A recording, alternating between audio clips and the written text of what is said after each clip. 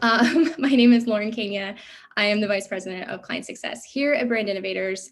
Here as your host today for Brands at Home. We have an incredible lineup. I personally am excited about the program because I've worked with several of the brands. I'm in Atlanta, so Coca-Cola, Walker & Co. Those, Matt and Tia are two, have become too close contacts of mine, and they're wonderful. I can't wait to support them on today's stage. And also several of our moderators who are just fantastic people, and their companies really help our brands, reach their goals. So excited to support them today, and I'm glad that you're also here for the programming. So we're going to kick things off in just a moment. One quick reminder, we love engagement, so feel free to use the chat widget, and you can send notes to our speakers and to the other attendees. And before we do kick off, we want to play a very special video for you today. It's our sizzle reel from the 2021 TrendWatch Summit. Take a look. During South by Southwest, I believe it's our biggest activation, a clubhouse of sorts for all the brand marketers that descend on Austin. Great food, great people, great conversations. And unfortunately for the second year in a row, we can't be in Austin right now, but we are thrilled to be here with you guys virtually. This is our first ever 4-day summit, the Brand Innovators TrendWatch event.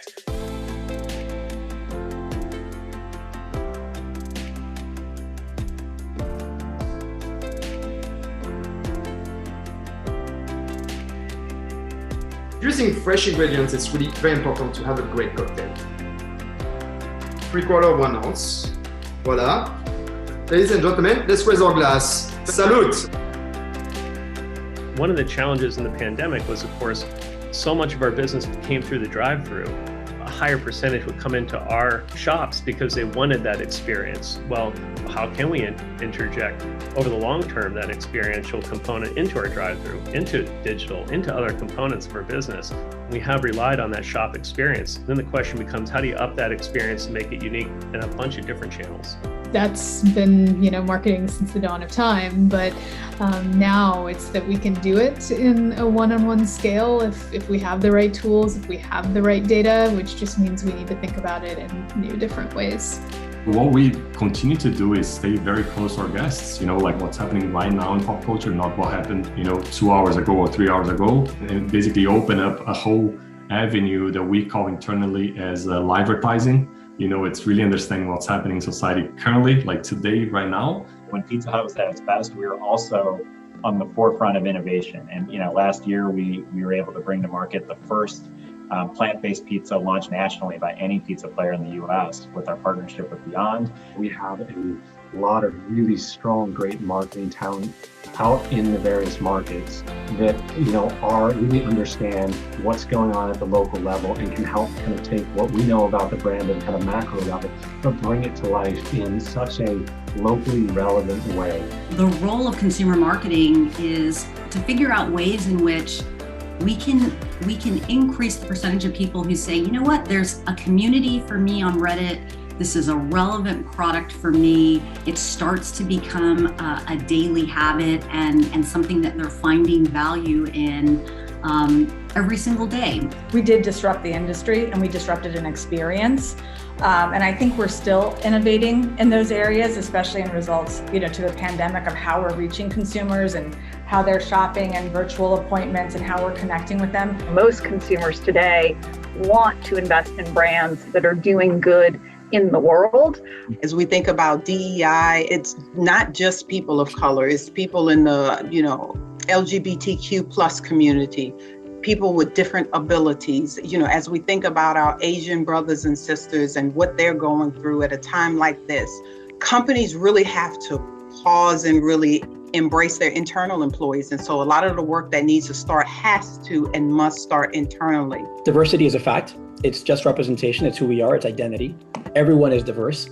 Inclusion is a choice. It's a choice that is often made by the person including versus the person needing to be included.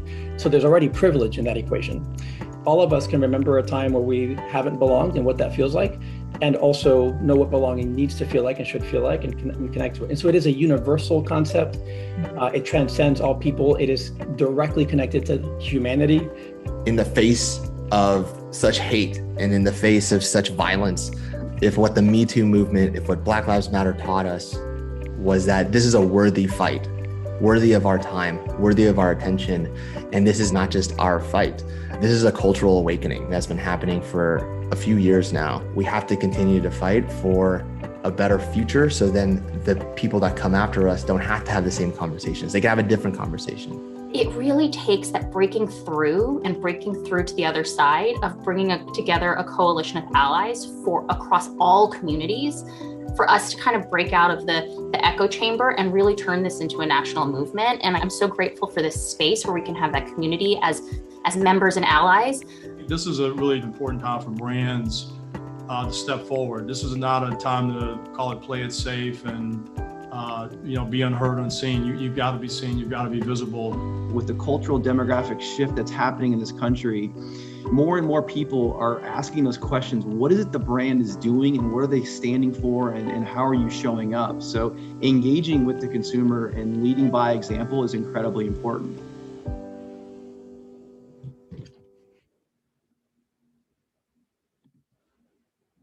All right. Special thanks to Vishal and Ravina behind the scenes. They don't get enough love, but they're the reason that all of this keeps coming to you every day. So smooth. So good job, guys. So now let's start the program. Let's get to the good stuff.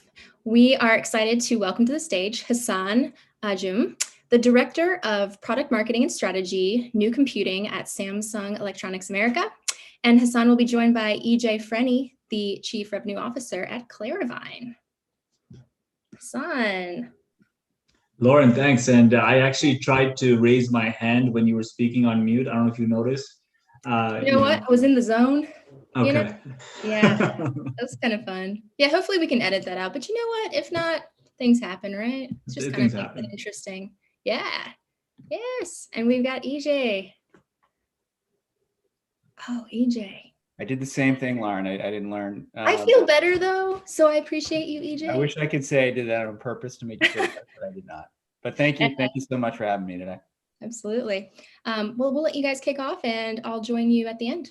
Great. So I'll do a quick intro, and then Hassan, would be amazing to go deeper because I know you come at this from a product-focused angle. But hi, everybody. Great to see you all again. EJ Frenny, I'm the Chief Revenue Officer here at Claravine.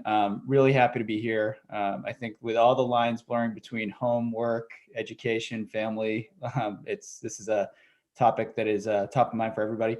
So at Claravine, we help some of the biggest brands in the world solve data integrity challenges through our platforms. And again, really excited to be here. And I'll hand it over to Hassan to do an intro before we kick off. Yeah, sure. Thanks, EJ. First of all, this is my first Brand Innovators live fireside chat. So thank you for having me. And I joined the Brand Innovators community in February of this year, and I'm absolutely thrilled about being part of this community of well-entrusted and diverse members of the branding community. So just a quick introduction for myself. I am Hassan Anjum. I lead the New Computing product team and New Computing being both tablets and PCs at Samsung Electronics America. Just in a nutshell, my function is really two scopes I have. The first one is the traditional product planning piece, where we shape out the product portfolio of the next year or two for the US market. And then the second piece is the traditional go-to-market piece, where we're optimizing for launch, firing on all cylinders, and making sure our consumers are really happy. So awesome.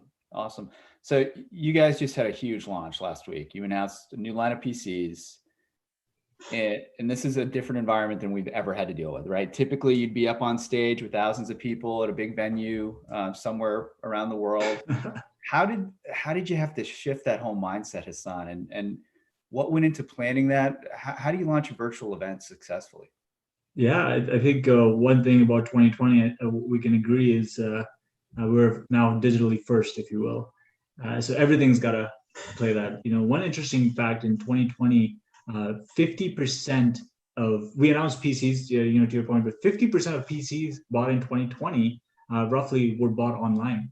That is a massive shift in what we've seen in the past. So to your question about how we, in that spirit, how we went about announcing our products, and we've done it for different categories as well. So PCs, rightly so, we did a digital unpacking just last week. So it was pretty exciting for us, the reaction we got, and we had a huge partnership message with our friends at Microsoft and Intel as well.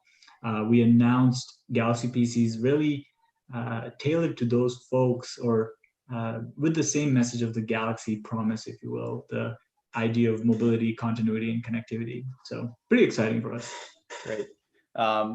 So with changes in announcing products, changes in events, changes in consumer behavior, what are some of the major trends that you're seeing that have shifted consumer behavior-wise over the last year or post-pandemic?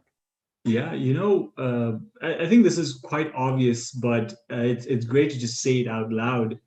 One of the biggest things we saw last year is consumers, from a consumer electronics perspective, the intent to purchase, laptops and tablets were at the top, more than any other traditional categories you would think of. And obviously demand and supply and prices and sales reflected that. People were buying them for work, people were buying them from home, people were buying them for their kids for education, and you couldn't get the devices. So that was the biggest trend for us from a consumer purchase perspective. And we really, obviously saw that and said, how do we continue to shape that portfolio to that promise of enabling you to do whatever you want wherever you are? Yeah, that was big. And then obviously the most obvious ones at home, the education piece, interacting with your institutions on figuring out what makes sense, and then the other piece is powerful PCs to handle all the things that you do at work. So a lot of those common trends were there, and they sort of bubbled up. In fact, the most common thing that we saw consumers saying that they're doing with their electronic devices, guess what? Video chat. So, and that's something that changed drastically. Quite a bit. Yeah, so change is constant. It's ever constant in our world, obviously. I mean, the last year, I don't want to keep harping on this, but it's top of mind for every single business, right? There was just so much change. You said something really fascinating when we were catching up earlier about Samsung is the largest startup, right? Yeah. I think of Samsung, this huge, innovative corporation. You have all this change last year. You talked about supply and demand issues. How do you pivot? How do you evolve? How do you do that at such a big company like Samsung?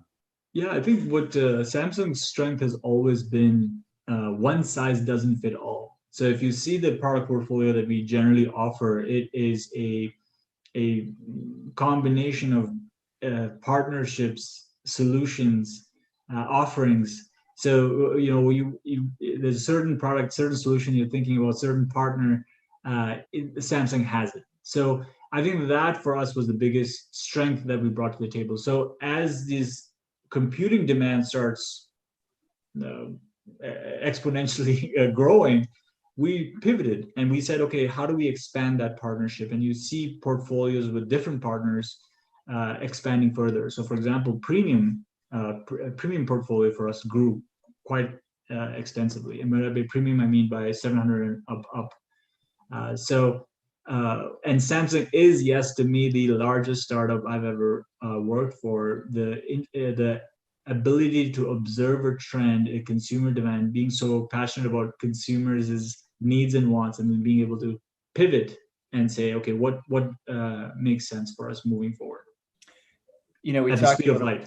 Yeah, we talked a little bit before this about how, and I mentioned this at the beginning, like the lines have blurred, right? Everybody in some way, shape, or form has been working from home. Those of us that are parents, our kids at some point have been educated at home, or there's all this noise going on in home. How do you as a brand break through that? How do you produce brilliant engagement with your consumers in this world of noise right now? Yeah, it's clear the lines have been blurring, but interestingly enough, in 2018, 2019, Samsung, we kind of predicted this idea of the future of work. The future of work is this previous notion of personal life and professional life is kind of changing. Everything is sort of blending together. We were on the right track. In that time, we were predicting, 50% of people would be working from home. In 2020, millennials, it was about 70% of millennials were actually working from home. And numbers are probably even more if you look at the general population. So one of the things we did with our PCs, especially at this recent launches, is we looked at an area that we do really well in, which is our smartphones.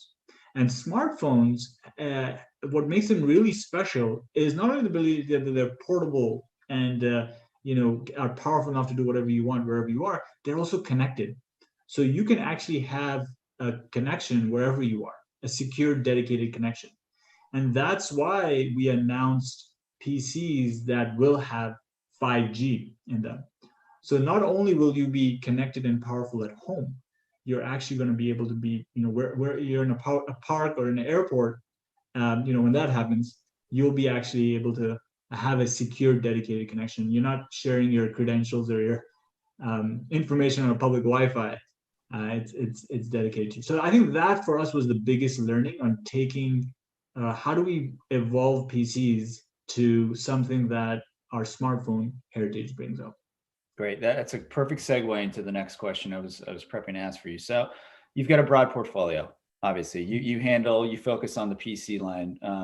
You just talked about your handheld devices, your mobile devices. Big announcement last week, and I know this isn't in your purview, but or actually yesterday, about Bespoke, in-home, the Internet of Things, connected appliances. How do you think about delivering experiences across all of these devices in a uniform way, in a way that's engaging the consumer? What's really interesting is, and I'm speaking from a tablets, PCs, smartphones, and even TV's perspective. One of the things we notice is there is so much interaction between these devices at home. People want to feel that there's a continuous experience between them. And why? Because we're consistently interchanging between these devices. So, you're on your phone, you jot down a quick idea on your pen, but then when you open up your tablet or your PC, you actually expand on that. We've seen that kind of behavior. And what we've seen is, while you're on the TV, again, this is obvious, but there's data on this.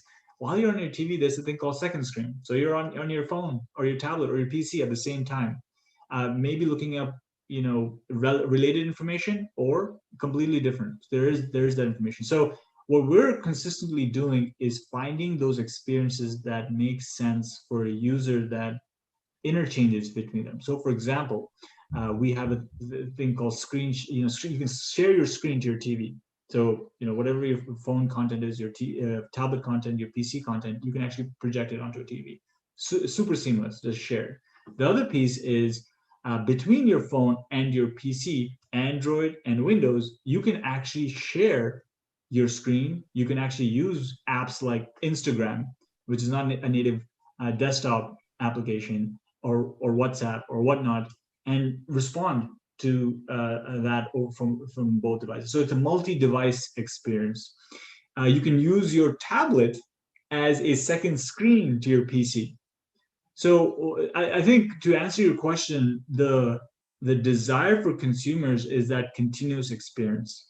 And there's being part of Galaxy isn't only just taking the best of each category and broadening it across, but it's also having those Galaxy ecosystem conversations, if you will, experiences, regardless of the partnerships of the operating system. This is Galaxy. How do you balance that, Hassan? So you have a company with such a broad portfolio, like you have the opportunity to interact at almost every digital touch point in a consumer's daily life, whether it's at home, work, entertainment, you name it. How do you balance when is enough, or when is too much for the consumer?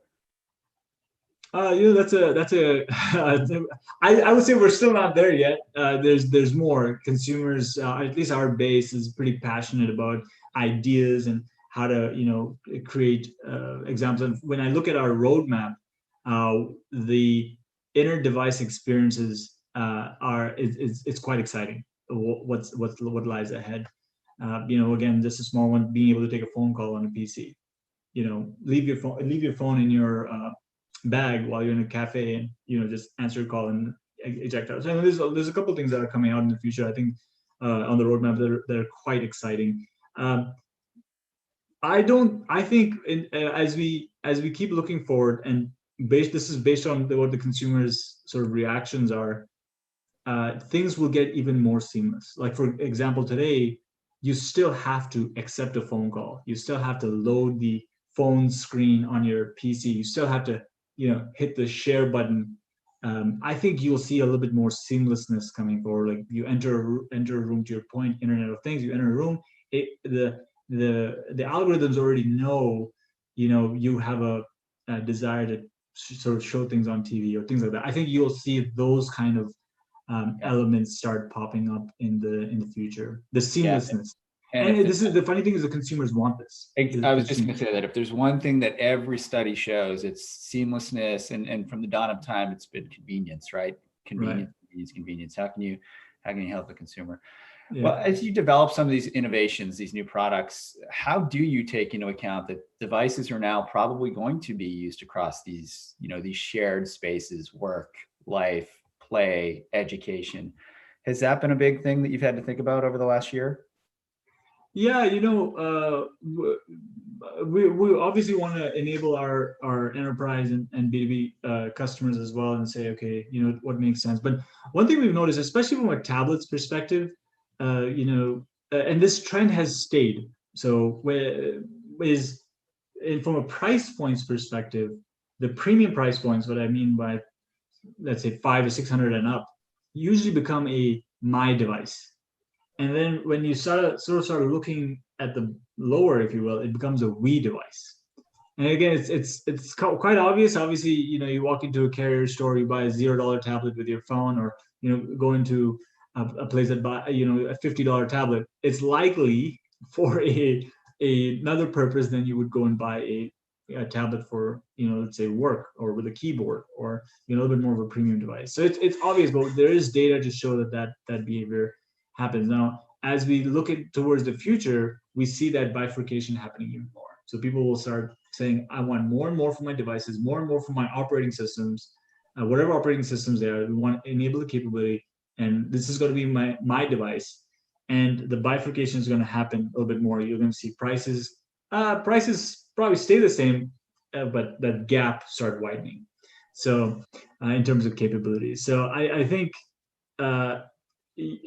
the lower price products will be the shared products. The higher price products will be the my products.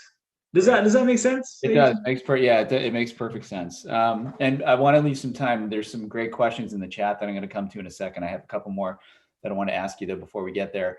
The first is, there's so much innovation going on. What do you have your eye on? What are you focused on over the next 12 months? What excites you the most about digital innovation, product innovation? For me, I always talk about these three big trends that are happening. Everything's going to be connected. There's three pillars, and I've stuck to this message for a very long time. I'm glad that I feel that I'm on the right track. Everything's going to be connected. Everything, every single thing you can imagine will be connected, especially with the proliferation of 5G and whatnot.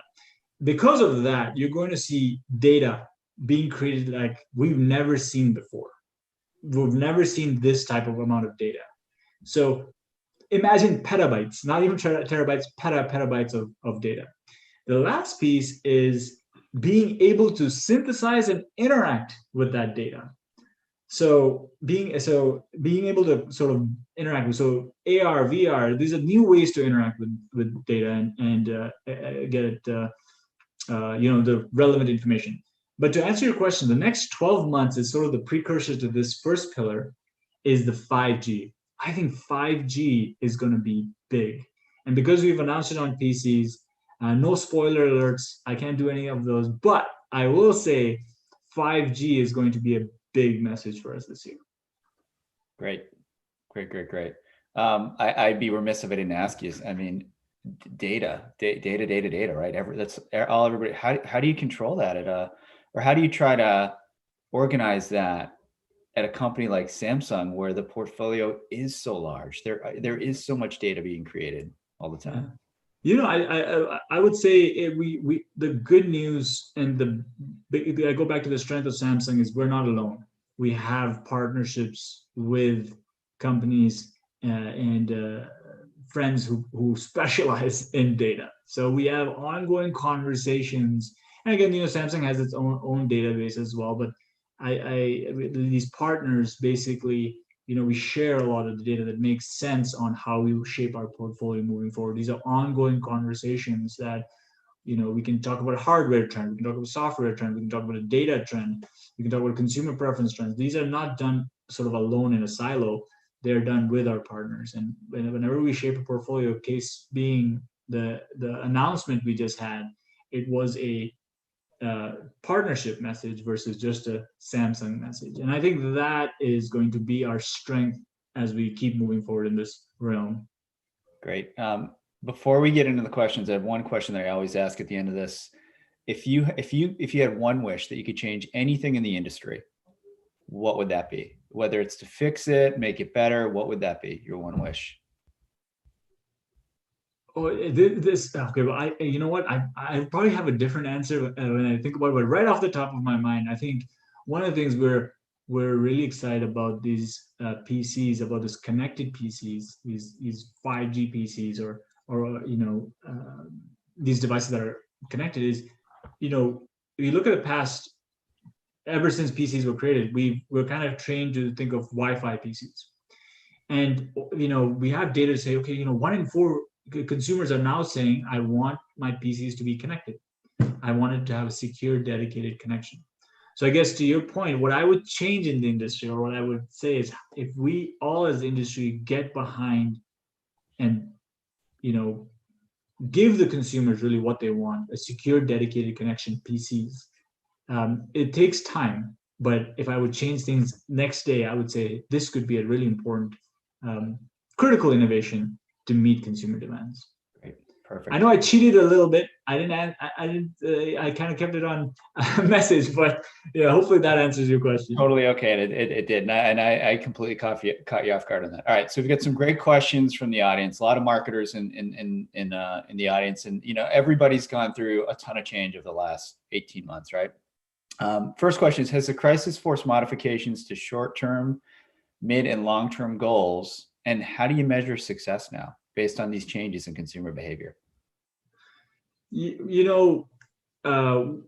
Interestingly enough, when you look at the TAM, total addressable market for PCs and tablets, it went up obviously in 2021. But interestingly enough, one of the things we had an assumption was the demand pulled in, as in, are people buying PCs today and saying, I'm not going to buy it next year or the other year after?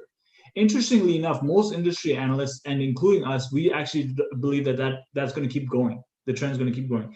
And what was going to drive that, in my opinion, is a traditionally stable market. The PC market, the TAM, has stayed relatively same. It propelled last year, and now there's a huge interest in the category. Huge, like everyone's looking at PCs. What can my PCs do for me? And they're exploring, because of last year, maybe even different use cases. So what's going to happen in the next couple of years is you're going to see innovation in this category that you've not seen in a very long time. And I think that is sort of the driver for this growth. So to answer the question, the short-term, changes we saw was, the TAM increasing, and we keep projecting moving forward. Success for us is making sure we are addressing the revitalized interest in the consumers. I think for me, that is the biggest success in the next 1 or 2 years, and that the demand is going to be there. Great. So similar question, are you adjusting your marketing and digital transformation initiatives or investment over the next two or 3 years based on last year, based on 2020? Yeah, so I go back to the previous point, was 50% of people who bought PCs, again, this has never been seen before, are buying it online. And we see that trend moving forward.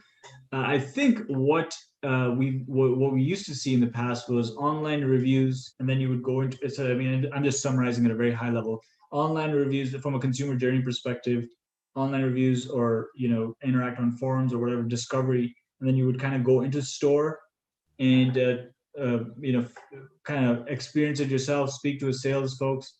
And towards 2019, it kind of changed. You would go into a store and then maybe find the right price point and then maybe even buy it online. What happened in 2020, you would kind of do the whole journey online. So it would be online discovery, and then there's trust that this is fine enough for me, and you would just buy it. I think because of that, digital strategies should no longer be about buying ads, right? It's not about just buying ads and just putting it out there. It's about that whole experience that whether it's communities, whether it's online reviews with media, whatever it is, that going through that whole journey, that is what we're going to end up doing. So again, there's strategies in play, but for me, from a high level perspective, I see this common trend happening across all industries. Great. What ways is Samsung working to stand out in the eye of the consumer? We've talked about this a little bit over the course of this conversation. So much clutter now. Everybody's at home.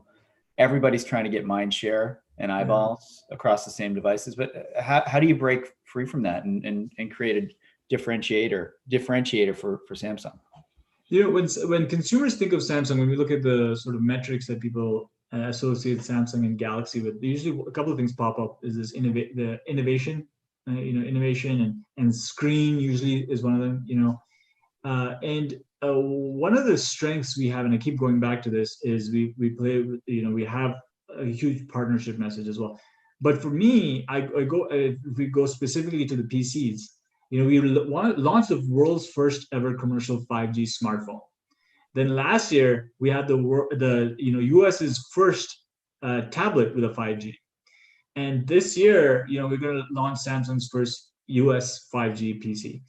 So with that being said, that's the way Samsung is going to stand out, in my opinion, is this idea of innovation, changing it. When Samsung usually enters a category, in my opinion, at least at minimum, we change the consumer's expectations of what it is to be that category. So as we keep playing in these categories, you'll see more of that. Great. The next question was about innovation. I think we touched on this. Tell us about new innovative ways your brand is connecting to consumers. I think we touched on that quite a bit. So I'm going to hop down to the next question. Okay. I'm always shocked when this doesn't come up, but there is so many changes in the digital ecosystem right now. Given the death of the third-party cookie, IDFA, the way that you're able to measure, target on mobile, how might you change your approach to targeting optimization and attribution over the next year or so? How are you thinking about that? Besides these kind of data sources, the good news is we just don't rely on one source, right? There is multitudes of studies that we do, and we have owner insights and surveys and a pretty vocal audience, if you will. So for us to collect feedback is actually not difficult. Mm-hmm. So we're actually pretty in tune to what the local consumers want and what they're looking for. And not only what they want, but what is their reaction to the current devices, current offerings as well. So there's multitudes of, and we can get into all of that, but there's a lot of data that we have to synthesize and go through. Observing data is very, just a one small pillar, if you will. We don't rely on one piece of data. Maybe I'll just put it that way. So I have confidence as we continue building a portfolio, continue building a strategy, whether it's the marketing strategy, whether it's a product strategy, that we have enough data to be able to synthesize it and create those strategies. Yeah, and I've got to imagine, for all the reasons you just said, the global footprint, the devices that you have proliferated everywhere, the amount of first-party data that you have in the consumer is off the charts. Have you had to change the way that you collect that data or engage with the consumer around that data over the last year or so? I don't think we've changed too much in terms of, our studies that we do in-house or, our communication we've had. Now, obviously, there are some studies that we are more digital focused versus, let's say, in person. Those are kind of the elements there, I would say, has evolved. But if you look at our social platforms today, our audience is pretty vocal today, and it has only gone up, has not gone down. So whether it's social sentiments, consumer sentiments, online conversations, those may have evolved over the past year, but we were always sort of in place to monitor them. Does that make sense? Like we always had the systems in place to sort of watch, what those conversations are. So now it's just more about synthesizing more of that information. Yeah, and I think one of the follow-up questions I was going to ask, if you answered, like, how do you, with such a breadth and depth of consumer interaction, how do you manage that at global scale? You have systems in place, you have teams in place to actually manage that interaction that's coming in from social, site directs, help, you name it. How do you do that at global scale? Generally speaking, it is geographically based. So for example, the US team sort of monitors the US consumer sentiment. And then you've got the headquarters in Korea, a little bit of Korea and then a little bit of here and there. And then you've got a European team, an Asian team. So we do that. Where the magic really happens is when you start synthesizing them all together and you start creating something really cool. So we do have continuous touch points in saying, okay, what is the commonality elements that we're seeing? And I think that is where the fun is, in my opinion. So managing that is again, we've done this in the past. So it's again, Samsung being a massive organization. It sounds really massive, but it's again going back to the small startup comment I made. Being able to bring all these teams together, that's where the fun is, really. Yeah, and that is such an important comment, and it comes up in virtually any webinar, any conversation I have. People are always fascinated by, well, how do you do that? How do you bring those teams together? Whether you're a large organization or you're, an organization of a couple hundred, and you're trying to figure out how to get different business units to talk. How do you do that at Samsung? How do you collaborate? I don't want to use the word forced function, but it is sort of this. We have periodic get-togethers that no matter what, there's these time periods, whether you call them workshops, whether you call them, global scale meetings, global kickoffs, whatever, those happen at a certain periods of time. You'll have representatives of each geographic location attend and present their geographic trends, needs, roadmaps and things like that. But that's sort of the formality perspective. The informal perspective is, surprisingly, Samsung is quite connected. So for example, I know the head of the Brazilian nuclear beam very well. And I know the European, I know the thing. And then this is at a, it's I'm not talking about an email basis. I'm talking about a phone, video chat perspective basis. So for me, I think those are the elements. We tend to bring on folks that are very driven, and that in itself creates this connections between folks who are like-minded and aspiring to provide their consumers the best of the best. So you have a bit of formal and informal ways of connecting, if you will. So you open up another question that I love to ask. Everybody, again, we've got this audience of marketers, a lot of senior level executives, incredibly busy. You're the proud father of 3 boys. I know you're focused on soccer. We're all always connected. What advice do you have to the audience about how to disconnect or how to balance this? Ooh, that's a good one. I think the learnings we had part of this year was, frankly, connection overload. What I mean by that is being always on. And because we're all working from home, you almost don't know when to disconnect. So one of the things we implemented, and I would urge teams or individuals to do this, and it worked really well for me. So you can't see, I don't know if everyone was doing, but before I put my background, I had a treadmill here. So I'm just going to point that out in just a bit. What we do as a team, my team specifically, is every single day, one person in the team will book half an hour to an hour off. You're stepping away from your computer no matter what. And there's no cell phones, no phone calls, no meetings, no computer, no screen time. And everyone takes a turn to do it for the entire team. And I'm proud to say Samsung US is going to adopt this practice. So I do it on the weekends. Obviously, we don't do it on the weekend, but I do it. I say, okay, within this certain amount of time, I'm going to be going on the treadmill. I'm actually going to put my phone somewhere else.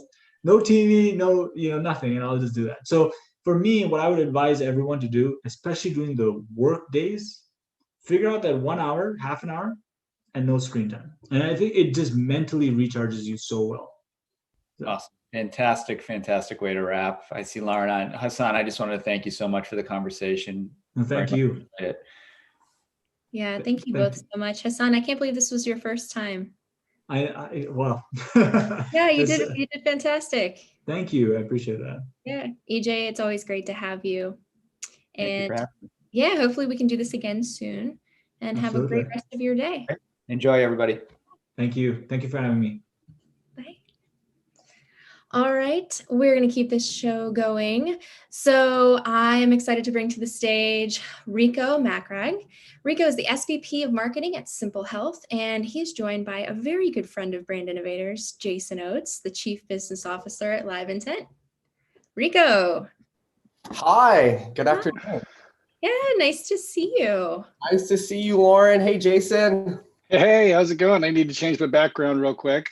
Good. You know, it's funny actually, is before my meeting, I was like, all right, I got to make sure I have a really cool background. I'm sitting in front of like this China cabinet that we have with a whole bunch of really cool military stuff. And I was like, oh, I have a background I'm supposed to use. So we're using that. Nice. Well, I'll let you guys kick things off. Jason, I love the hair. Just had to say it. Nice and long and luxurious. Yeah, this is my COVID do. It's Love it. Yeah, there's a lot of it. All right, guys. Well, have a great chat, and I will be back towards the end. Great. Thanks, Lauren. Thank you. So, first off, just want to introduce myself, Jason Oates from Live Intent, Chief Business Officer and co-founder. And just want to do a little blurb real quick for us, shamelessly. At Live Intent, we brought together the world's best advertising technology to the most powerful marketing channel ever created, which from our perspective is email. So we've created the largest logged in accessible media channel outside of Facebook, Google, and Amazon, and make it possible for both large and small brands to reach 200 million people every month as they consume email. And that's email newsletters, alerts, and announcements.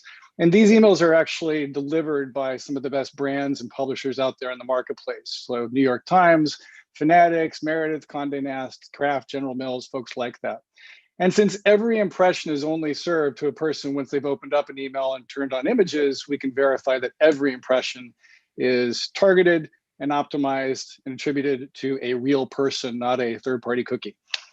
So with that said, let's dive into, we've got a great question set. I'm really excited. We had a great prep meeting, so I'm looking forward to this conversation, Rico. The first question I have is, you had quite the journey yourself, and from the military, the Navy, Lord & Taylor, Lamborghini, to a awesome women's reproductive health company, Simple Health. Tell us a little bit about that journey. Yeah, it was about as wild as a ride in a Lamborghini. I can definitely tell you that. So, I have a very diverse background. I served 8 years active duty in the United States Navy. And during that time, I had what we would call a non-traditional sailor's experience. So I think when most people think of Navy, they think, oh, going on the ship, going to Singapore, Hawaii, or Hong Kong, or wherever. And I think my experience was completely opposite. So I joined right after 9/11, and all of my time was with the unit called Naval Coastal Warfare. And it's exactly what that is. It was a warfare unit. We were deployed to the Middle East, spent some time in Africa, South America, did some time in Europe as well.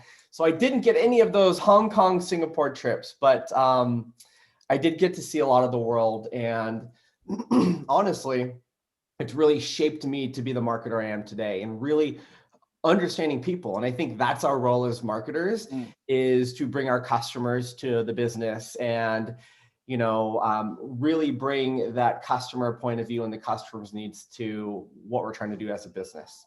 So, my transition from the military went to a retailer called the Navy Exchange, which is like a shopping mall on a military base. It's very cool. It's hidden. And they get everything you'd find at a Macy's and a Best Buy and a Target, but all under one roof. Yeah. So you could go to the Navy Exchange and buy your Coach sunglasses, your Kellogg cereal, and your Sony TV all in one Navy Exchange. And then from there, my career just continued to grow and evolve. I have a very curious mindset, So I love to learn. As a marketer, I'm often in meetings with the operations team, with the strategy team, with clinical services in my currently role. And so, I think what's helped me continue to join great brands like Lamborghini. At one point in my career, I was the head of the marketing for Lamborghini North America.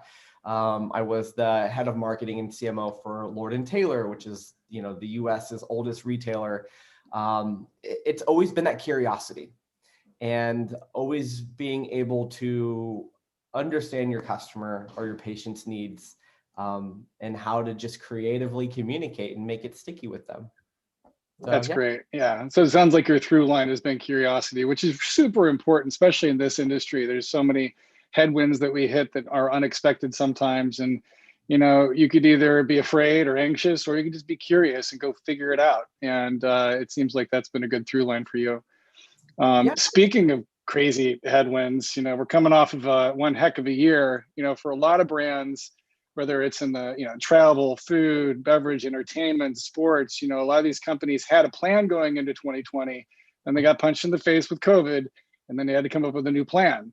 How did the pandemic impact Simple Health and you and your team, and how did you react? Yeah, absolutely. So here's my plug for the brand. At Simple Health, we are a reproductive wellness organization, and our brand is focused on providing access for people who have reproductive health needs. So from your birth control, your herpes, cold sore treatment, over-the-counter supplements, urinary tract infections. And that's really our mission, is to make sure that we're really providing that access to people who need the services.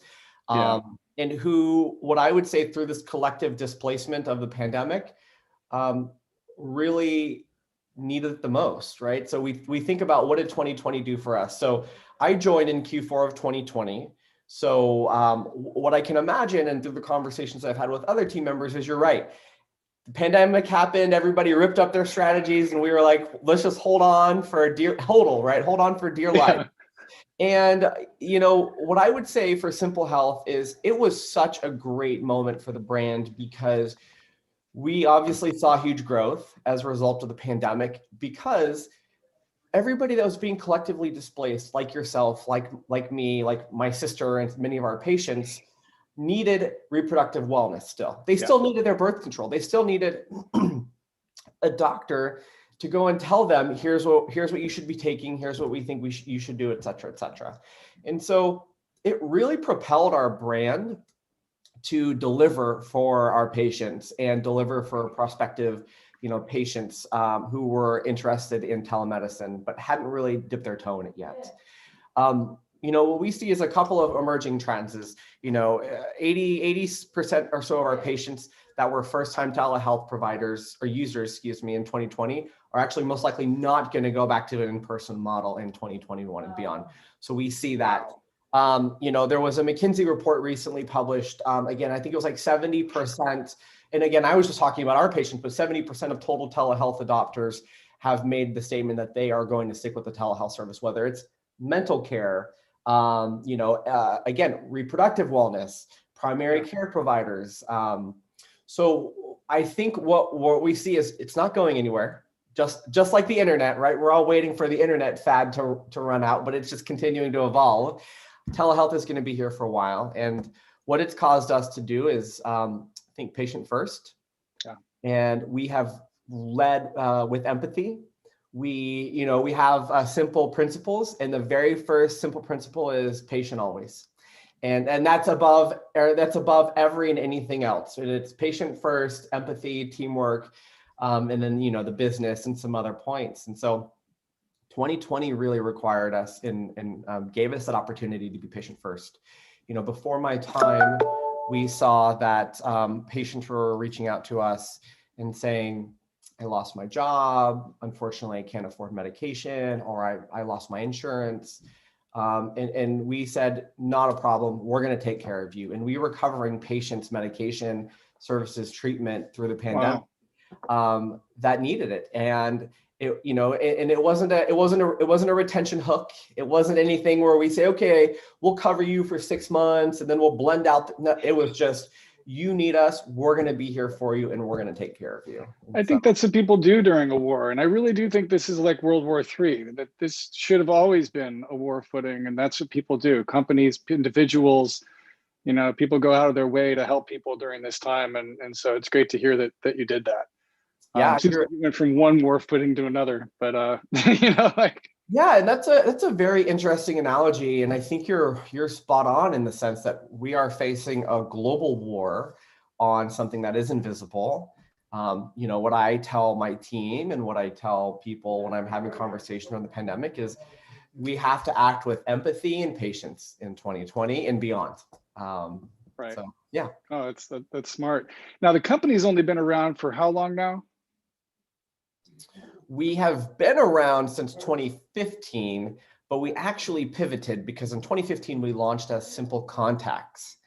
And the original founders and organization was an organization that was, you know, providing telehealth services for eyewear, prescription contacts, etc. And then in 2019 we pivoted to Simple Health, and we moved off of the contact lens business and launched our reproductive wellness business. So, you know, 2018, 2019 is really when we started Simple Health, the reproductive brand. Well, I mean, given that it's only been around for a couple of years, and one of those years was the pandemic year, I imagine that forecasting like 3-5 years out is super easy on such an unusual year. Is that correct? Was it just a breeze? You're absolutely right. You have you have a marketing team that you know, has flipped everything upside down in 2020. And oh, by the way, we have no historical data because telehealth is a new industry as a whole. What else? You know, we obviously saw a huge acquisition growth in 2020. Now that the cost of inventory is coming back to normalized levels, you know, obviously there's some headwinds there. So yes, in a perfect world, I would say planning was easy, but absolutely opposite of all of that.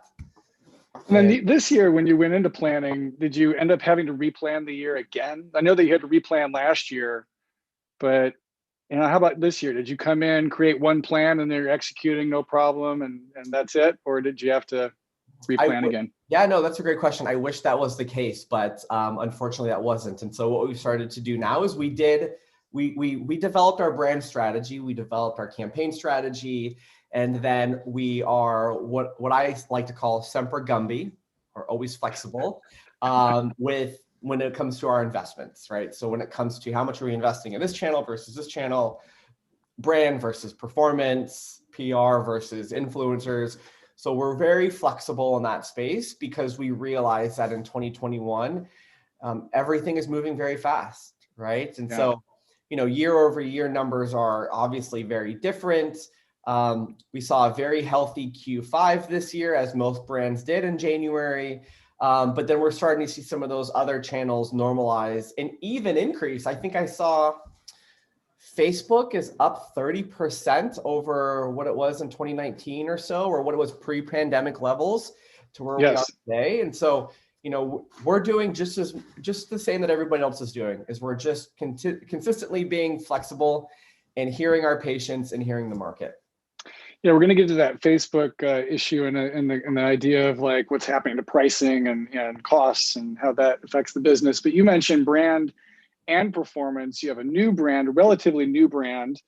You know, telehealth, wouldn't say that's new, but a lot of people are actually kind of new last year to it. So you've got education around brand awareness, you've got performance that you got to, you know, drive, and you've got telehealth as somewhat new, but how are you're from a messaging perspective and media buying perspective, how are you balancing brand versus performance marketing? That's you absolutely hit the nail on the head. There's three components when we're talking about balancing that fine line of being a, you know, a very high growth, direct response company, but also building a brand with what I love to call as our heartbeat and soul, while also educating patients and customers on telehealth. So, you know, what we do is, again, going back to the beginning of this conversation, is we make sure that we put our patients at the core of everything we're doing. And so we do talk about that patient who maybe just isn't there yet when it comes to engaging with the telehealth brand. They're very comfortable with going into their doctor. They're very comfortable with their primary care provider. So we really work through on that patient on what are the barriers and pain points for them, and how are we messaging to them that we are able to support and deliver on all those things that he or she may need. You know, and then when it comes to our performance and our growth patients, you know, I think it's a lot of fun there because that's where we get the most room to test and learn with our patients, right? So we're testing messaging, we're testing creative. You know, we understand that our patients respond favorably over creative with an actual real person in it versus a graphic design or creative with our with just our medication in it. And then lastly is, you know, the brand component is the space is increasingly becoming more competitive. Yeah. And so, and that's why I talked about at the beginning is patient first is what we lead with. And so what do I mean by that is we have a brand team that is very focused on what are the cultural and global moments throughout the year, throughout the month, throughout the week and day that we can be a part of and we can lean in on. And so our brand has been very focused on making sure that, you know, whether it happens to be in 2020 when, you know, brands were using their voice and their platforms for Black Lives Matter movement, we were able to make sure that we equally were being a part of that. You know, really talking about the murder of George Floyd. And, you know, we not only talk about that externally, but we also talk about it a lot internally. And, you know, we really are going through this growing process right now of making sure that everything we're putting out externally reflects who we are internally. And whether that's inclusivity, diversity, equality. So it's definitely been a very fun experience because we not necessarily always think about our patients, but we always think about our internal team as well. Right. No, that's really smart. I feel like the pandemic has made a lot of people more emotionally intelligent, and a lot of companies doing a lot of work to have those discussions internally and externally is important. I think, you know, business has a great opportunity to step forward and be a force of good in the world. And so it's nice to see that happening. Switching gears a bit, want to talk about the media landscape and how that's changed over, you know, the last year, the headwinds of last year, new headwinds that might be coming up. And, you know, the pandemic hit. What happened was what happens in most recessions. Brands pull out, some brands pull out, media costs go down, CPAs start to go down. Some companies surge forward and do really well. Some companies, you know, don't. How did the pandemic impact your media costs and your acquisition costs? Yeah, so I would say we are in the group of cohorts that were favorably impacted for our media costs, right? So you have brands in 2020 that were leading really heavy with brands, what we'll call top of the funnel, if you will. My prior life at Lord & Taylor, you know, linear TV, terrestrial radio, out of home, billboards. And then you have brands like ours that really were born out of this performance, really D2C, digital media growth.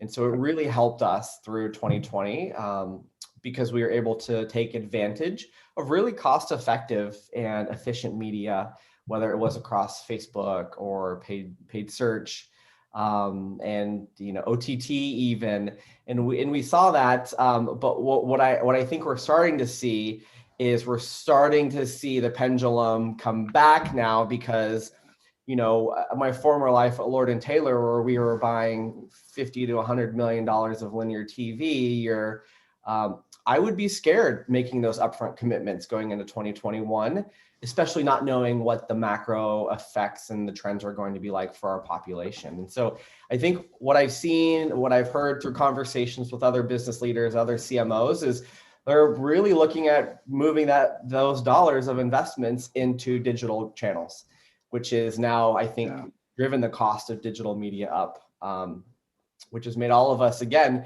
if we weren't rewriting our strategies in 2020, we're now doing some tweaking and sharpening that pencil in 2021, if you will.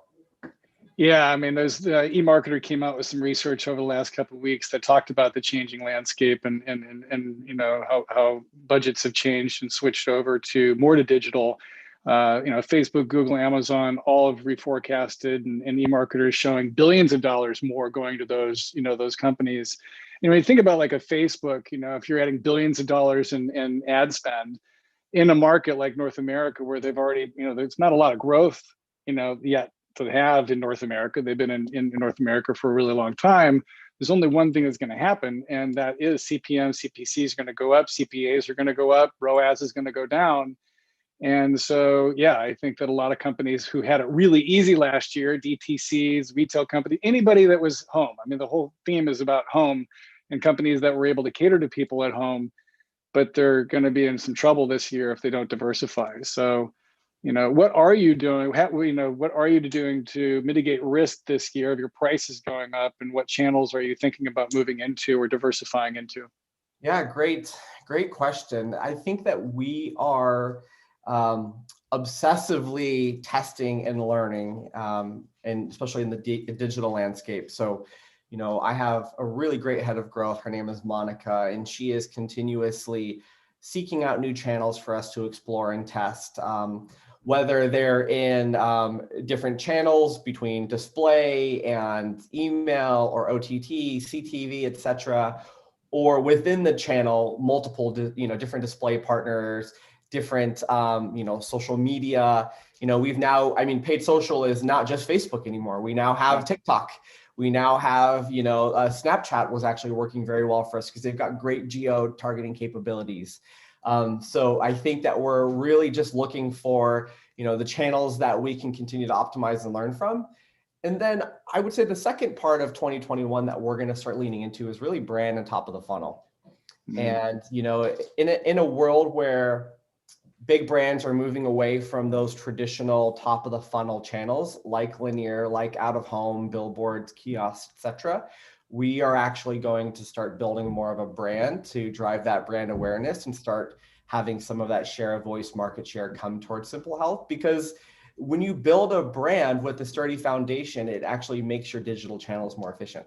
And these are things and these are things that most, marketers on the calls know. I think the challenge with that project, and you're not alone in this, is how do you measure it at a place that is comfortable for your management team, for your board, because we're a high growth D2C e-com brand. And so for me to go and say I need to invest X amount of dollars in top of the funnel, it's very, it's not scary, but it's just in an uncomfortable place. And so we're really working 2021 to be comfortable with being uncomfortable. Well, and just because you're branding doesn't mean you can't be performance branding, meaning you are able to link things back to performance in some ways, whether it's an increase in brand awareness, purchase intent, brand favorability, or really moving the needle and helping to drive sales. We will touch on a little bit, and for many marketers, they haven't really come up with solutions to this next headwind. We believe, at Live Intent, that the biggest headwind that we're going to face over the next 12 to 18 months is the deprecation of third-party cookie and IDFA, which makes those linkages and trying to figure out what's working in attribution and even doing surveys and brand studies or whatever it is going to be a lot more difficult without third-party cookies. So, you don't have to go deep into this, but just want to get, if you have any thoughts at all on the disappearance or the cookie apocalypse that's coming up. Yeah, I think it's definitely something that's on all of our minds. The unique difference, again, if I look back at my time, Lamborghini, Lord & Taylor, Audi of America, is I'm now in an industry that's very highly regulated, right? So now we have HIPAA compliance. We are very sensitive. If I wasn't even more protective before about PII, even more so now.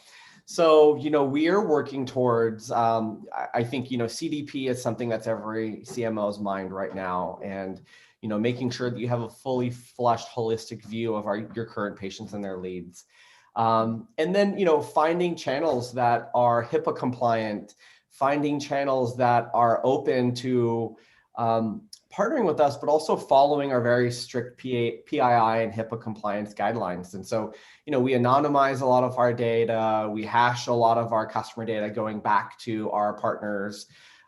We if in my previous roles, let's say we gave 100% of our customer data, at Lord & Taylor, Rico bought this shirt, we're going to send all this data back to Facebook so that they can create a lookalike audience. We send back maybe 50% of that, so we're not getting emails, no names, no IP addresses, no date of birth, no age, no nothing. And so it's made it, and I wouldn't say it's a challenge. I would say, honestly, it's made it very interesting and exciting with my performance team, because they are very much a group of curious-minded performance marketers. And so that we're always trying to figure out, if I can't send back this, what other things can I infer from this cohort of patients that I can use, out there within some of our media channels to help be efficient.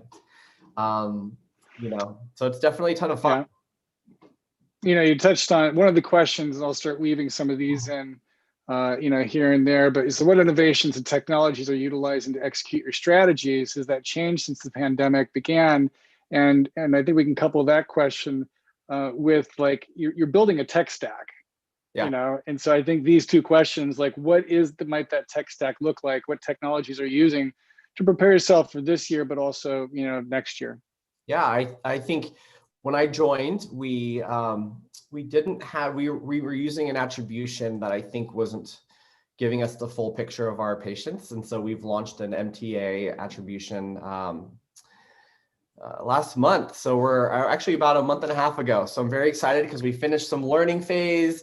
We've gone through and had a couple of touch points about our customer conversion journeys. So we're really excited for the next phase of understanding our weighted conversion model through MTA. I think that's one thing. And then I think another thing is going out there and pushing partners and understanding that if a partner can't deliver what you need within your tech stack, that it's okay to make sure that you go and find a different partner. It doesn't mean you have to walk away from that partner. It just means you need to find another partner to make sure you fill that tech stack. Because through our MarTech stack, it's, from prospecting, conversion, lead nurturing, conversions, and all the way through to repurchase and re-engagement. And so you should have partners win back, exactly. And you should have partners through all that phase, or all those phases. Yeah, you brought up a good point, MTA, and as long as I think when people think about these technologies, that they don't throw the baby out with the bathwater. One of the issues that MTAs have and continue to have, and I'm not sure of anyone who's actually figured out this part, but they are overly dependent on third-party cookies. Yeah. I've never seen an MTA system that wasn't. And we've had folks use MTA systems on Live Intent, but we're in email. We're in a cookieless environment. So we've actually had MTA say, oh, email doesn't work for acquisition. Email doesn't work for your email CRM retargeting. And we're like, are you really, did you just say that email doesn't work for retargeting, or for, CRM retargeting? Like, how does that even make sense? It's just that we don't show up in their system. Yeah. I think for the whole audience, and they don't show up sometimes for app, systems and other systems. So just be careful that your reporting system doesn't alter or change your marketing strategy so much that you end up hurting yourself. Yeah, and I think you brought up a good point, is you can't throw the baby out with the bathwater. And also 2021 and, third-party cookies, IFDA, all of that's moving away. It's going to push us to be a lot more creative about how we're looking at our campaign, our marketing channels, and how they're performing. And so, I'm consistently talking to the team about cross-signal marketing. And it's not just, okay, I'm in Google Ads platform, and here's what it shows me from conversions. Like, we actually need to look at, when we did this, did something happen here, right? Or if we did this, did something way over here have a change during the time that we flighted this particular thing? And so, I love to say that we're building a data-driven marketing team. We are hiring, for those of you that are watching. Everybody on the marketing org is very performance-driven, data-driven.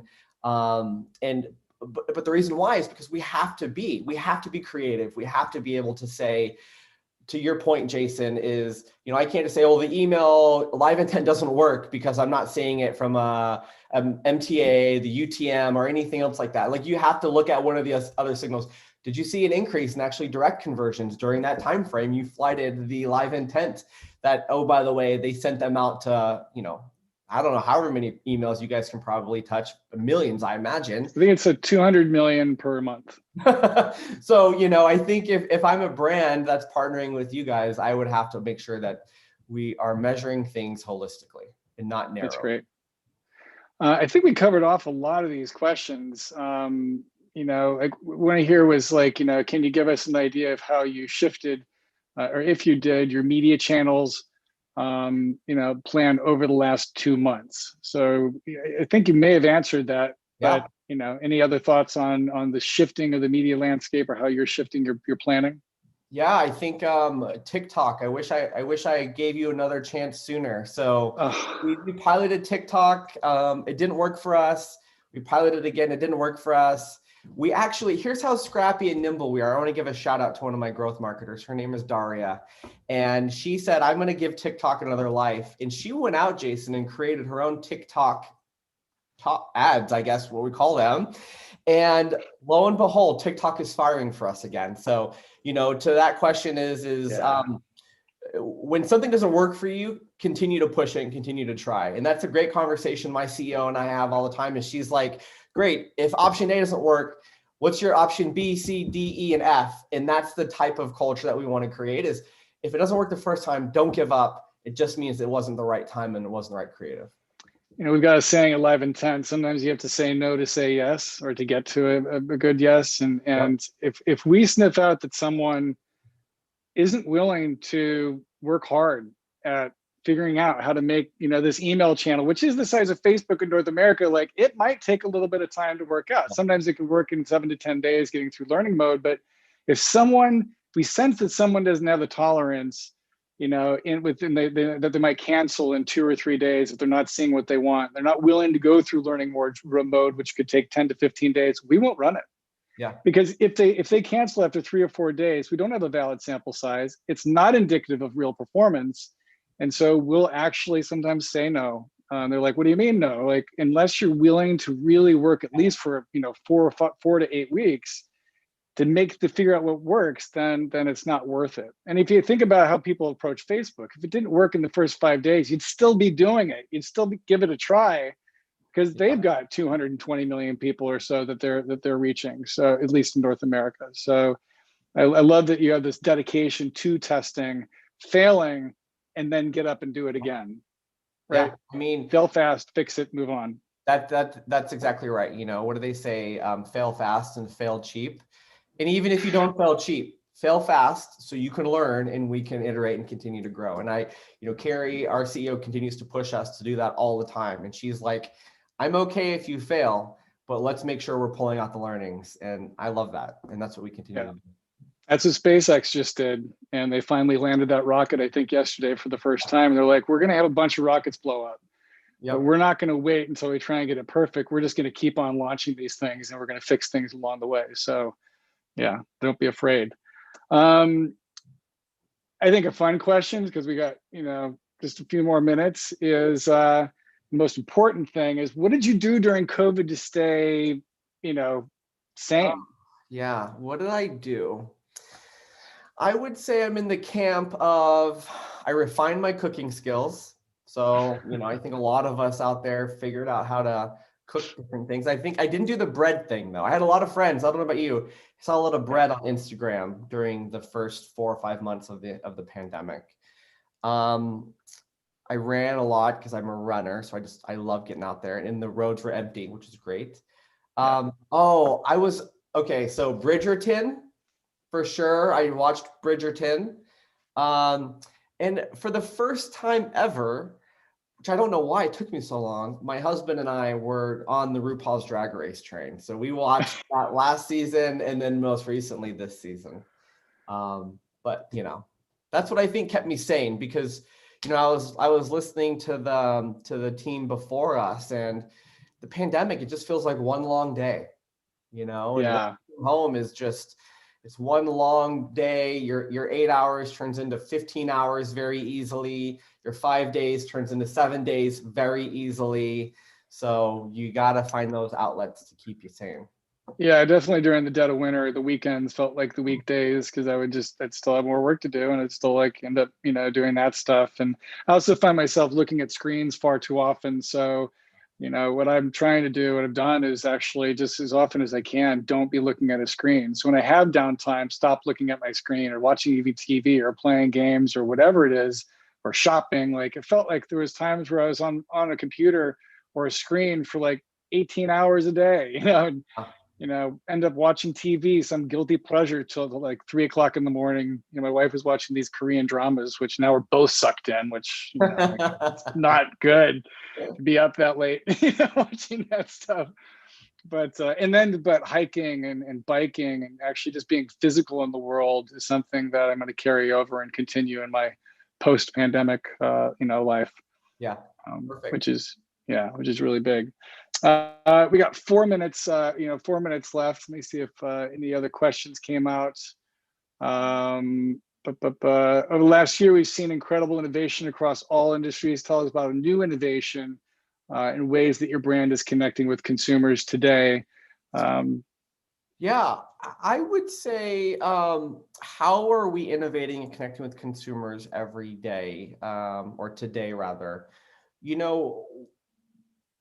We are just pushing on trying to be scrappy. And so, I think where I come from with bigger brands, with larger teams and, data science teams, consumer research teams, insights, we are pushing to be as scrappy as possible, to make sure that we're being as innovative as possible. And so, what you're doing on TikTok is actually, that is innovative, like a whole different approach to actually talking to people and being willing to try over, again, I think is actually a really good example of that. Are you using influencers at all? Is that something yeah, so we started using influencers as well. And I think one thing that I find unique about us that I haven't seen in other businesses is we actually don't engage with an agency. We actually have a team member who is cross-channel, so they work on multiple channels, and one of them is influencer marketing. And so, she is out there sliding into DMs and messaging people and saying, hey, we love what you do. We'd love to partner with you. She's working through the content. She's working through the creative. So we really own all of that in-house. I think that the thing that I push the team on is making sure that we're covering as widely as possible of an influencer, because what we want to do in 2021 and beyond is we want to be where our patients need us to be when they aren't expecting us. And so, I think it's great. Yes, we have all of our paid search, trademarks, broad match, online birth control in your home. We have all that covered. But what we actually want to do is we want to build a relationship with our patients in their most authentic areas, in their most authentic ways. And so we are out there, finding influencers that aren't necessarily in healthcare space, aren't necessarily in trends or industries that are focused and geared towards one particular audience. But we really just try to go broad, because, you never know. Somebody might catch you in the most odd moment, and then you're like, wow, that was really impactful. I think I'm going to look those guys up. Lauren, do we have one more time for one more question? Or are we good? Absolutely, go for another. So, one thing we didn't get to is, think about your audience, and it is really diverse. And I think one of the biggest differences is that 25-year-old or 18-year-old versus the, 40-year-old, and they're very different audiences. So, how are those ages, approaching you, and what's their bias, or what's, what is the big difference between the younger segment and the older segment? Great question. I would say through the research that we've done and through the research we've seen, there's different use cases. So, I think part of me joining this brand is it was a huge educational and learning curve for me, right? And so birth control just is not for people who are sexually active. There are so many uses out there beyond that. Yep. There are, to help with skincare and acne treatment, to manage periods, to manage cramps, bloating, and other things, right? Endometriosis we could go into. And so I think what we've done is we look at some cohorts or some groups of prospective patients, and we message to them what we found statistically to be the most impactful for them and resonate most for them. It doesn't mean that we don't cover the other parts or uses of birth control with that audience, but what we really try to do is make sure that the content is relevant, the copy that we're sending them is as relevant as possible. And the other thing is we are meeting as an internal team weekly, daily, about what are the next products that are coming out of Simple Health to make sure that we can cover our patients on their full reproductive journey. So from their first period all the way to their, menopause cycle and everything in between. So we've got a lot of fun things coming down the pipeline for Simple Health in the future. And I'm really excited about building a brand that is authentic and uses great partners, like Live Intent, even though we don't use you now, but doesn't mean we're not going to use you soon. Well, no, Monica is great. I mean, I think that we met with her the day after we talked, and I think there's actually already an IO. So thank you for that. I love it. It was within 24 hours. We need to test and we need to learn and we need to be there for our patients. So thanks to Brand Innovators for making that possible. Yes, absolutely. Absolutely. Yeah. Cool. All right. Well, that's it for us. Lauren, thank you. By the time I see you next time, my hair will be as long as yours, I think. Yeah. I can't wait. Yeah. I'll have to tell you, Rico, whenever I think about Jason, and this is amazing, I think of a yacht because he is the man. He's on every yacht.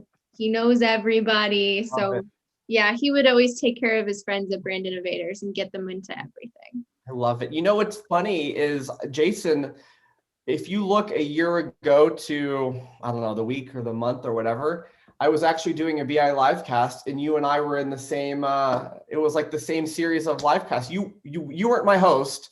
It was a different colleague, but I don't know what, like Facebook said, oh, a year ago you were doing this. And I was like, oh, it's the same picture.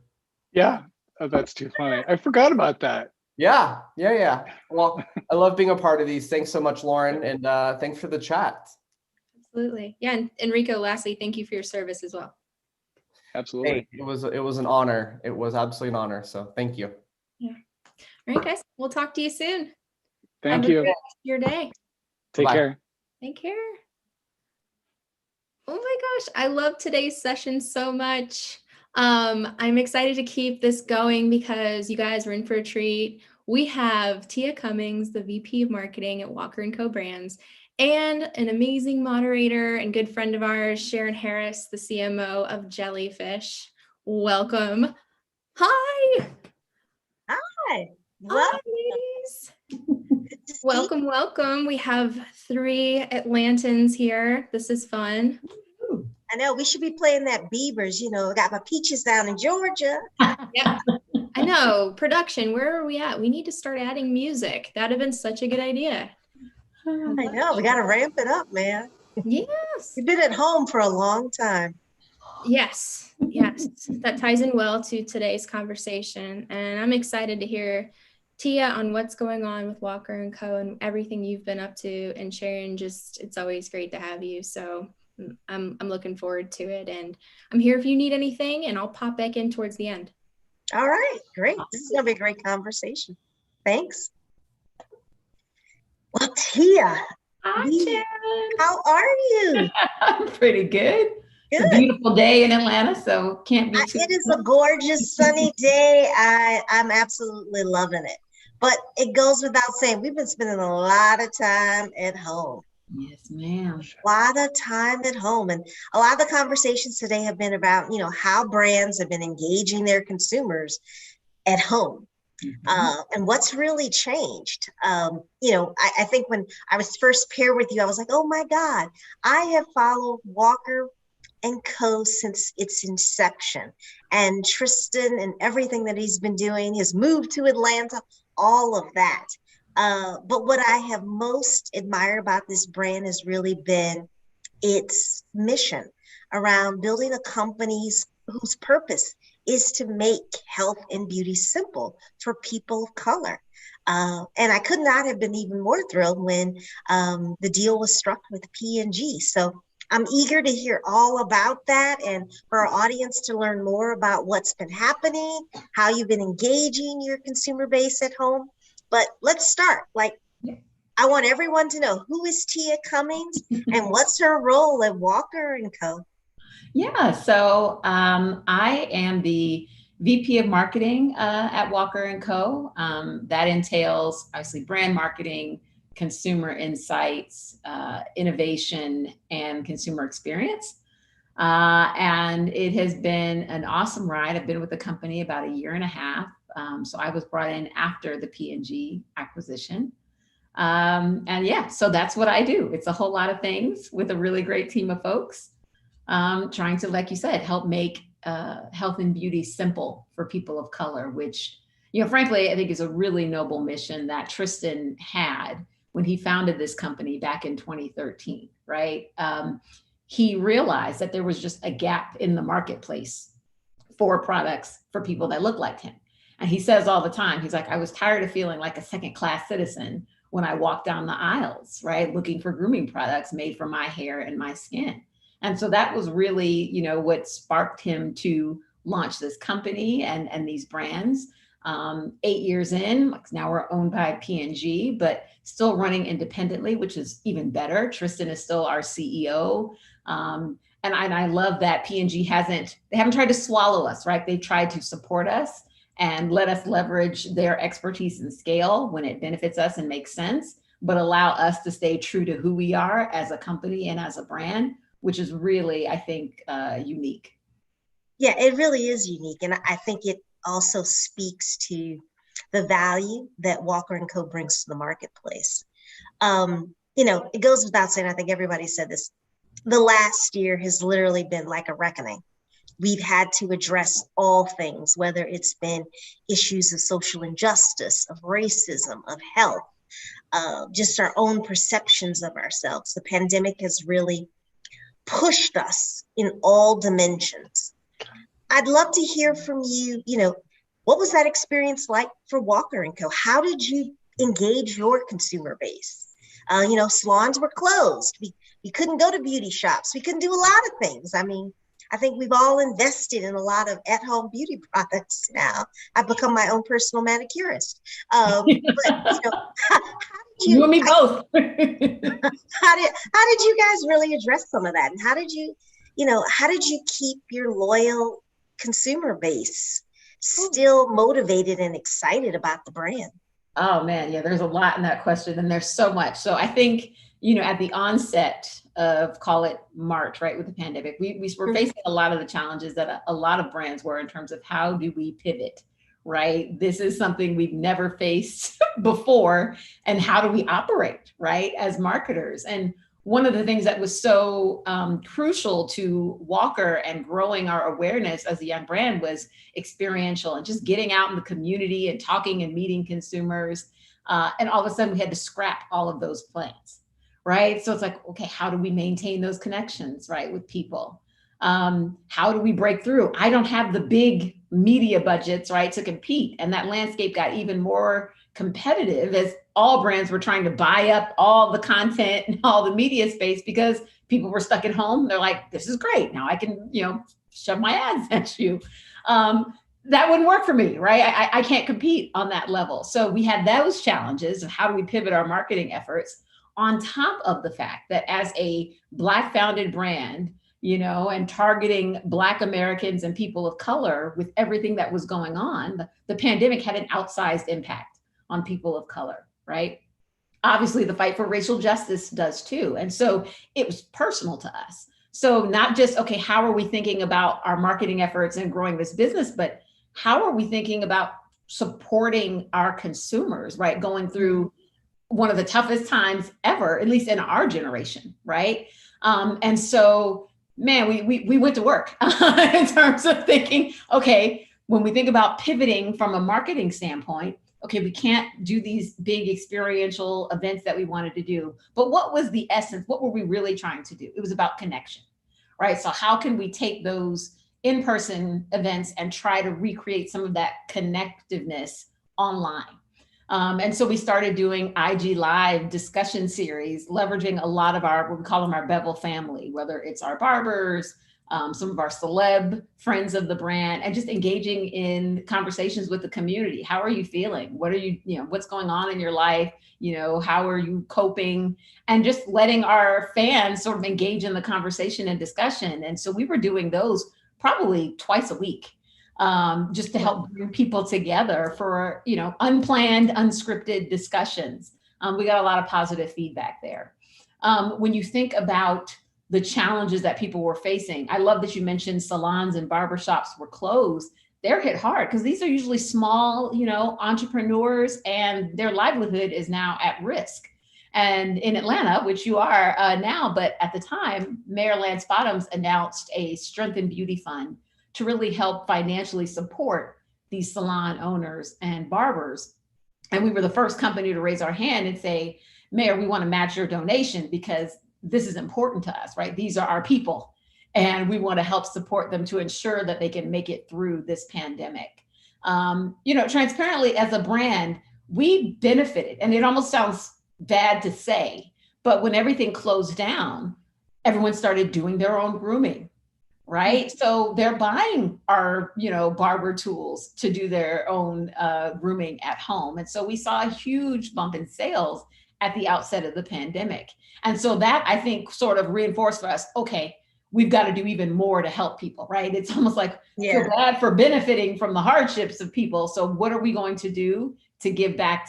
And that's what we focused on. I mean, we partnered with an all-boys high school in Chicago that is in low-income neighborhoods, primarily all Black and Latino. And there was a concern when the schools closed, they were going to fall behind because they didn't have access to laptops and things to support distance learning.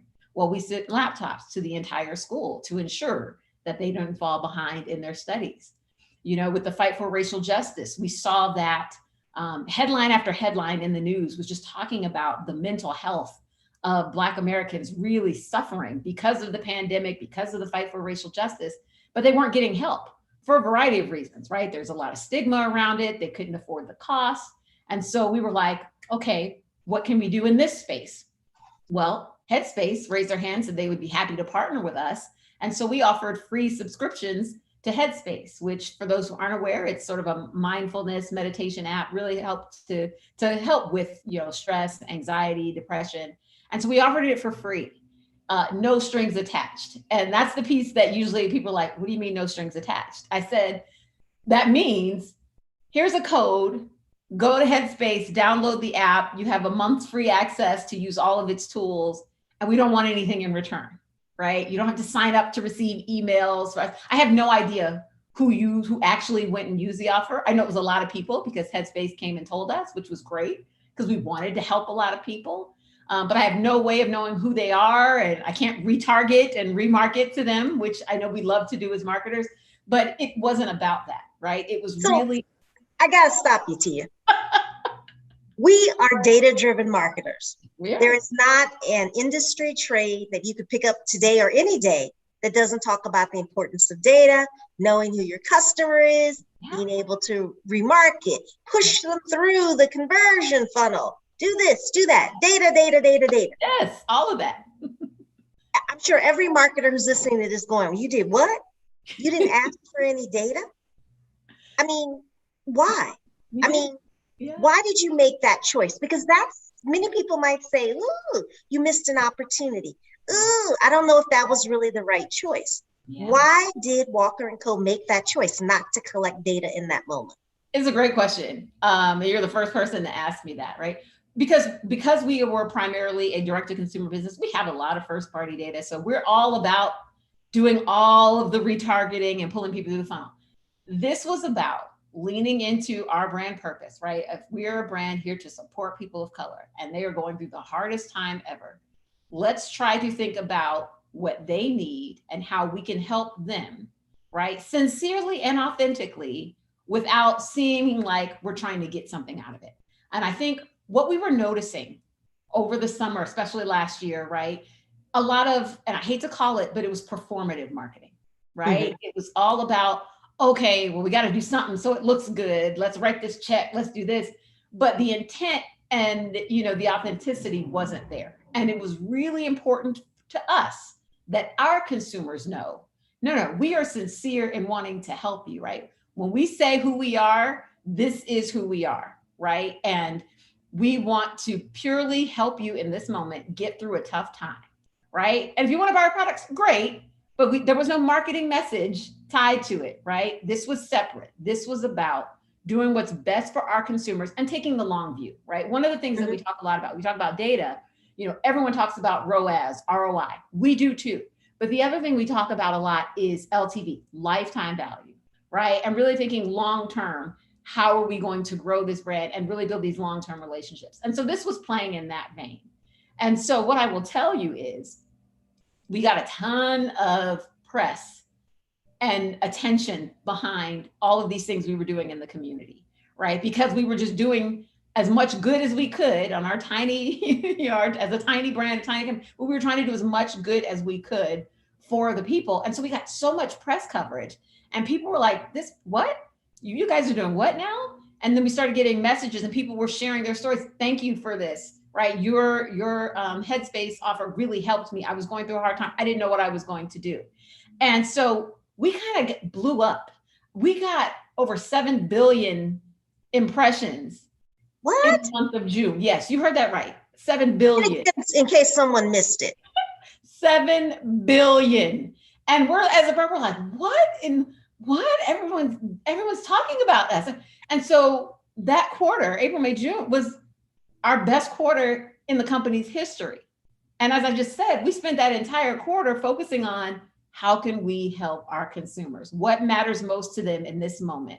It's probably not another ad saying, hey, buy our razor, hey, buy our shampoo. No one's thinking about that when they're going through a hard time. And so just by really being able to read the room, right, and think about what is going to matter most and how can we help, we ended up benefiting financially anyway. That's an amazing story, Tia, because obviously right now, I think for every brand, there is this push-pull of profitability and purpose. And I love that you brought up, it's about that lifetime value of that customer. You got to be in it for the long term. The feedback that you got from customers was amazing. It was phenomenal. I'd love for you to share some of that because I think as brands are struggling, the moments of social injustice, going through the pandemic, mass shootings, how brands respond. One of the challenges has been around authenticity. We've watched everyone post either black boxes, make pledges, do wonderful things, but there has always been the question of authenticity. Tell us where that sits in your marketing plan and how Walker has really approached that. Yeah, and again, I think it goes back to what I said. One of the wonderful things about P&G is they didn't just swallow up our brands and move us internal. We still sit as a separate entity.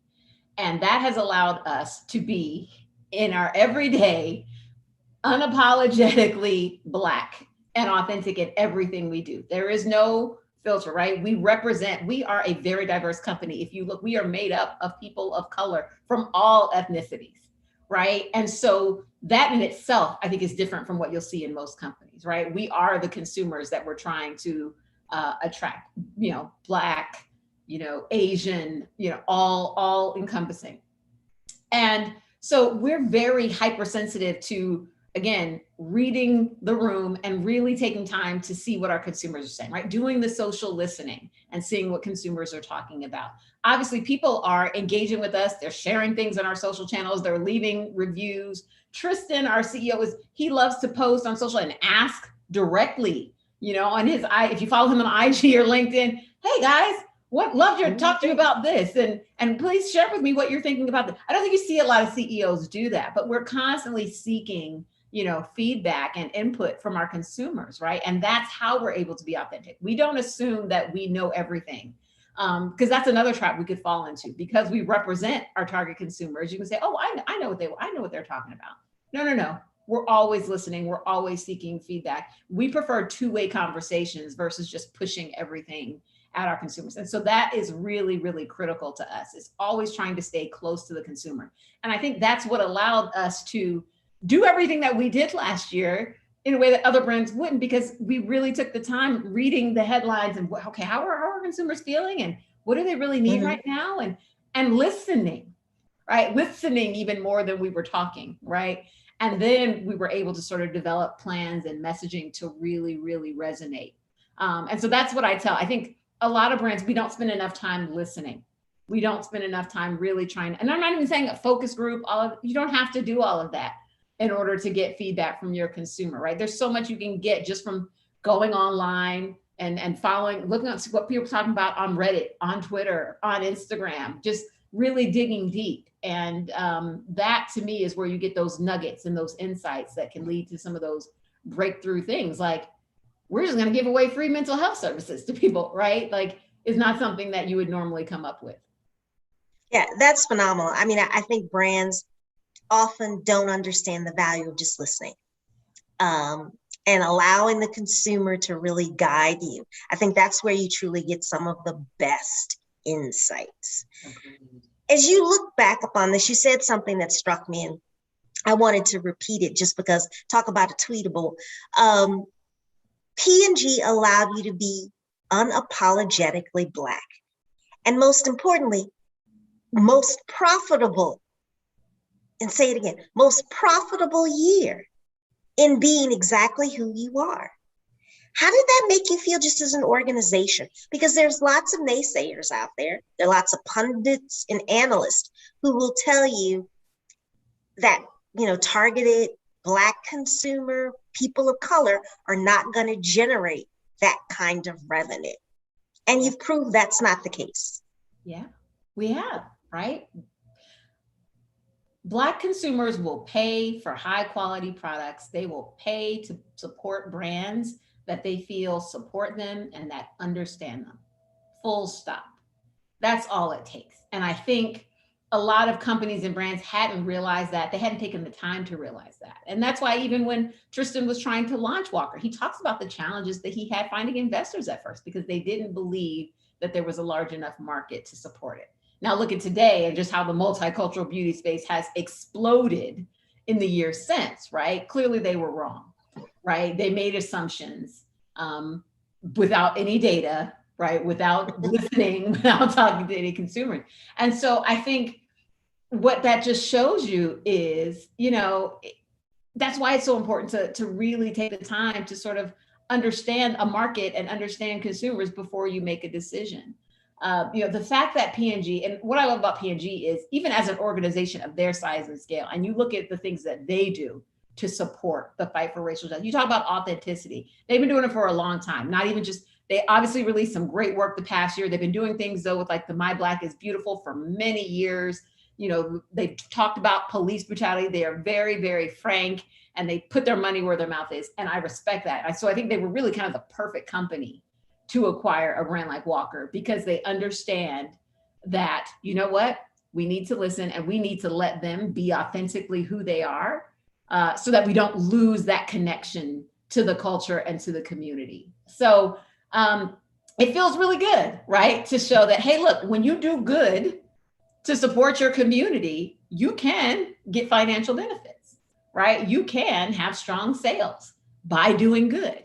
Right. And we talk a lot about how can brands show up as a force for good in our communities, because we truly believe, again, when you're taking the long-term view and you're building these longer term relationships to think about lifetime value, that's what's going to get you there.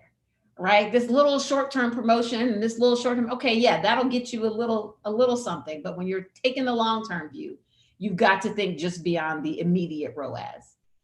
Yeah, no, that's phenomenal. That's such a great story. And definitely Mark Pritchard and that entire P&G team have really been trailblazers in listening to those audiences, being authentic, but most importantly, putting their money where their mouth is.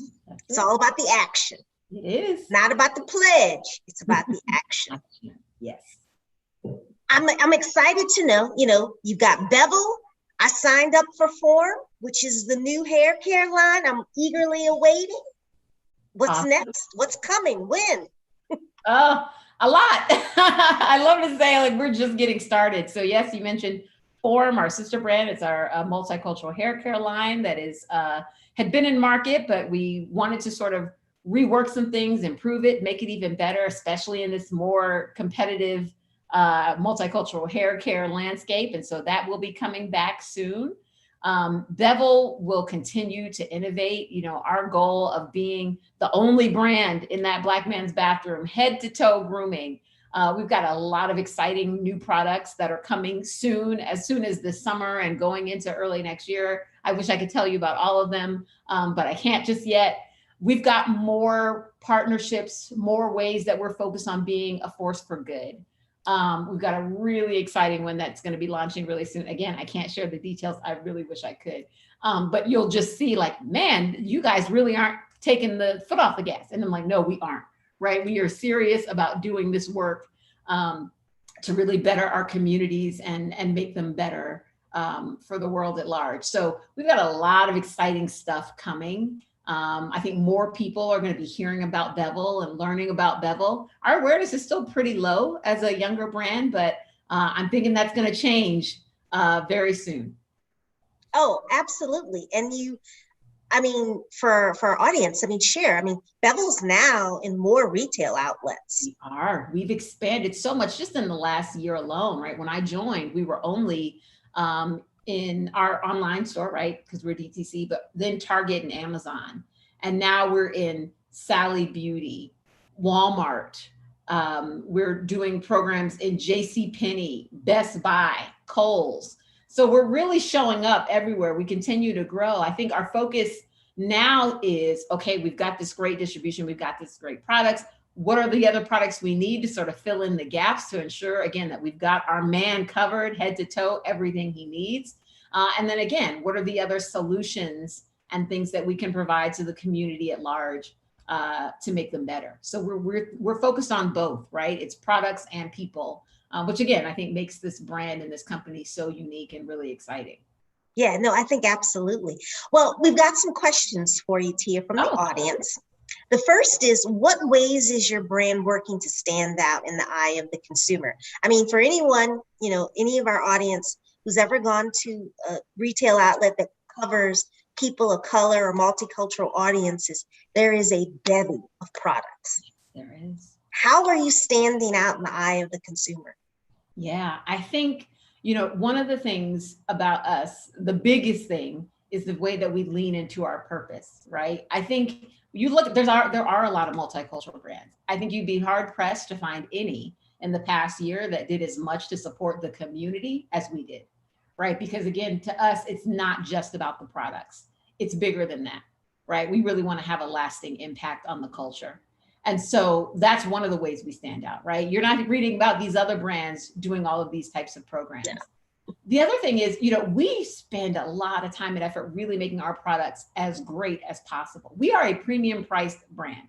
And that again goes back to, I think, some of the challenges Tristan had in the beginning, because people make the default assumption that people of color aren't going to pay premium prices, right? When you're thinking about expensive beauty, no.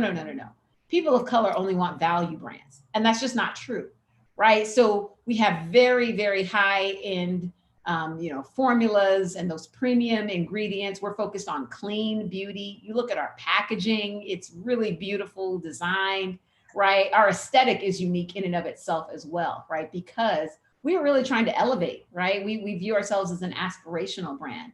And so I think that's another way that we separate ourselves. And then just our connection to culture. I mean, you look at Tristan, who's become an icon of himself and sort of like the face of Black entrepreneurship when he launched this company. And you look at the partnerships and the investors he was able to get, right? You've got people like Nas who are rapping about Bevel in their songs, right? Signature Fade with the Bevel Blake. You're not seeing this from other brands, right? We are so immersed in the culture.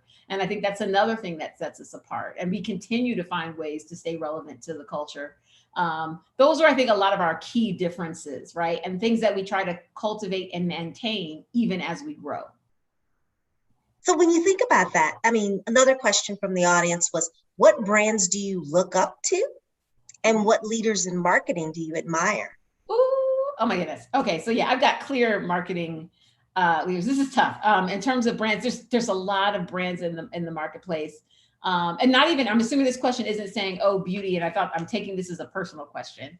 If it's not, please clarify. But me personally, a brand that I really look up to and love is Ben & Jerry's, because they are another example of a brand that is focused on having an impact on society beyond just selling products.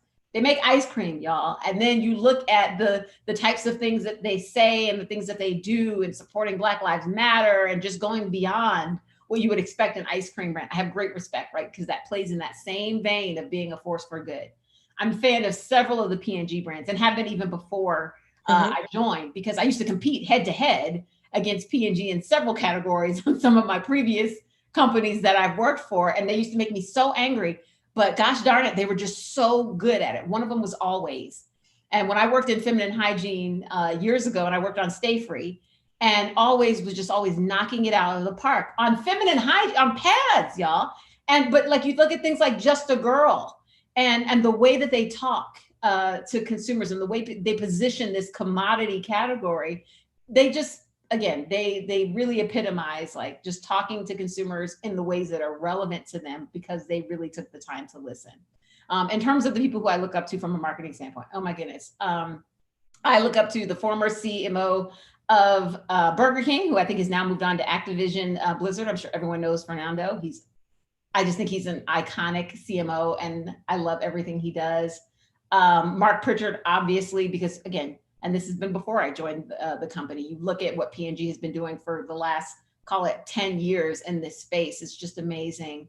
I am a huge fangirl of Bozoma St. John. Like, I follow her on all her channels. I want to be her one day. I have no shame in saying that. She is just another, when you look at like a Black female CMO who is authentically herself at all times. And the way she just sort of brings her energy into every space that she enters, I'm a huge, huge fan of that. And I've learned a lot just from watching her. And so she's another one. And you look at the companies that she's touched and the things that she has done, from, you know, Apple to Uber. I'm excited to see what she's going to do at Netflix. But those are some of the people who I look up to in marketing.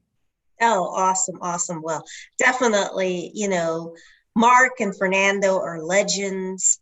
Bozoma St. John is a legend in the making. And if you're not following her on Instagram, you're missing out, you know, you're missing out.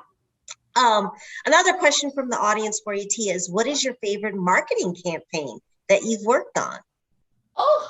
Oh man, that's so hard. That's so hard. It's like asking you to pick your favorite child.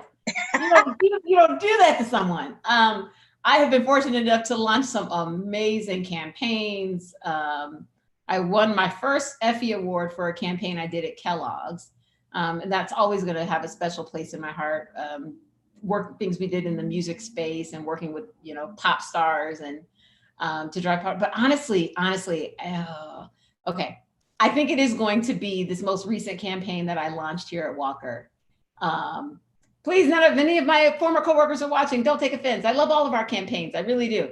But this one that we launched in November, and again, tying back to how do you talk to your audience based off what's going on in the world?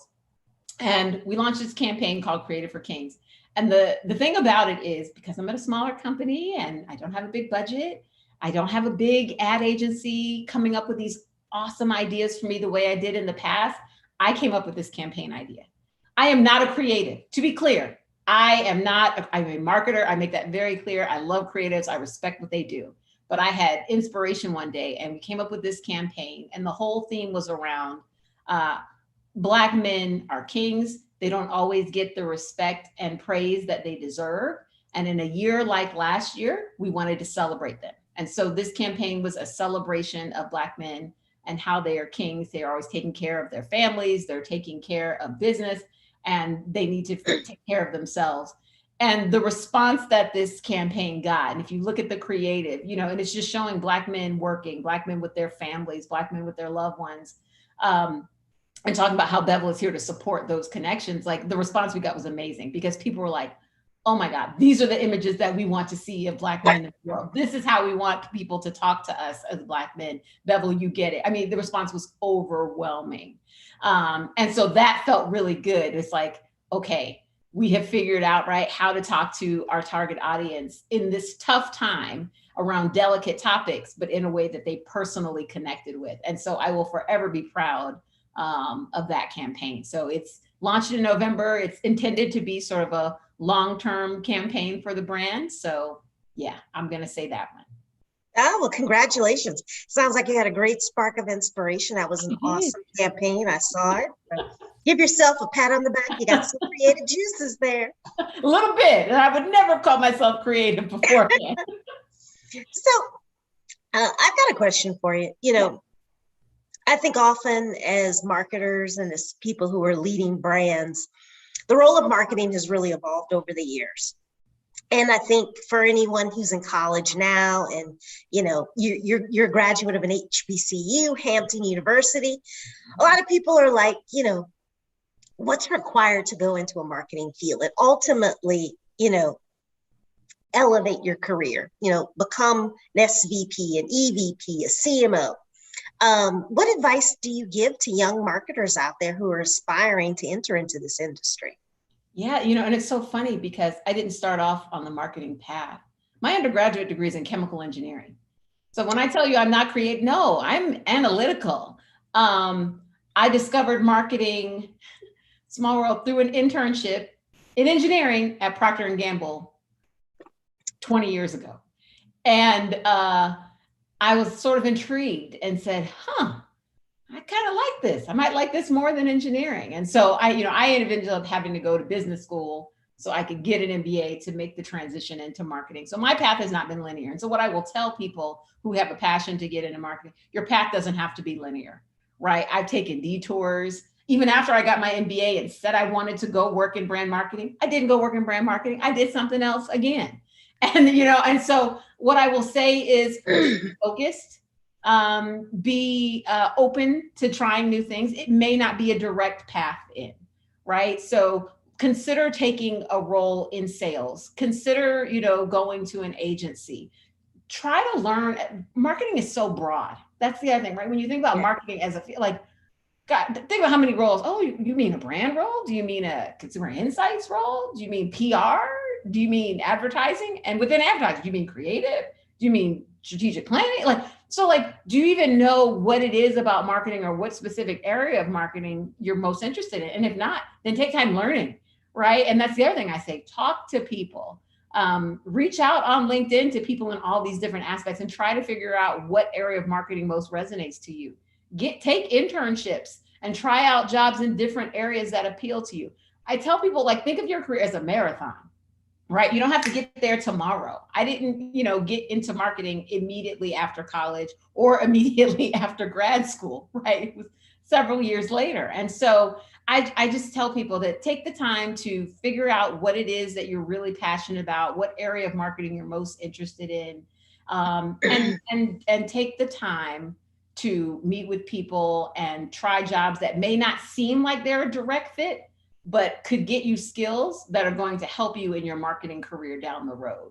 But again, that's me based off of my very non-linear, up, down, all over the place journey. You know, I don't think you have to go to business school. That's the other misconception. I thought I did, but I know a lot of people, including engineers like me, who didn't, right? They started off in engineering at a company and then were able to get a marketing role years down the road because they raised their hand. And so I would say that to you, if you're at a current company, you're not in the marketing function, find someone in marketing who's willing to take you under their wing and allow you to join some meetings and build that relationship. You might be able to move into marketing at your current company without even making a change. So there's so many different ways, so many different paths. And I think everyone's journey is unique. It just kind of depends on where you are and what you're looking for. Was emailed by tons of people on LinkedIn all the time. Asking for tips and advice. And I tell them this, and I even hop on the phone with them for a few minutes and say, look, tell me a little bit about your specific, you know, background, because the advice I give you may differ depending on where you are and where you're looking to go. Yeah, no, that's amazing. It's definitely, I'm definitely right there with you. I have had quite a journey and I found joy and new experiences in all of it. Gives you great perspective and lots to work from. We're at the end now, Tia. Final question. What advice do you give for other brands out there? You know, we are definitely in a period where there's still a lot of uncertainty. I think we all feel like we're coming out of it. The vaccines have rolled out, more people are, but there's still, I think, some hesitation in the marketplace. What advice do you have for brands who are still very much at home right now? Have you taken the time to really listen to your consumers and to understand where they are, what they need, how you can add value and show up in meaningful ways? I still think that that is something that more brands should really take the time to do, right? If you're not even familiar with what your brand purpose really is, then you might need to do some work there, right? Because the best marketing to me occurs when you align your consumers' values with your brand's values, and then you find those connection points. And if you don't know either one, either your values or your consumers' values, well, then you can't do that work. So that's always the first thing that I would tell people. And I think we're still in this time where the world has changed, I think, forever moving forward. And there is no going back. So if you're already thinking like, okay, yeah, we can go back to the way it used to be, people are vaccinated, I don't think you should be thinking that way, because I don't think that's how consumers are, right? This is an inflection point. And so when you're in inflection points, you really need to stop, pause, and evaluate how are you going to operate moving forward. And inflection points are a great time to do more learning and do more introspection to then think about how do you evolve moving forward. But to me, it always starts with knowing your consumer better than anyone else and knowing who you are and who you want to be as a brand better than anyone else. So well said, Tia. Just thank you. Fabulous conversation. Shout out to Tristan Walker and the entire Walker & Co. team. Loving ATL. I see our friend Lauren has joined us again, but I hope everyone really heard that. Listen to your customer. There's so many things that your customer is going to tell you that you're not going to figure out otherwise. So I think for brands at home, that's got to be the key moving forward. So thank you. Thank you, Sharon. Yeah, thank you both so much. Drinks soon, please. Oh, yes. Ready. We're going to be outside. Let's go. Okay, let's do it. I'll talk to you guys soon then. Get vaccinated. Amen. All right. All right. Thank you so much. Mm-hmm. Have a Bye. great rest of the day. All right. We're going to keep the Atlanta movement going here because we've got a good friend of ours, Matt Tarullo. Matt is the Global Vice President of Amazon at the Coca-Cola Company, and his session is going to be moderated by Beth Ann Kamkow. She is the Global Chief Executive Officer of VMLY&R Commerce. So welcome to the stage. Hi, Beth Ann. Hi, how are you, Lauren? Good, how are you? Very well, thank you. Hey, Matt. Lauren, Stefan, how are you? Very good, Matt. Good to see you again. Likewise. Very good. Before we get started, I have to say that my very first out of quarantine coffee meeting was with Matt, and it was so fantastic to sit outside and sip some coffee and get to like have some face-to-face interaction. So shout out to Matt for making the time for that. It was great. Yeah. It's a new world now, so I appreciate it. Thanks for the invite. No problem. We'll have a fantastic chat, and we will speak towards the end. Sounds good. All right. Do we just go ahead and get started? Yeah, all set. Okay. Well, Matt, again, thank you for being here with us and with me. For everyone out there, Beth Ann Kamkow, I'm the Global CEO of VMLY&R Commerce, and I'm thrilled to be speaking, as we've heard, to Matt Tarullo, Global Vice President of Amazon for the Coca-Cola Company. And Matt, you've been in this role for 2.5 years, and before that, a few more years. So I think about 4, a little bit more than 4 in total at Coca-Cola, starting as the Senior Manager of Channel Planning and Development, as well as Director of E-commerce of Revenue Growth Management and Planning. And then even before that, you were at Rubbermaid and Georgia Pacific and other companies, all within the kind of e-commerce space. So I would say a true e-commerce native. Not many of those in the industry. Yeah. And I was to say, at one point I had really good hair, and maybe that's the pro or con of it at this point as well. So. Not exactly the way to promote the industry, although you're looking great. Yeah. Okay, so you. Let's get right into it. I think, as we get into, the strategies that you're employing and the company has been thinking about, and I'm sure shaping and shifting based on the last several months of consumer behavior change in the commerce space. so even prior to your plans, focused on Amazon as a priority, now even more emphasis on how do you optimize and make the most of the Amazon and other commerce channels. Yeah. We would love to hear from you and to talk a little bit about, as the world's largest non-alcoholic beverage company, over 200 brands across several categories. What are some of the changes that are taking place? And how are you selling differently or thinking differently about your strategies to address the consumer needs today? Yeah, it's a great question. I think it always goes back to what's the role of the brand and what's the role of the consumer, and how do you want to play into that? And when we look at e-commerce, and I've been fortunate enough to have e-commerce for pretty much almost my whole career, it's changed drastically. If you look at Amazon over the past few years, you start from marketplace to core to fresh to retail. It's an ever evolving piece of it. And you can get really caught up in how does this platform perform? What's the objectives? What's the KPI? What are the operational components of it? But if you really take a step back and say, what's the role of the brand and what's the role of the customer? It allows you to be really true to the strategy and help deliver against it. And as I look at it kind of from an industry side and also from our piece, it's really being hyper-focused on that consumer experience. The beauty about Amazon is, everybody says it's an ecosystem. It's a great buzzword. I would say it's really true as well, right? It's really an ecosystem. So how do you leverage that ecosystem to deliver brand love and engagement to your consumers in a very natural and unimpeding way, to drive awareness, to drive impressions, or also drive transactions? So I would say the way that we look at it and the way I see it from an industry side is those who are doing it successful are always going back to the role of the customer and the role of the consumer. And how do you leverage this ecosystem, if you will, to go deliver against that? And I think what we've seen with COVID is really an acceleration. Got a lot of new people getting into the market for the first time. You can argue there's anywhere from a few to multiple years of increase of demand. The question always becomes, there's going to be stickiness, but it forces you to make sure that you have the right strategy, the right focus, and going back to your guiding principles from a beginning perspective. It's smart, and it seems like that will kind of stand the test of time in a way, or anything that kind of comes our way in terms of new forces and pressures, something that can be a tried and true strategy.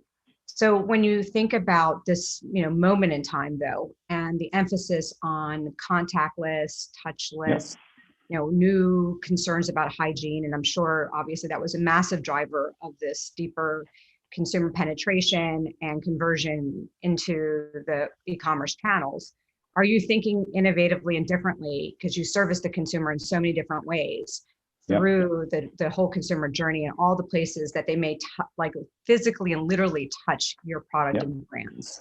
Yeah. And it's a great question. And I think it also goes, we're doing things, we sell products online, right? And Amazon's a digital channel. So there's ultimately that not physical touch, if you will, walk into a grocery store.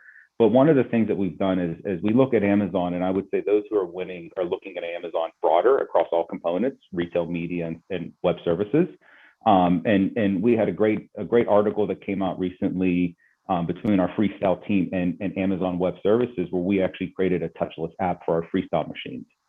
So now across the Freestyle network, you can go in and order your beverage, get ready on your app, and it's an app that you scan that automatically pours your beverage. So you don't have to focus on worrying about touching the screen. It's one step closer, but it's also a natural occasion that says, this makes sense, right? You're leveraging the system, you're leveraging the engagement. And it also shows the power between both, customer and client, or customer or partner, depending which way you look at it, to find a joint solution in there. To provide a service back to the consumers in this world of what we're seeing change. And I think that's probably one of the best examples that shows that dual collaboration, but also very real output, that now consumers who are going in there have a touchless option to go select their wonderful beverages of Freestyle in a touchless manner. Yeah, well, we do a lot of work with Amazon too. And I know we were talking about how they're really thinking about their ecosystem and marketplace, this full funnel marketing space. Yeah. And so whether your products are even selling through Amazon, your consumers are there. That's right. Engaging with other products. So how do you think about their applications and their services in a much more expanded way? So I think that's an incredible use case. And just I want to make sure everyone, I love Freestyle. I was so excited when they brought it to the American Airlines terminal. So I was would love for you just to make sure that you tell everybody, because some people may not know what that language is and what you're referencing. Fair. Think of it as a on-demand bottler. So you have a freestyle dispense unit that you can make your own combinations of flavors and pour. So you can do great flavors in there, such as, you know, Coke with strawberry. So there's different flavor combinations in there, and you have the customization, if you will, of your full pour. I would say, to build off of kind of your tee up into this, you know, I would say those who are winning from an industry side and taking a step back and looking at it from a broad perspective, there's always two ways to engage.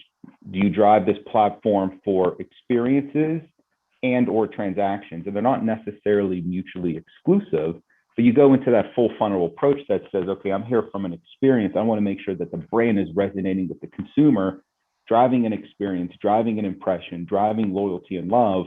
Oh, and by the way, you can also drive transactions, and again, it's not either or, and sometimes it's both, but it gives you that flexibility and that freedom to really operate from a true ecosystem of all touch versus simply saying, here's a VPC, here's an ad, and here's a sponsor brand, please buy me, right? It's beyond that, and neither one are right or wrong, but it gives you those opportunities and those options to look at more from a broad perspective.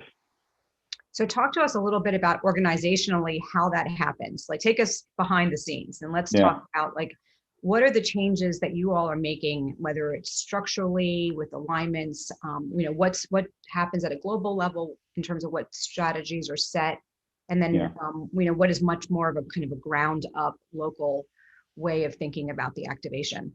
Yeah, it's interesting because there's so many different paths, and I can say, so I've had Amazon in 3 different companies in my career, and I would say each is a little bit different on how it's structured, and it's also a testament of where's the journey of the organization in there. So there's no right or wrong answer. I would say on one part you can say, hey, look, e-commerce is fully split out versus fully, you know, the second part being fully embed. I would say it goes back to the company's mission, and is it a separate channel? And the whole, you know, debate is it a sales channel? Is it a marketing channel? Separate, internal, non-external? So I think it goes back to, I mean, Coke's done a great job developing kind of the future status in terms of how we operate from an organization. And you know, from our emerging stronger, we look at it and making sure that it's embedded. And while we have a dedicated, you know, O2O team, it's part of the everyday role. So that the days of, I have retail, and I don't think there's any retailer out there today, brick and mortar, that is not interested or focused on click and collect or digital or having their own new media organization built into it. I don't think there's any retailer out there not doing that to size at this point. So it has to be part of the embedment of the role, right? You have to look at it as a holistic approach where it's now a different lever to pull for the customer, and it has to be embedded. There's always going to be COE components in terms of global scale, global reach, best practices, frameworks, if you will. But it really has to be embedded within your organization because everybody's going to be making a call.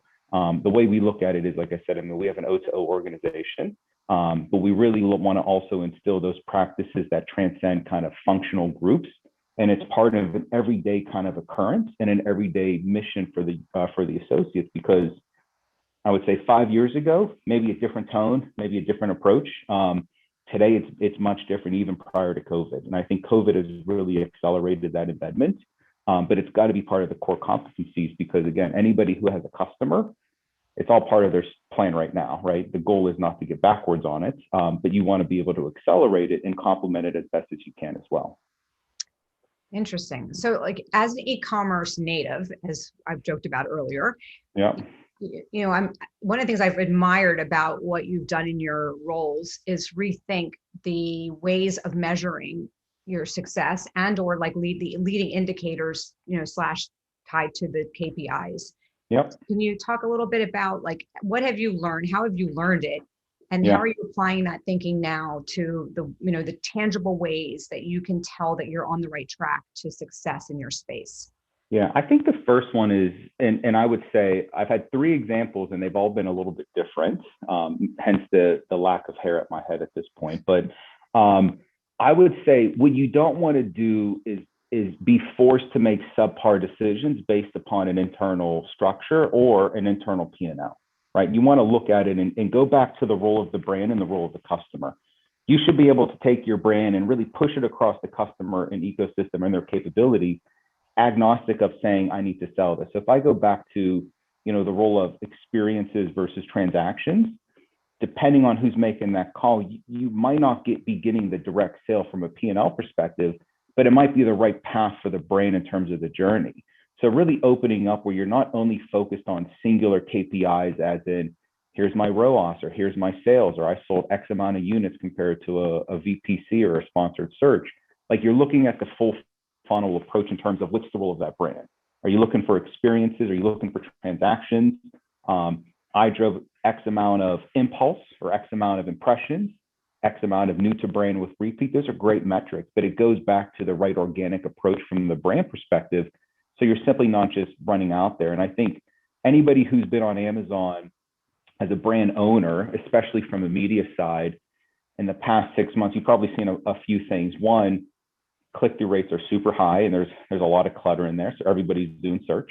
And that's great. There's a lot of brands that has the role for it, and that's make or break. But you want to look at it broader, that says, what's the role of it? But more importantly, you never want to be in a position where you're forced to make it just because of how the P&L shakes out.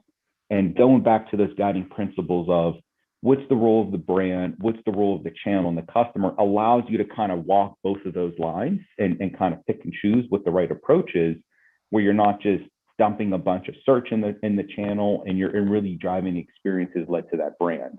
And as you look from our portfolio, I mean, we have a large portfolio, and there's different journeys of each brand across that.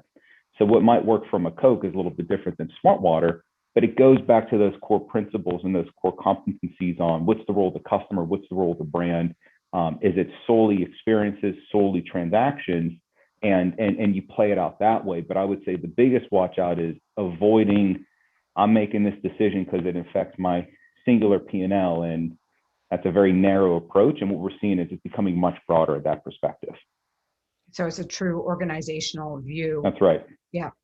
And I'd be interesting, I don't know if I'm allowed to do this. Can I flip the question? Because, you know, I'm looking at it through 3 industries from my side, but like, I mean, I would imagine kind of in your role in your company, you're probably seeing a great spread of it. And I would say from my industry, it's a little bit different because there's a few digitally native brands, but there's not a ton just yet at scale or at size. But I'd imagine, is it fair to say you're kind of seeing a similar spread between the two, where there's no right or wrong answer, I think is the key here, but it's a response and a change that you're seeing across the industry. Is that fair to say, kind of from your lens? Absolutely. And I think that the more that we are able to identify what, you know, seem like selling transactional channels for the value that they're driving for, you know, building brand awareness, brand discovery, brand trials, you know, all of these other metrics, not vanity, that may seem like vanity metrics, but it's, you know, incredible when you see in a commerce channel, the, you know, ability to engage a consumer more deeply. And it's the, you know, consumers, I always say this to our clients and to our employees, you know, like, consumers aren't thinking in terms of channels. They're not thinking, okay, I'm now going to Amazon because I'm in the Amazon channel. That's right. You know, they're thinking in terms of their needs and their wants and their discoveries. And so we just really need to meet consumers where they are. And the beauty of it is we have now the data and the understanding to better do that. Yeah, no, that's fair. And it's interesting. I mean, that whole channel approach is key. Like, there is no Amazon channel. It's, I'm buying something or I'm experiencing something channel, right? Agnostic of everything. And those who are looking at that way, I think are destined for success, like looking at it broader versus, nope, this is my MAP price and I'm in this channel only. And it's, you know, and especially now, I mean, if you look at the surge of other e-com customers, and while my lens is Amazon in this role, I mean, you look at the work GoPuff is doing and Walmart delivery pickup are doing, I mean, it's really accelerating a lot, and it's providing a great layer of competition, but also availability from a consumer. So it's a great time to be a consumer today. And it's an even better time to make sure you have the right strategy on engagement for that. So you can really drive and leverage the brand. So you talked about digitally native brands, and I'm curious, you know, you take the Coca-Cola company, 500 brands, I think it's 5 categories, that kind of, you know, really strong brand awareness, brand love, and ability to serve a whole bunch of different consumer needs. But then through the e-com channels and direct to consumer, whatever that might be, you know, you've got a huge amount of beverage brands cropping up. I mean, I think even physically, there's the New York City store around the corner from me, and there's like an entire aisle, and I don't recognize a single brand on that aisle, but yet they've been able to get that physical space. So I'm curious how that's changing the game. Are you feeling that kind of pressure at your company right now, and how are you leveraging, your relationship with an Amazon to guard against some of that, or to make yourself as competitive as you need to be for the future? Yeah, I think it's interesting. So a little bit of an oxymoron. So Whole Foods also, I lead our Whole Foods business as well. So, as you think about innovation and new innovative brands, what's great about, if I'll take Amazon or digital as a whole, the barrier to entry is pretty low. I mean, in the past, you typically need a pretty big route to market distribution network as a channel perspective. You need deliveries, you need store slotting, merchandisers. It's a pretty big, hefty haul to launch brands in a successful manner beyond a very localized center. With digital, and especially in an ambient case, I mean, you can launch a brand out of your garage today, and you can hit every household in Amazon's radius of the U.S. So the barrier to entry is really low, and we're seeing, a huge significant trend in better for you functional beverages. And what I've seen as a whole, and this is kind of across all categories, there's always a shiny toy everybody latches onto pretty quickly, right? So this is a component that I look at it and say, what's really driving from a site perspective? What's trending? What's coming in new? Are people really interested into adaptogen, for example, right? And if the answer might be yes, because I might like it, but what are the sales? So it allows you to get real live kind of measurement, not just from a scan share perspective, but also from an engagement side. So I think from a lens perspective, it gives you extremely rich, detailed information around what's new, what's coming, what's trending, in a way that we've not really seen in the past. And selfishly for me, it's great because I could look at it from both customers on that I represent, but also from a trend perspective. I mean, there's a ton of functional beverages out there, and the wave of new lines and new brands, it's incredible. So I'll go back to saying it's a great time to be a consumer in this state. But the barrier to entry is so low, especially if you use marketplace or D2C, where you're getting an exposure to so many different brands, categories, trends. It's maybe going to give you something to think about and be really insightful for, saying, oh, maybe we should think about that category. Or, hey, everybody's super hot on this, but guess what? It sold very little in the past, 12 rolling months. So it gives you that layer of balance. But without a doubt, you're seeing a huge surge. And I think that's a great thing. And leveraging the data, especially if you get down to zip or FC location, gets super rich in terms of those insights, of those valuations. Interesting. So on that point, talk to me a little bit about, like, how do you balance your priorities from short-term management, really almost in real time? Like, are you getting your hands on data and reacting and managing across the platforms of Whole Foods and Amazon and others just literally in real time? Or are you, and how much are you also still matching that with that need to have longer term strategic planning? It's a tough one. I would say depends on the day, to be candid. I would say the pro is having the right strategy up front allows you to be really focused on the end goal. And I'll take, last year as a great example. Our strategy you can have in January 1 probably changed fairly rapidly come, May 1. And that's either a good or bad thing. You're either rushing into a channel either as an opportunistic way or a very defense way. That either could be good or bad, or, it might have a different result. I think my approach is having the right strategy on what we want to go do. Like, what's the objective? What's the focus of outlines that you want to hit, both short-term or near-term, or short-term and long-term, and go execute against that. The downside with digital is that there's a ton of data, and you can get super lost into it or super wound up saying, okay, we're chasing, anything and everything under the sun. And my background, being in e-commerce is kind of more on the analytical side. So for me, it's interesting, but it's hard to come up for air and say, okay, we've got all these crazy ideas of all this like data overload. What are you going to do with it, right? So it's having that right balance. But I'm a big believer, and I think we've seen it kind of, if I still reference last year as a great example, without having the right strategy on the role of the brand, role of the customer, role of the channel, you're going to start being reactive either in the good way or the negative way, and you're not going to come up and realize that till after the fact. So the focus would be, how do you have the right strategy? And the data gives you real live insights. Is it going to tell you enough that says, hey, maybe we turn on a new functional brand or a line or adjust our search? Well, yes and no, but it gives you that kind of short-term objective that says, is this going to help complement and achieve our objectives?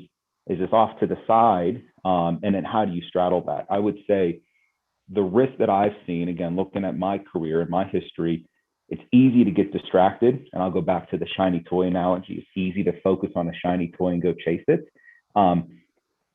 Sometimes it works, sometimes it doesn't. And I think the downside with digital is you get live data pretty quickly. And while data is overall sometimes challenging, you still get it. You want to be focused and make sure it's a complement to your strategy, back to your brand, back to your mission, and back to the role. This is just going to be a little promotion question for you, since we have an audience here, and Sure. It's always great to get your products out in front of them. Are there any products selling through Whole Foods or Amazon that we may not be aware of that you would recommend we search on our Amazon right now and put in our baskets? I'll tell you what, I'm a big fan of our Coke with Energy. I mean, we had a great partnership last year at CES with Alexa. So, you know, I think it's a great brand. We got a lot of new innovation with Smart Water coming out in terms of functional. So, you know, I mean, it's a great time, and we're seeing a lot of that innovation coming out around that in terms of what we have. But, you know, I'm a Coke Classic guy, but I'm really enjoying the Coke Energy.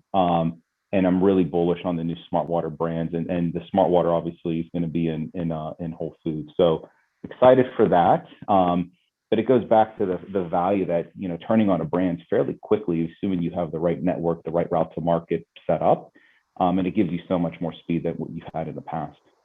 I do love this direction that the beverages are going in terms of functional. Yeah. Yeah, it's incredible to have, you know, be able to create ingredients now in combinations that, you know, really are designed for a specific, you know, way that you want to feel, and you know, if you want to be energized or relaxed or calmed, or it's incredible. Well, it's great because, I mean, anybody who can think of analogies, and I get super hooked on it in terms of all the different functional ingredients and stuff. And in the past, I mean, you're kind of hunting for them in random stores and, you know, places that you probably never been to. Now it's kind of all in the open. So you got that level of trial, which it's easy. Like, it's also safe. Like, I can order it and get it to my house pretty quickly. I don't have to get in my car. Maybe that's a lazy aspect of me as well. But it gives you so much more demand and availability out there that you've never had in the past. And also on the flip side, there's also a measurement on there. So you can say, again, is this really meaningful? Are people really hooked on it? Is there repeat? You know, it kind of validates it for you. But again, I think as a consumer in this space, it's probably one of the best times we've seen, because there's so much innovation and there's so much expansion and availability more than we've seen in the past. I completely agree. So before we go to questions, and I see that there are a few, so anybody else that might have a question out there, feel free to put it into the Q&A. But I'd like to talk a little bit about, you know, get some personal insights. So sure. I imagine that you are a consumer and a shopper yourself. So tell me a little bit about, you know, your Amazon shopping habits. Yeah, I would say it's good and bad. It's enabled me to be a lot more lazier in some of my gift purchases. I don't know if that's a category or not to pick from, but it's easy to shop. And for me, I'm kind of the more of the frantic shopper. I like to try new products. So for me, it's easy to try that. I'm sure my wife is not the happiest with all the packages that come up to the house occasionally. But for me, I use it as an add-on that we can go in and we can go, you know, leverage it. So Core, very easy for us to order from Core, fresh. I mean, we have a facility in a Whole Foods right next to our house. So for me, it's part of that occasion. And it's a routine as well. With one kid and one on the way, it's a very life-saving, marriage-saving routine. So it allows us to be flexible, but also leveraging the quality that's out there. So, you know, part of the groceries are part of our basket. And then, you know, the lazy part about it is, you know, as I look at Mother's Day this Sunday, probably haven't been the best in thought ideas, but it's so much easier to just purchase stuff online for me. So frantic, but a little bit dependent on it as well. Well, when we were chatting before, you made an interesting point when I was talking about a time when we could, I remember in the industry, everybody from consumers all the way through to the business side and client side were saying, I can't see buying, massive beverage, through digital. It just isn't going to happen, given the pack sizes and the format. And you made a good point, which is they might be, big and bulky, but they're not, bruising bananas. That's right. That's right. And I look at it in two ways. I mean, I always say this, regardless what category you shop, what industry you shop, or what company you're for, I look at it this, it's always very emotional. You might not be the shopper, but there are shoppers out there. And I think that's the right data validation. Am I going to buy, certain items online? Probably not, but people do, right? All day long. So I might not be that shopper, but the shopper's out there. So that's one, is kind of delineating that component, but also, there's certain categories that are safer. I mean, I think what we've seen with COVID is a mass increase in the channel, many for the first time ever. A lot of stickiness, a ton of stickiness we would expect coming from there. There are certain products that are more, safer for repeat, as you would think. I mean, I don't have to check the rightness of certain packages, and if they're dented, maybe you squeeze it and they undent themselves. So there's different categories and brands and segments that lean in as a pro, and it's a very safe, experience where it's just an added piece that you don't have to worry about. So, but I always go back to saying, you might not be the shopper, doesn't mean that there are no shoppers out there. So it's a good piece of just validation, and also just a little bit of correctiveness in terms of defining what the true occasion is. Yeah. Well, you've got a couple media questions here. The Sure. first is, how do you approach emerging media channels, and how do you factor in your overall strategy? And I'll hook that to the next one, which is, how do you see media partnerships, especially in TV, evolving in 2021 and 22? I think the thing with media is you want to make sure you understand the role of it. And I'll go back and I'll include this as media, even though I'll probably get told it's not. Like, if you look at search, right? I mean, everybody jumped into search pretty aggressively throughout the summer and a little bit now, and that has great return, but it goes back to what the brand is. I mean, you're obviously seeing a lot of OTT TV really bubbling up across every industry. It's great if you have the right strategy for the brand activation. I'd always be hesitant just jumping in because either you have a really good sales deck, or it's something that's out there that everybody can see. It's what's the true drivers of that. How do you measure the performance? How do you measure the objective with it? You can say Twitch is on that, OTT is on that, music is on that. All look great. They look great, but is it driving the value of your measurement program and is it driving the right return? And maybe you don't know, but I would look at it from that lens versus simply saying, hey, I got an OTT deck, let's go in, right? And I will go back to the role of the brand and the role of the channel and what's your objectives, right? And use that as a complement. So I always look at it through that side, and I would say that's pretty consistent with at least my roles prior to this. Is what's the role? You're seeing a lot more kind of entry into above funnel, if you will, like, again, OTT, video, music. And I think there's all great roles with it and the right brands with the right executions of it.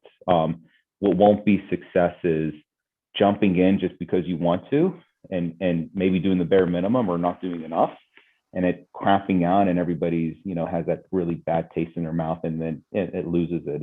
And I think the way I would approach it is, what's the right objective, and is it the right investment, right? Maybe it's too little or too much. Like, how do you get it the fair shake and have the right measurements around there, and be open to what those KPIs look like as influence, versus coming in saying, I've never done this and I want to do it and I need to hit this KPI, but please make that work. Like, that's not the role of it just yet. But I would say being open, going back to what your strategies are and what the role of the brand is. You're seeing a lot of engagement, again, back to OTT, video, Fire TV, music. Get Fit Live is a great example. All very different occasions, very different objectives. They're either on strategy or not. They're either going to drive a ton of transactions or very little. So really having that right definition on there and making sure that you're leveraging it. You're not being forced into a decision that you don't want to be, but you're leveraging it as a true learning perspective. Interesting. Do you feel like that's a lot different over the last year versus, would you have given a different answer, do you think, a year and a half ago? I would say if I would give a different answer a couple of years ago, just based on the journey of the brand, right? I kind of talk on both sides, experiences versus transactions. At some point, you need to sell something, right? So like, it's a good blend. If you're 100% on one side versus the other, I mean, that's where it becomes a little bit challenging. Without a listing, there's no experiences, right? So there's that, that constant tension. And I would say, depending on the role of the brand, kind of fits into that. And if you look across the journey, you probably start with transactions up front just to build the base, build the viewership, build the subscriptions, create the foundation that there's repeatable purchase, and then layering on from the transaction side. So if you were to ask me that 2 years ago, I'd probably have a little bit of a different perspective. I could tell you very different perspectives in the two companies I came from before. But now you're kind of molding it out there. And to be fair, we have a huge portfolio of brands. It's different for each one. And even across other near category competitors and other companies out there, it's not a one size fits all. But you go back to where's the journey of the brand today? But without a doubt, I mean, we're seeing way more, OTT video above funnel activations that we've seen in the past. I would expect more to come. And it's just validation of is it the right approach? Is it not? GiftItLive is a big activation that's been really circling the decks out there recently. So I would imagine, if I take Amazon as an example, continue evolution, continue advancements of their offerings, and you want to move with it, but it's obviously a little bit different than where we were a couple of years ago. I think we have time for at least one more. Sure. And this interesting one, it was when we were kind of talking a bit about direct to consumer and addressing the opportunity that is e-commerce a little bit differently. Are you trialing products that might just go straight to e-com and never make its way into a physical retail store for a different distribution channel play, and or just another kind of direct to consumer channel approach? Yeah, I think direct to consumer is really fascinating because we sometimes look at it, very at times, and I would say this more of a macro side, very singular, right? I think that seeing that the fact that you can get into new brands pretty quickly is super rich. It's also very costly as well. So there's a dual approach to that. I think what we've done, if you look at our any industry or any reports that we had, is like the Coke Insiders Club was fantastic. It's a way that we actually trialed new products directly to consumers as an intro. And I think that's a great role that it can play. It is a very big complement for the subscribers and for the users. So I think if I look at it from a future side, D2C can play a very rich role, both in terms of providing a unique experience for existing brands, and this would be across all categories and industries, but also enhancing that experience with new innovation, right? The beauty about even, and here's where it gets a little bit, controversial. You say direct to consumer. I would also include maybe marketplace as part of that as well. If you're on marketplace or FBA, getting a product directly to an end user direct, how you get there is a little bit different, but being able to kind of control, if you will, that message and have a curation of it is where the value is.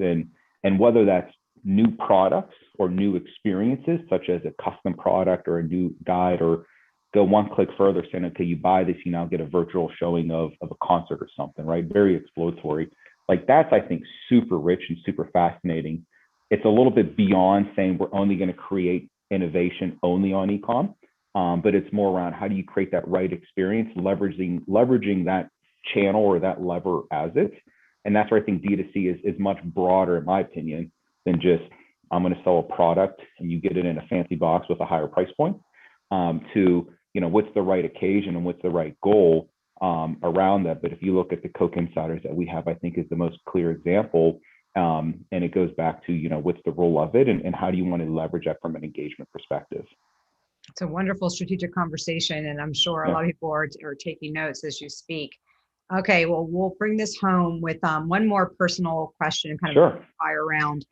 Work from home or go back into the office, the work environment, and back to the airports?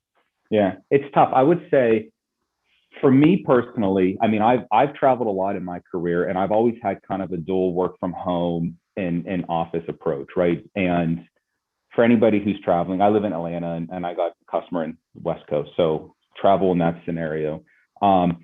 it's interesting. There's so much richness in meeting people live. I mean, it's hard to replicate that.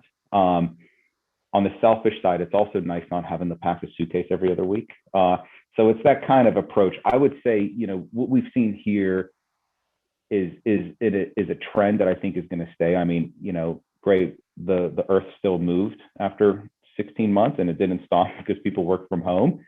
Each company, each role is in a such different place. So that there's a lot of richness in meeting face to face with collaboration, even with new teams and customers.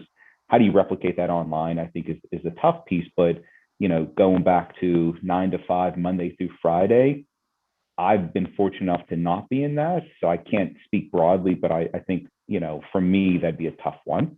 But I think this allows you to say, look, we did it. The earth is still spinning. There's still that type of connection. I miss traveling, but I also don't necessarily miss getting stuck in TSA and going through that hassle with it. But there's a nice blend between the two. I think we would agree with that, right? Yeah. Yes. But yeah, we're ready to get back out there. Yeah, for sure. Well, thank you very much. This was helpful, and it's great conversation, and hopefully this was helpful as well for you all. Very much, and I'm sure there was a lot of takeaways from the people who are listening. Good. Yeah, Matt, thank you so much, Beth. It's always wonderful to have you on our stage. Thank you very much. Yes, we'll see you soon. Have a great rest of the day. You too. Bye, guys. Bye. All right, that was a fantastic session. Definitely one I was looking forward to. So to keep the momentum going, I am excited to introduce our next two speakers to the stage. So please welcome Kara Whitley. Kara is the Chief Marketing Officer of Century 21, and her session will be moderated by Wes Hubbard, the VP of Business Development at AdWorks. So welcome. Hi, Wes. Hey guys, how are you? Hey, hi, Kara. Hello. Good to see you. Good to see both of you too. Yeah.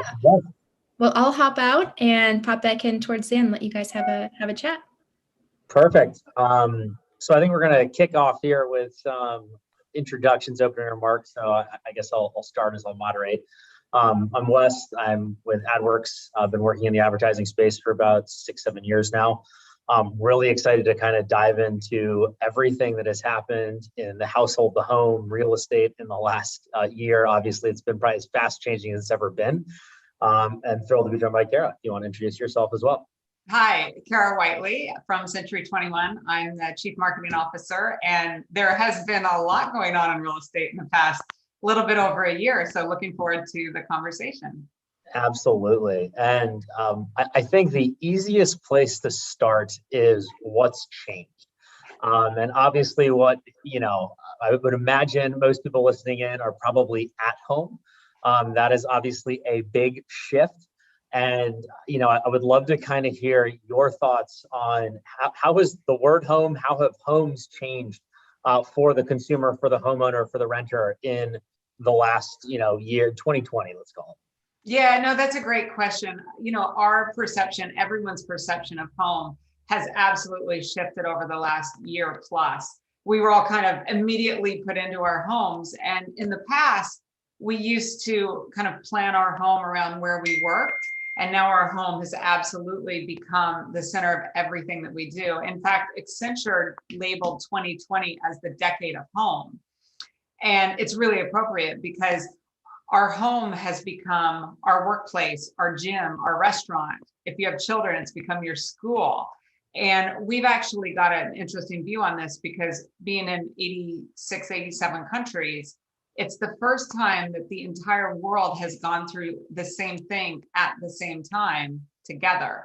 So we just launched a global piece of research to really look at what does home mean today, but not only today, moving forward. And what is that going to look like? Because if you're an existing owner or you're looking to buy your first home or to maybe upgrade, everyone right now is either remodeling, selling, or looking to buy, because those are the key things that are going on, because what you utilize your home for and how you view your home has absolutely changed because of the amount of time you're spending in it, or thinking about what it has become to you that it wasn't 16, 18 months ago. So that's really changed us had us change our reflection on what we want. Outdoor spaces have become much more important. I heard someone say the other day that the pool guys are booked until 2024. So if you want to build a pool, good luck. You're going to be about 3 years out. Fire pits, all those outdoor entertaining options. People are now looking for at least 2 home offices in a home gym space. The open space with open concept homes were such a big priority in the past. Now people want distinct spaces in their home. So the style of home has changed a lot. Where you want your home, second homes have become primary homes. Second home markets, resort home markets are now the hot spots. Urban areas have become a little bit less desirable in many cases, which have opened up opportunities for renters. So there's been so many shifts going on that have really opened up possibilities for a lot of different people throughout the market. With that, there's not much inventory out there. So it's also tightened things up for people at the same time. Yeah, and I think to build on that, one of the things you said that's interesting is a lot of these goods or areas of the home that used to be luxuries. They would be something you wouldn't get value out of. I think you've shared some thoughts on how that's kind of shifted. On what might have been pool is a great example. In the past, you had a pool, really nice, but you weren't going to get that back in the value of your home. So if you've seen those trends across a lot of different parts of the house, is that something that different consumers are viewing it differently, or across the board? It's now great to have the home gym, no matter where you are. Yeah, that is right now, that's pretty much across the board. And you're absolutely right. In the past, it was, if you happen to want a pool, great for you, invest in that, but don't expect to see a return on that investment. Where now you are receiving a return on that investment. We'll see how long that lasts, but you are absolutely seeing a return on that. And the home office is one of the biggest things that people are needing. And they're not only needing it for if you've got 2 adults in the home, they also need it for children right now. They need a place to work. And people don't necessarily want to be working out of a bedroom. They want that dedicated workspace that they can close off. So those smaller spaces within homes are becoming incredibly important. And then you want your entertainment zone, you want your workout zone, you have the kitchen. So that's where the open concepts are now reverting back to different spaces within the home. So it's so interesting to see those dynamics change. And then the outdoor space has become incredibly important as people have really looked to their home to become their primary entertainment center too. And that's not a fleeting kind of factor of just the past 12 months. People have formed habits. They say the old adage is it takes 21 days to form a habit. We've been in this for 15 months. So the habits are there, and people have really understood the importance of having what you want, right in your own space. Thanks for the reminder on the length there. Sure, I'm not the only one to have worked from a bedroom throughout this. I guess the last one on kind of this topic, you hit on it twice. I'll ask the difficult question, which is, how long do you see this shift happening? I mean, as you said, it's been labeled the decade of the home. Is this a trend that you at Century 21 see this is here to stay? It will recede slightly, but it's mainly here to stay, or we could see a big reversion in the next 10 years? I think it's going to vary for different people in different ways. We're not all alike, and there's no one size fits all. However, we believe in, from what we're seeing in trends, it's not something that's just a fleeting moment in time, because it is something that we've lived with for quite a while. And people are now looking forward and saying, I don't want to say it, but what's next? And that fear of the unknown is leading people to say, I want to make sure that what I have in my home actually meets a wider variety of my needs, where in the past I didn't think through the whole wide variety of needs. It was more about, is it near the school I want, or is it near where my workplace is? Where now that variety of needs has broadened out to have much larger consideration set. That we don't believe is going to go away. And you can see it because people have actually picked up and moved, even if their workplace has not said that you're a remote employee. So that's a really interesting trend, is employees have said, you know what, my home and where I want to live has become so important to me that I'm going to make that my first priority. I'll figure out work next. Right now, you're seeing about 25 or 30% of employers move to that work anywhere distributed workforce mode. But employees, even if they haven't been told that, have decided that they're going to go into that mantra. Interesting, in the last week, you're seeing, Jamie Dimon came out from Chase and said, we're going back into the office. We can't wait to get back in the office. I think that there's a real need for people to make human connection. However, that will be interesting to see how that ultimately shakes out. Yeah, I found it interesting that the head of a global firm said he was canceling all Zoom meetings. So we'll see how well that works out. But on that global topic, I was shocked when my cousin said she was moving to Costa Rica with her 2 young daughters. And I think I'm probably not the only one that knows someone that's thought of doing that. To your point, you guys are in over 60 countries. You know, when you have a unique perspective on a lot of these global trends, probably on a lot of these programs that these countries have stood up during this pandemic. My mindset is very focused here on the US, obviously, but, you know, would love to kind of hear some of your insight on what you are seeing in terms of trends, not only what home means globally, but in how people are viewing that their home could be global now. Yeah, we have seen lots of that. You've definitely seen lots of countries open up opportunities, really releasing visa restrictions and promoting the fact that you can come there and work from very desirable locations. You've seen a lot of it going on throughout the Caribbean, a little bit easier right now. Travel has been a little bit limited based on what country you might be looking at. You know, Barbados was one of the very first countries to kind of grab that opportunity with the pandemic, and they put out a 12-month Barbados welcome stamp and really promoted that idea of come here for a year and work. One of our brokers moved to Mexico for over a year and worked from Mexico, no problem. Still ran the brokerage with his partners, but he just happened to be based in Mexico. There's some countries in Europe that have historically offered it, but are now really promoting that even more. Greece is one that's offered a golden visa for foreigners who actually purchase real estate over about 250,000 euros. And then that qualifies you for a 5-year renewable resident permit. We're also seeing South Koreans are coming into the US and really looking at not only residential property, but some commercial property in the US because they're seeing opportunity there. So we're seeing that movement come both ways. So it's really opened up possibilities both for Century 21 and beyond brokers and agents, as well as just homeowners and having lots of new opportunities when they think about what it means to work from anywhere and what those possibilities might mean for them. Yeah, and obviously, I think a lot of people have been timid in terms of how they market during COVID. People have made some funny missteps or bad ones. With a global brand, with a lot of this shifting, with these programs that a lot of people might not be educated in, is this something that you're building on as a brand, taking advantage of being a global leader? You know, how have you been able to leverage your position to kind of benefit from these? Well, the biggest thing that we're doing from a global standpoint is the research that I mentioned earlier. We've launched this proprietary piece of research to really understand what home looks like in the future, because we want to be able to arm our agents with that knowledge so they can really help their customers, their home buyers and sellers, help them think through the things that they might not have thought of yet. Because when you do go into purchasing a home, you know, you're not just doing that for the next year, you're doing it for the next several years. And so you want to make sure that you're really thinking through what those trends are, and you're buying an asset at the end of the day, not just your dream home, but it also is an asset that you want to make sure is a saleable asset at the point that you get ready to sell it. So we want to make sure that our agents are absolutely armed and have that real thought leadership for their customers so they can help them think through what that next person may want, or just make sure that you're buying an asset that will also appreciate and value.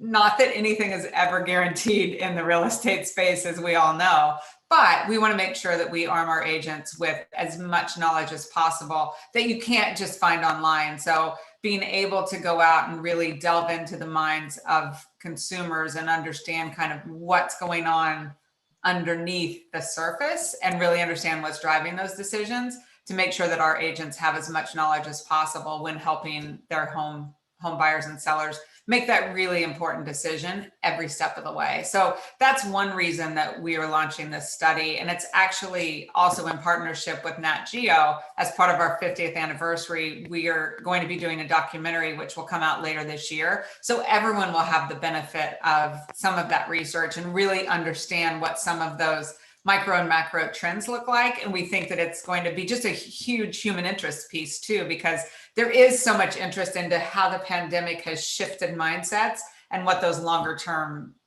actions will be as a result of it. Yeah, I think when we look at a little bit more of a North American view of it, obviously home builders cannot buy the supplies to build the new homes that are in a lot of demand. I think the last I saw it was over 400%, kind of the baseline costs. And that's obviously put a crunch on a lot of agents in terms of getting more transactions. Inventory is so low. I knew someone here, I'm based out of Durham, North Carolina. They put a $550,000 offer on a $440,000 home, and someone outbid them. It's getting a little bit crazy. Obviously, arming your agents with a fantastic wealth of research is something that they can walk into a listing, presentation, talk to potential clients about, and build that trust. When you look at how homes are moving so quickly, what are you advising that you share your agents and some of your brokerages on in terms of how to use marketing to help secure more transactions? What are they actually going to help to sell and market that home in this very tight inventory? Yeah, and you're right. Inventory is really tight right now. We're under a month's supply, which is just crazy. And you have 20, 30, 40 offers on any house and it goes in days. So it is a tough market out there right now, which is a blessing and a curse at the same time, because you want to be able to help people get into homes that they want. So from a Century 21 standpoint, we really focus on investing not only on the marketing side, but also in enhanced technology platforms to really help drive lead gen, but also helping our agents on their social media platforms to make sure that they're engaging with current and future customers and really looking at ways to drive those leads and position our agents as the industry experts that they are, because making sure that they have that critical connection with their customers that they either have or haven't met is really important. We just launched a new product that we're really excited about, which is the Century 21 Tracker. One of the biggest pain points for customers when buying or selling a home is, I don't hear from my agent. I don't know what's going on. And if you think about it, agents, they do this all the time. They're really used to everything that happens. But if you're a consumer, you're sitting there, it's a little stressful to buy or sell a home, and you're told that there's a closing date of March 20th, whatever your closing date is. You're trying to plan a move around it. You're trying to plan lots of other actions around it. You're dealing with your mortgage guy, and everyone's telling you, oh, you're not going to hit that date. You're like, but you set a date. Why aren't I going to hit it? And it's really confusing and really stressful because, we don't buy or sell homes very frequently as the consumer. So it's not second nature. And so what the tracker is meant to do is really illuminate all of the hard work that a Century 21 agent is doing behind the scenes. So often you hear someone say, I just bought a home. I just signed the offer. That's when the hard work kicks in, is after you sign the offer until the closing happens. So the Century 21 Tracker helps the consumer understand what's going on and if they're on track to hit that closing date. And if they're starting to get off on track, they'll know if there's pieces of the puzzle that they need to help move along, or their agent will be able to reach out and say, hey, don't worry about it. This happens. You're absolutely on track. And the other really cool thing about it is it allows the consumer, through kind of an emoji-based system, to let their agent know when they're feeling a little bit overwhelmed or stressed, because then the agent can also reach out to them. So it's got a two-way interface to communicate with each other. Because think about this category. We don't ask someone how they're feeling about their whole experience until after that sale is completely done. And that can be a 2 or 3 month process. That's really crazy because there's so many different steps in the journey that a consumer may feel great or dissatisfied or sort of okay. So we need to be able to get that constant feedback so we can adjust and adapt the service that we're providing. So that's one of the pieces of the tracker that I absolutely love, is that two-way communication, so we can make sure that we truly are delivering an extraordinary experience through every single step of the journey versus waiting until the very end to go, oh, hey, how did that go? So really an interesting product that we're really excited to be able to supply to our agents so they can have better communication and connectivity with their customers every single step of the way. Absolutely. And, I think every consumer is different as well. And I think that's part of what makes the job so difficult. I remember when I was buying my home, I was like, I don't want to deal with it. I won't be, I won't be pestering you, but I'm just going to assume everything's really smooth. And, whereas there's someone who I'm sure is probably giving the emoji feedback every single day to their agent. When you invest in innovative technology like that, or in a research study with Nat Geo, how much do you feel this is an investment? There's the obvious immediacy of that. But also there are probably a lot of discouraged home buyers seeing what's going on. How much is that an investment in the future, not only of your agents and your brand, but also to stay in front and to stay relevant and innovative in front of consumers that will be coming in years to come?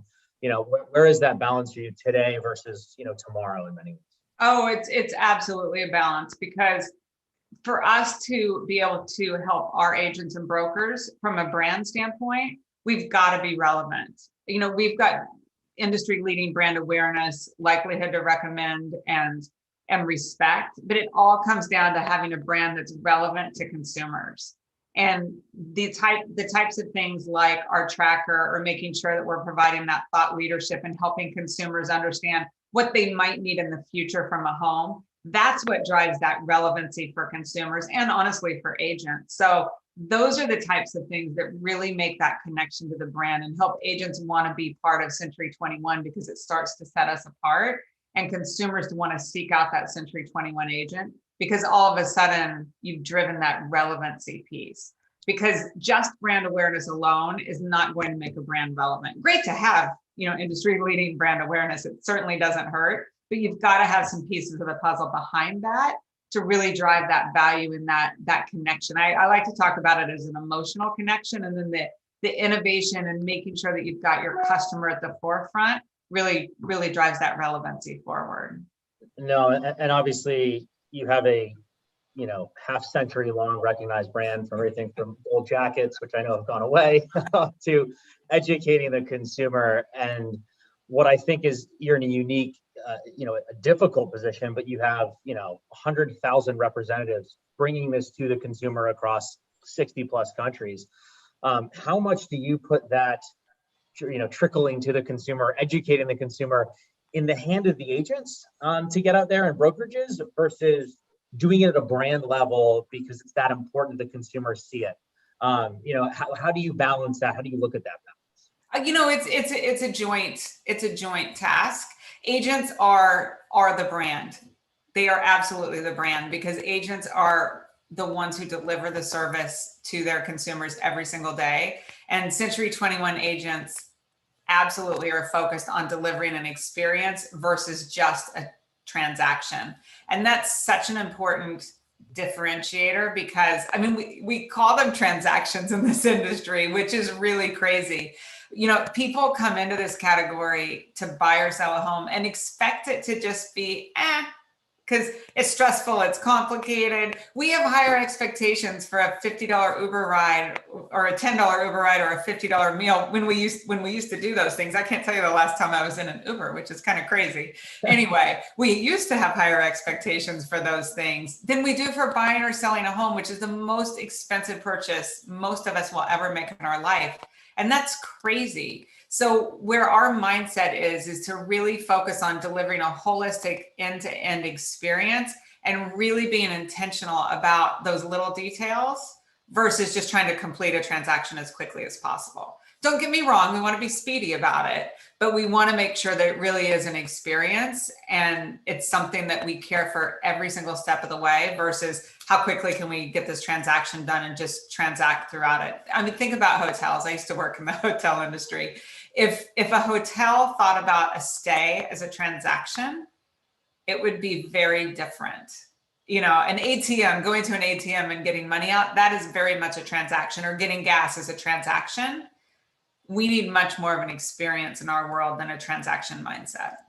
Yeah, I don't think I want an emotional experience when I go get gas. I think that would probably be frustrating. But on the flip side, to your point, it is the most expensive purchase most people will make in their lives. It is an emotional experience. It's where you might raise your kids. It's where you raised your kids and now you're selling it.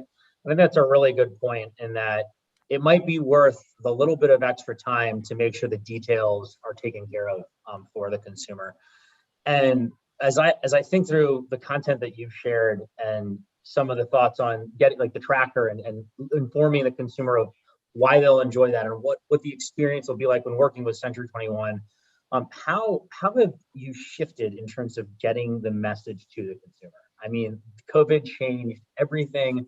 I still drive by some billboards, you know, in rural areas going, wow, it's still up there. You know, how have you changed how you're going to get that message in front of the consumer and in front of your own network and agents? Yeah, that's a great question. You know, the world has shifted a lot. The digital world is obviously incredibly important. You know, traditional advertising still has a place in this world, but there's so many ways you can target people directly and really get your message almost to the individual level of knowing exactly who is ready to buy or sell a home. Content marketing is a huge piece of the puzzle, which if you utilize traditional and combine that with really great content marketing, then it makes your lead gen efforts that much more effective. You know, content marketing in today's world generates 3 times as many leads as outbound marketing, and it costs about 62% less. And the way I really like to frame it, I used to say, you know, if you're funny, you don't walk into a room and say, hey, I'm funny. People know if you're funny. You don't have to tell them. Same as smart, you know, all those two, you don't like, hey, I'm really smart. So the way I would frame it is traditional marketing is about telling the world that you're really awesome at something. But content market is about showing the world that you're awesome at what you do. So it's a little bit more authentic and genuine because it's just bringing it to life in an authentic way. And then, like I said a minute ago, it really enhances those other efforts and increases that efficiency. So in today's world, it's incredibly vital because we live in such a digital world. You know, streaming TV has increased dramatically. Streaming has just increased dramatically over the last year and a half. It was already completely on the rise. Voice, podcasts, you know, has a hockey puck trajectory as well. All of those mediums are so incredibly important today. The challenge is if you're an agent or a broker, you might not be seeing the message as much, but your consumers absolutely are. So that's that kind of fine line between balancing traditional and streaming and then the content efforts. We really focus on making sure that we're really bringing to life those great stories. For our 50th, one of our platforms that we're doing is 50 realities of real estate and really showcasing those stories of our relentless agents going above and beyond and delivering that experience versus just a transaction. And I mean, we've got some amazing stories from agents and we're working on bringing those to life in different ways. We've got some animated storytelling we're doing. It's a little bit hard to shoot production these days. So we went to animation, again, pivoting COVID, but it's also come to life in a really great way, very much on brand and really fresh. So I'm really excited about how that's come to life. And then some more static social type posts with just voiceovers. And then some words too, and just storytelling through words. So there's a variety of different ways we're bringing that to life, but I'm really excited about it because at the end of the day, we're telling our agents stories in a really compelling way. And for the animation, it's the real agent whose story it is. It's their voiceover. So that's a really nice, authentic way that we're bringing that to life too. Yeah, and as you said, I think that brings as the human on the other side, that brings the emotional part to it. It's not going to the ATM. It is truly a experience that you go through, and I think that's a good way to wrap that up and how you've really tied together what you're doing as a brand at Century 21, from Nat Geo to the tracker to telling 50 great stories of your agents. Is that global? Is that something you've tried to kind of reach across the different countries, or how have you been able to do that again in COVID, where it can be difficult to even get someone to report on? So there are some global stories mixed in. It's primarily focused on the US, but we do have some global stories sprinkled throughout. And then the global community is utilizing some of the storytelling as well. So it's generic enough that it'll work across the world. So we're excited about that too. So I think we have about 7 minutes here, and I want to make sure we get to the Q&A because I've seen some. One more big question for you, for the audience listening in. As you look ahead at 2021 and the beginning of 2022, what is your one bold prediction for real estate? This isn't going to be any big surprise, so I don't know that it's too earth-shattering. We really think, and I think, that it's going to continue to be a high demand over the next 1 to 2 years. We don't think that's going to change. So, you know, and the other thing is the agent will still continue to be a very important piece of the puzzle. How the agent works and what they do behind the scenes will absolutely continue to evolve. Tech absolutely helps an agent and will continue to help an agent be even more efficient and effective. But that delivering a great experience and real estate staying hot for the foreseeable future, we believe is a really exciting thing for our brokers and agents, as well as other brands, brokers and agents. But we're committed to really delivering an experience and enjoying the very exciting roller coaster of a market, but it's on the upswing right now, and we think it'll stay there for a while. No, I think that's a great prediction. And even as a millennial, I am not using an app like Uber to buy a home anytime soon. And I think I'm probably, a lot of people are in that same boat. So, it's great what you're doing to support the agents. So I'm going to flip this over to the Q&A. If anyone has any questions they'd like to, please go ahead and feel free to put those in there. The first question I see here is, in the past year, we have seen incredible innovation across all industries.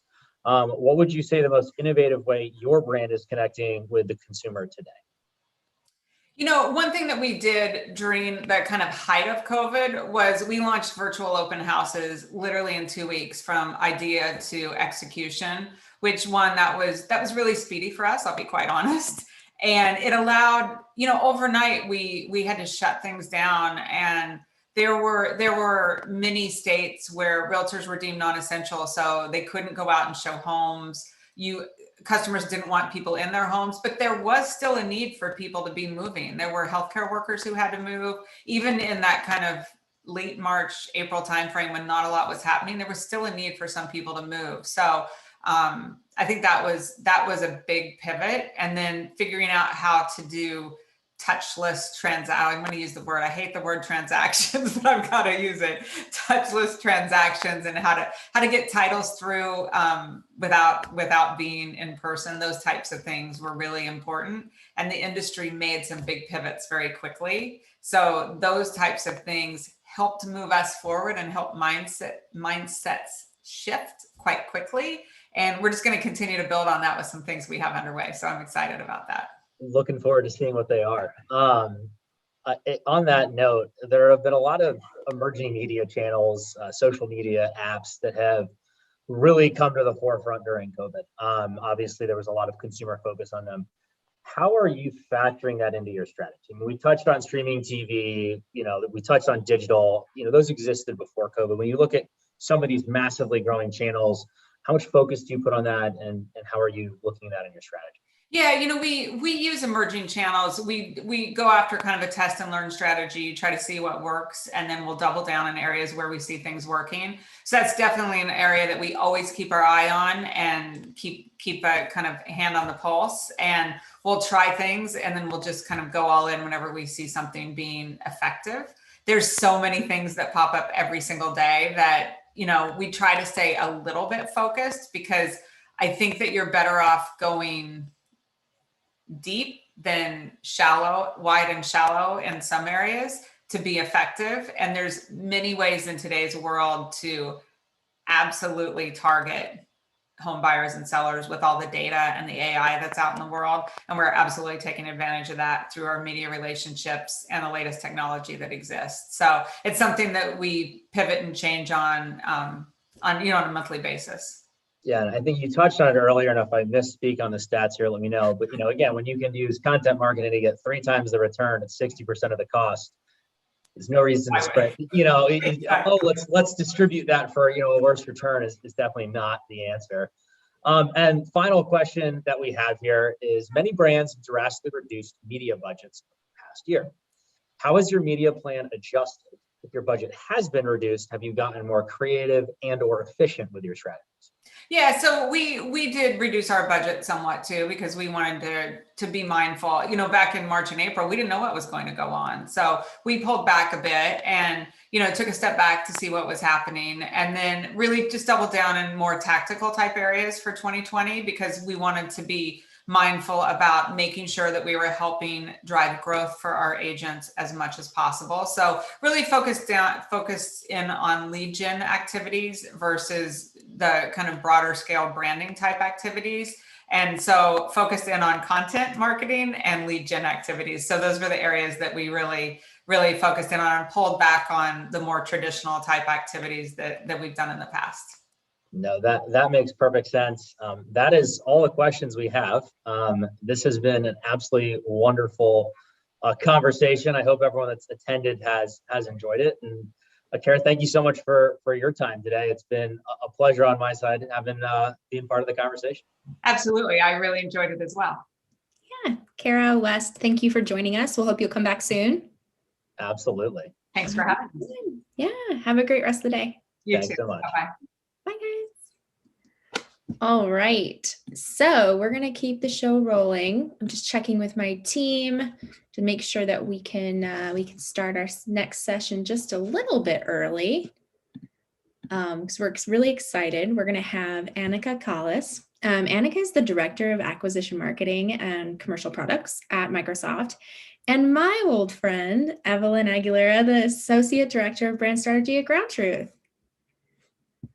Welcome. Hey, Lauren, so excited to be here.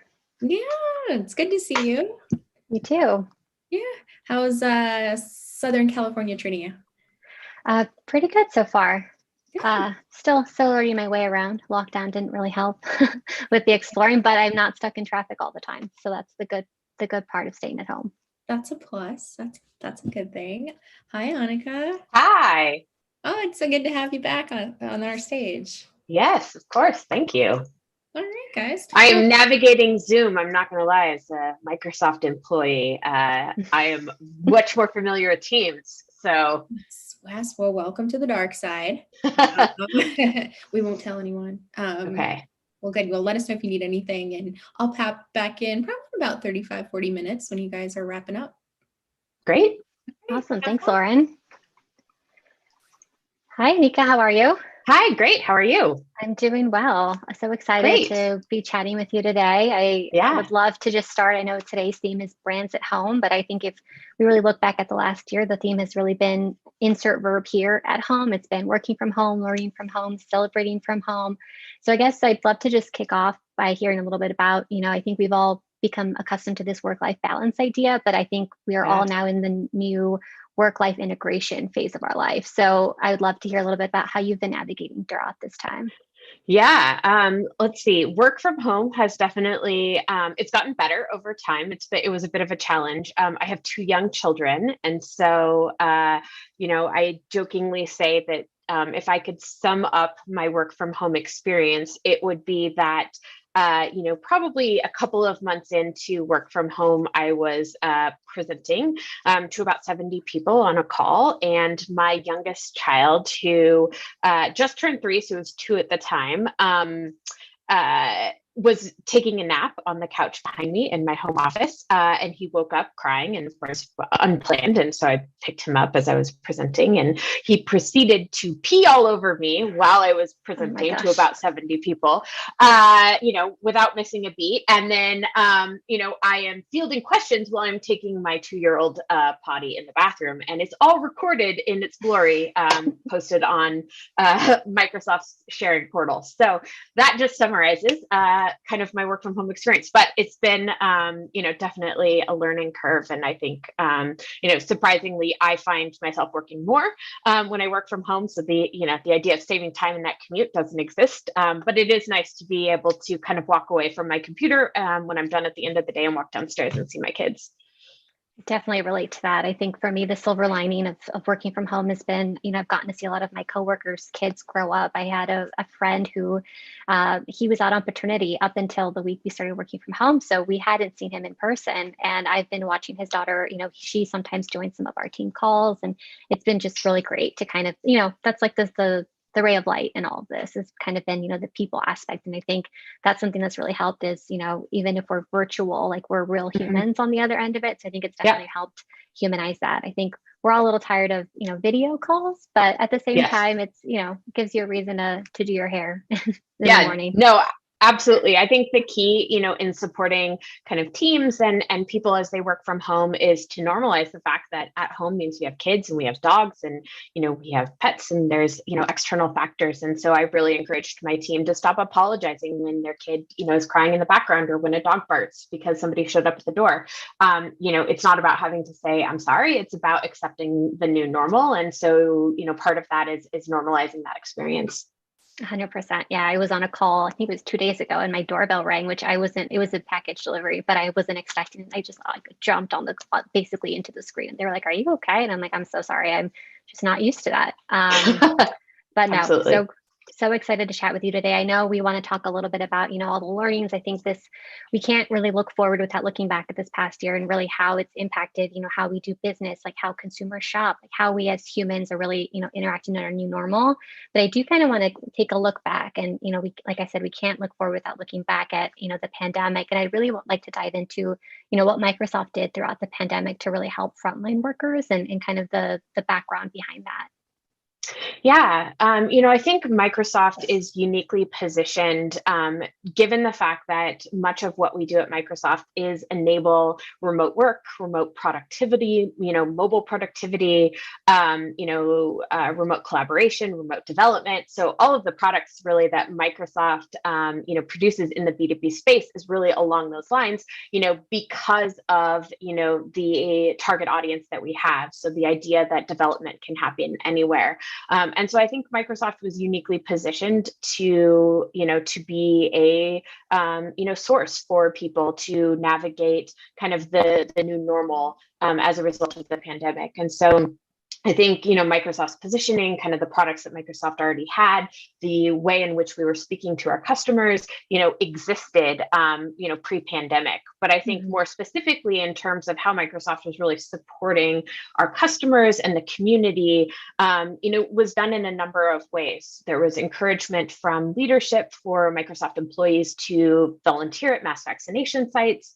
Microsoft was and is powering dashboards that are available to the public, where you can drill into COVID-19 data, look at individual counties, states, countries, across the globe, their progress to zero, vaccination rates, where you can go to get vaccinated. And so Microsoft, I think, did a number of things on the spectrum to really enable not only their employees, but their customers and really, lean into the kind of the mission statement that Microsoft has, which is empowering every person on the planet to achieve more. And so really leaning into every aspect of that during the pandemic.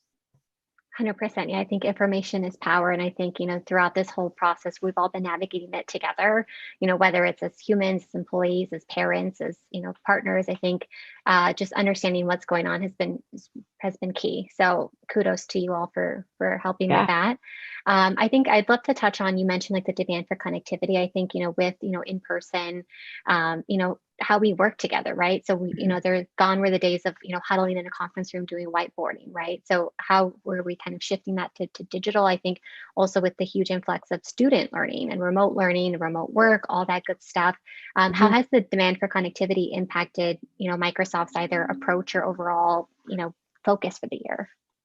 Yeah, so I would say that, we, similar to a lot of other companies kind of during this time, our approach has evolved. And so we've kind of learned, as we've kind of gone throughout this process. And I think, what we did at the beginning is not necessarily applicable to what we're doing now. When I think about kind of the initial time period of adapting kind of to the economic impact that COVID was having, understanding kind of the new world, right? The new normal from the pandemic.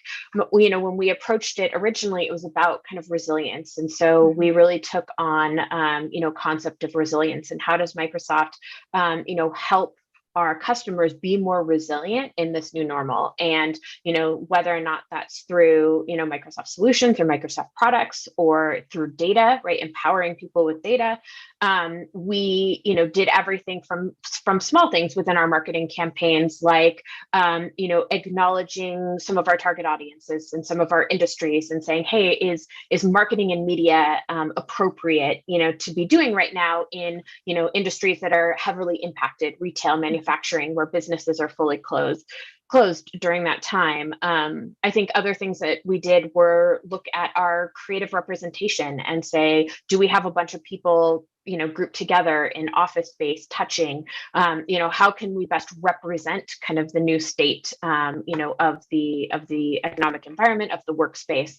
And so we made some of those small changes, but I think over time, you know, we're getting past that concept of resilience where people are no longer resilient per se, they are functioning in the new normal, and this is the new normal. And so it's more so about how can we help you be successful in the new normal versus being resilient in a certain period of time that at that time seemed you know, like a truncated, you know, moment in time. It didn't seem like it was going to continue forever. And I think as things have evolved and we've realized that there's going to be lasting impact on how we do business, how we operate, where we operate, we've really moved into how can Microsoft's products and solutions empower you and enable you to do that for what fits in your world, right? Or in your life.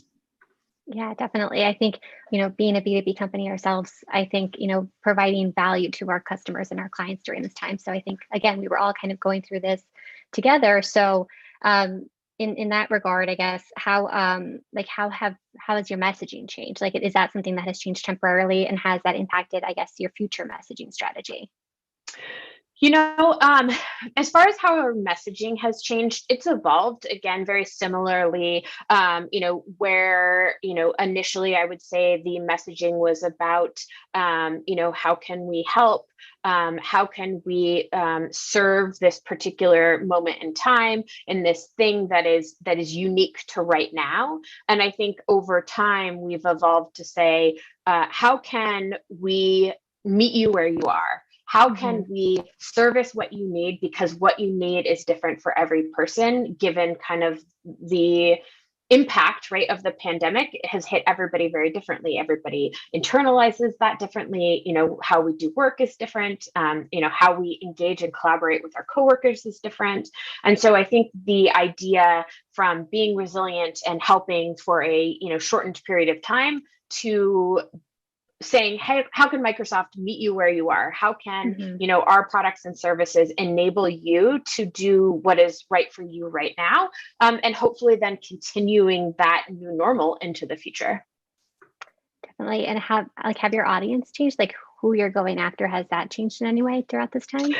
You know, it actually hasn't tremendously. And that's really because when you think about the core audience for Microsoft in a B2B space, we're really focused on, you know, empowering remote development and, you know, enabling remote development. And remote development was actually a thing long before the pandemic. And so I think while the pandemic forced a lot of people's hands, the concept of remote development and Microsoft is, you know, having products and services that enable that remote development allowed us to continue that messaging, to continue that priority throughout the pandemic, which didn't necessarily change to who we were going after and essentially how we were speaking to them.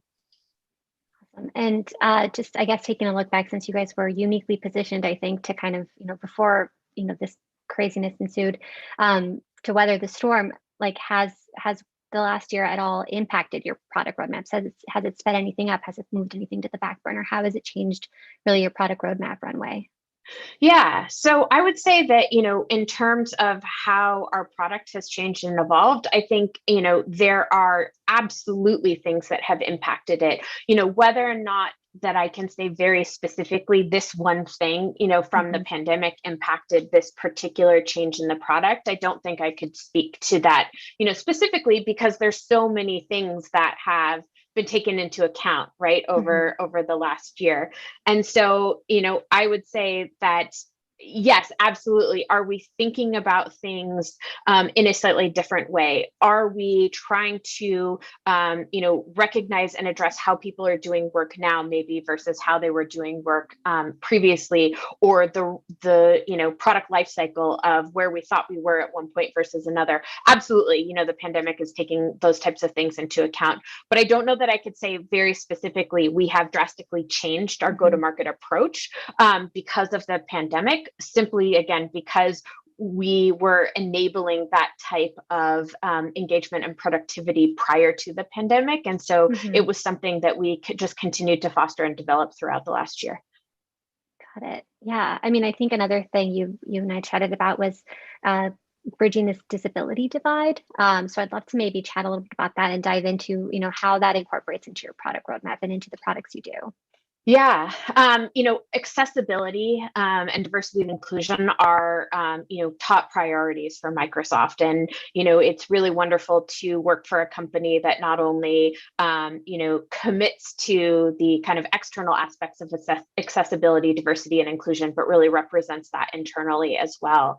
And so, everything that my team does is accessible. So when we think specifically about our marketing efforts and the idea that marketing, and what we do is pushing ourselves kind of in front of people, right? We are meeting our customers, we are showing up and we're saying, hey, think about Microsoft as a solution, potentially before they even realize that they have a problem that needs to be solved, or before they've thought that Microsoft could be that solution. And if we're there to some extent pushing ourselves, right, and introducing ourselves to somebody, maybe potentially before they realize they're ready, it is doing us the disservice if we're not making sure that that content, that creative, that marketing activity and engagement is accessible. And so, it doesn't make any sense for us to say that we are empowering, right, every person on the planet to achieve more if we're excluding certain people, right, from that mission statement. And so for us, accessibility is a massive part of what we do, both in terms of our marketing, but also from a product standpoint. So when you think about it on the consumer side, which, I don't obviously work on, I work in the B2B space, but from our, Xbox controllers and ensuring that our Xbox controllers are accessible from a disability standpoint, Microsoft is really living and breathing that, both in terms of our external marketing, but our products, and even what we do internally and how we approach, internal documentation, the way that we, present things internally is all based on accessibility standards that, are better than what our, so Microsoft's accessibility standards are actually better than what we, adhere to from an internet accessibility kind of standard that is set across the industry. What kind of, I guess, advice would you give to a company who maybe hasn't done as much as maybe Microsoft has so far to get started? I think it can be really overwhelming, things from, knowing which font size to use, which font type to use, what colors are accessible. I guess, what are some tips you'd give for someone who'd like to get started with that? Yeah. So there's actually tools that exist where you can do accessibility checks, right, on marketing, like media banners or things like that, pieces of content. So you can go online, there's a tool called FastPass, and you can go and use it and check out whether or not your content or your ad or something that you're doing, from a marketing standpoint is accessible, website, whether or not, what you've built is accessible, but it also gives you the basic generalities of accessibility standards. So it'll talk about contrast ratios in terms of colors. It'll talk about alt text for images. It'll talk about, the size of the font. So there's a number of things that are just basic guidelines that, that are available and free tools that you can leverage that will help, do basic checks from an accessibility standpoint. And that's definitely where I suggest starting. Awesome. Taking, I guess, a step back at usability and inclusion, I know you also oversee kind of global marketing campaigns and such for your company. So I guess, how has like the global impact of the pandemic, and even just prior to that, like the global localities, like how has localization efforts been a part of your marketing plays? Yeah, I think looking at it initially from a pandemic standpoint, we're cognizant of what's going on in any particular market. And so not only do we look at our global approach and understand kind of where we are globally, but we look at individual market, right, nuances, and we decide on a market by market basis whether or not what we're doing is applicable or kind of the right thing to do in that market. But overall, if we take a step back and kind of not thinking about the pandemic, we actually do think about kind of market nuances in the way we approach each individual market in a very different way. To ensure that we're really focused on that concept of kind of diversity and inclusion. And so we want diverse representation within our lifestyle photography, right? We want to understand that disabilities can be both, seen and unseen. We want to make sure that when we are running in global markets that we're accounting for, the geopolitical aspects of that country and how we are representing the lifestyle imagery, right, that we may have in our marketing, so that it's appropriate for the geopolitical, space of that country. And so those are things that we think about, all the time when we are putting together marketing. And so it's very customized to where we are going and how we're messaging. Awesome. I guess taking a step back and just considering our audience in the virtual room today, I think you've again said Microsoft was uniquely positioned for success at the beginning of this because of the digital nature, connectivity, and some of the roadmaps that you already had in play. But I guess what advice would you give to maybe some companies who weren't as well prepared? I mean, no one could have expected what was to come, to kind of weather the storm as we kind of move into this recovery phase.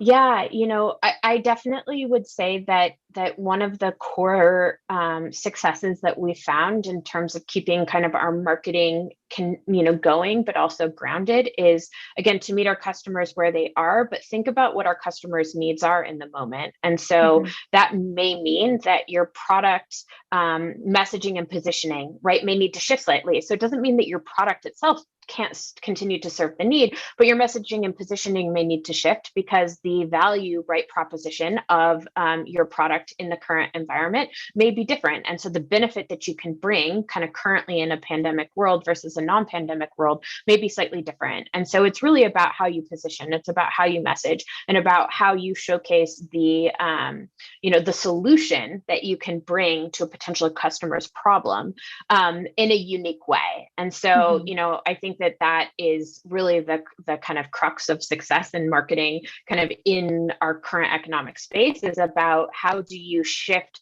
and think about that messaging so it's speaking in a relevant way to the current situation versus trying to completely change what you're doing. I think customers see through that, right? They want to have a real conversation. They want to understand, the benefits, but they also want to, as advertisers, they want us to understand that right now, example, big companies may not be looking to do massive, software overhauls or buy big software products, right? They're trying to keep the lights on. And so being cognizant of, what products and services match kind of the needs of our customers right now, I think, and is the important part of marketing. And what, I guess, key data points are you looking at to help inform your own strategies? Yeah, I mean, we look at everything. Obviously, we look at our internal data, from a Microsoft standpoint. So we're looking at signals from our sellers. We're understanding conversations that our sellers are having with customers. We're looking at sales data, all of the obvious things that we look at from an internal standpoint. But we're also looking externally. We're looking at trends in the industries. We're looking to understand how the industries are evolving, what the needs of those industries are and how they're unique now versus maybe in the future, or how they have historically been. And so I think that that's done a lot of informing around, what sort of ways in which we market, what we market, how we market. So knowing uniquely where we have a product that may service, the healthcare industry, and understanding kind of the concept of frontline workers, where are they in their journey, right, through the pandemic compared to, a retail shop or compared to a software company. And so understanding that there's nuance from an industry basis and looking at how industries are recovering, but also how the locales where they are recovering are all things that we factor into our marketing. Asking for maybe all the vendors in the room, but how can vendors, help be part of like that data? Like what kind of value can they add besides, just helping with, media executions and things like that? Like what are you looking to from your vendors to kind of help support and inform you? Yeah, I think we're looking for, from our vendors, very specifically insights, right? I think data is power, and, data informs the decisions that we make. And so, to some extent, how do we democratize the data that we are all gathering from the pandemic? How do we understand the trends? How do we understand, what people are doing in the market? How particular industries are recovering? How new needs might be forming. And so I think, if I had to say, how can our partners help us? I think it's, being uniquely positioned to see those trends more holistically, than I think somebody in my position might, right? I'm solely focused on one particular thing. And so, you know, I might not see some of the broader, right, macro trends that are happening right across the space that maybe a vendor and a partner might see because of their unique ability to look left to right across many different industries, you know, companies and products. 100%.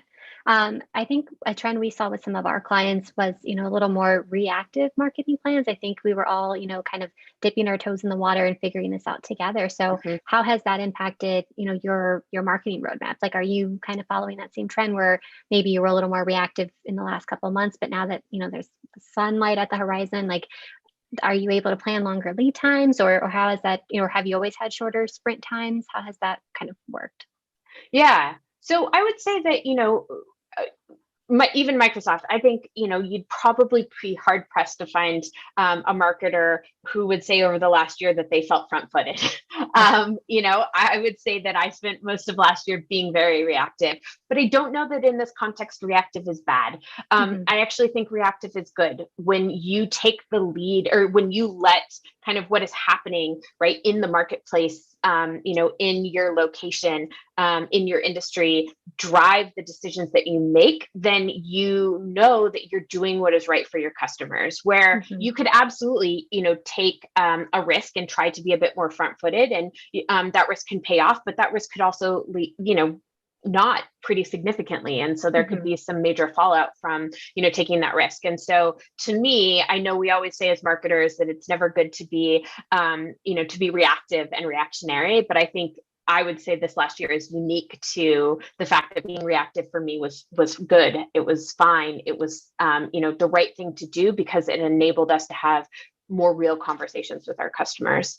I think going forward, you know, as things start to change and, you know, there's some semblance of normal, whether or not that's a new normal or, you know, letting kind of the old us start to filter back in, I think you could probably take be a bit more front-footed in terms of, you know, your marketing. You can try to, you know, forecast and stay on top of what you think the needs of your customers might be. But I don't know that that's necessarily changed our marketing approach, simply because I think if we think about going back to a state of where we maybe previously were with some slight tweaks, you know, I think it's safe to say is what you were doing previously was working doesn't mean that it's wrong, right? As we go forward. And so I think it's important to start with a baseline, start with knowing what works, test and learn, and then iterate from your baseline from there versus trying to start completely over. Because I think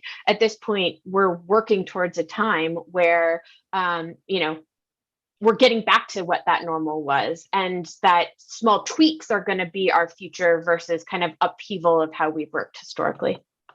I agree. Yeah, I think, you know, being a marketer myself, I think, you know, seasonal trends and things that, you know, it's like, oh, this tends to happen around this time, that went out the window last year. I think we were all kind of learning together, and I think, you know, being more relevant. And I think, you know, looking at for example, like a Mother's Day this year that's coming up, right? I'm not looking at Mother's Day last year. That was an anomaly. So, you know, taking a step back, what does Q1 look like, you know, and how is that shaping, and how, you know, how can I use that information to, you know, add value to our clients in terms of like, you know, here are our best practice, here are our recommendations. I agree. I think, you know, I did used to look at reactive as, you know, being late to the party, but I think, you know, if you're too proactive, it might be irrelevant by the time that rolls around. So I 100% agree that it's a balance of kind of, you know, real time historical knowledge, you know, kind of being able to anticipate what's to come next.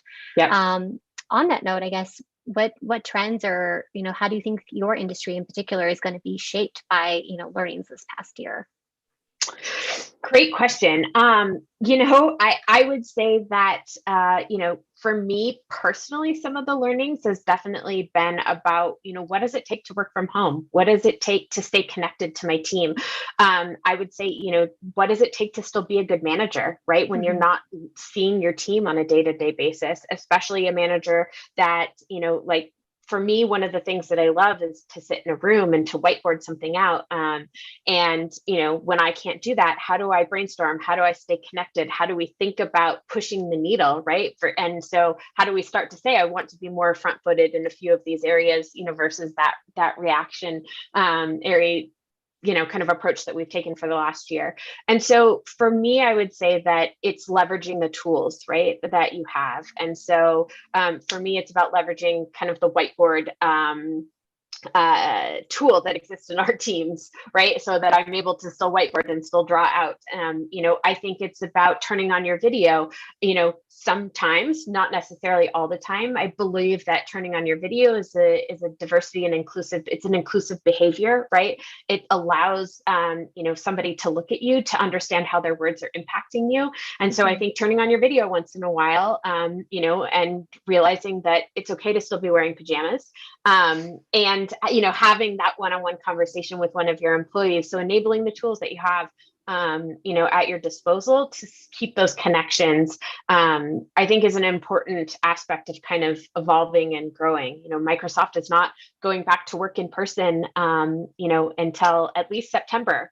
And so we've still got a number more months, on our work from home journey. And so I think about myself, right? I think about how I'm reacting, how I'm coping, what I'm using and what I'm doing.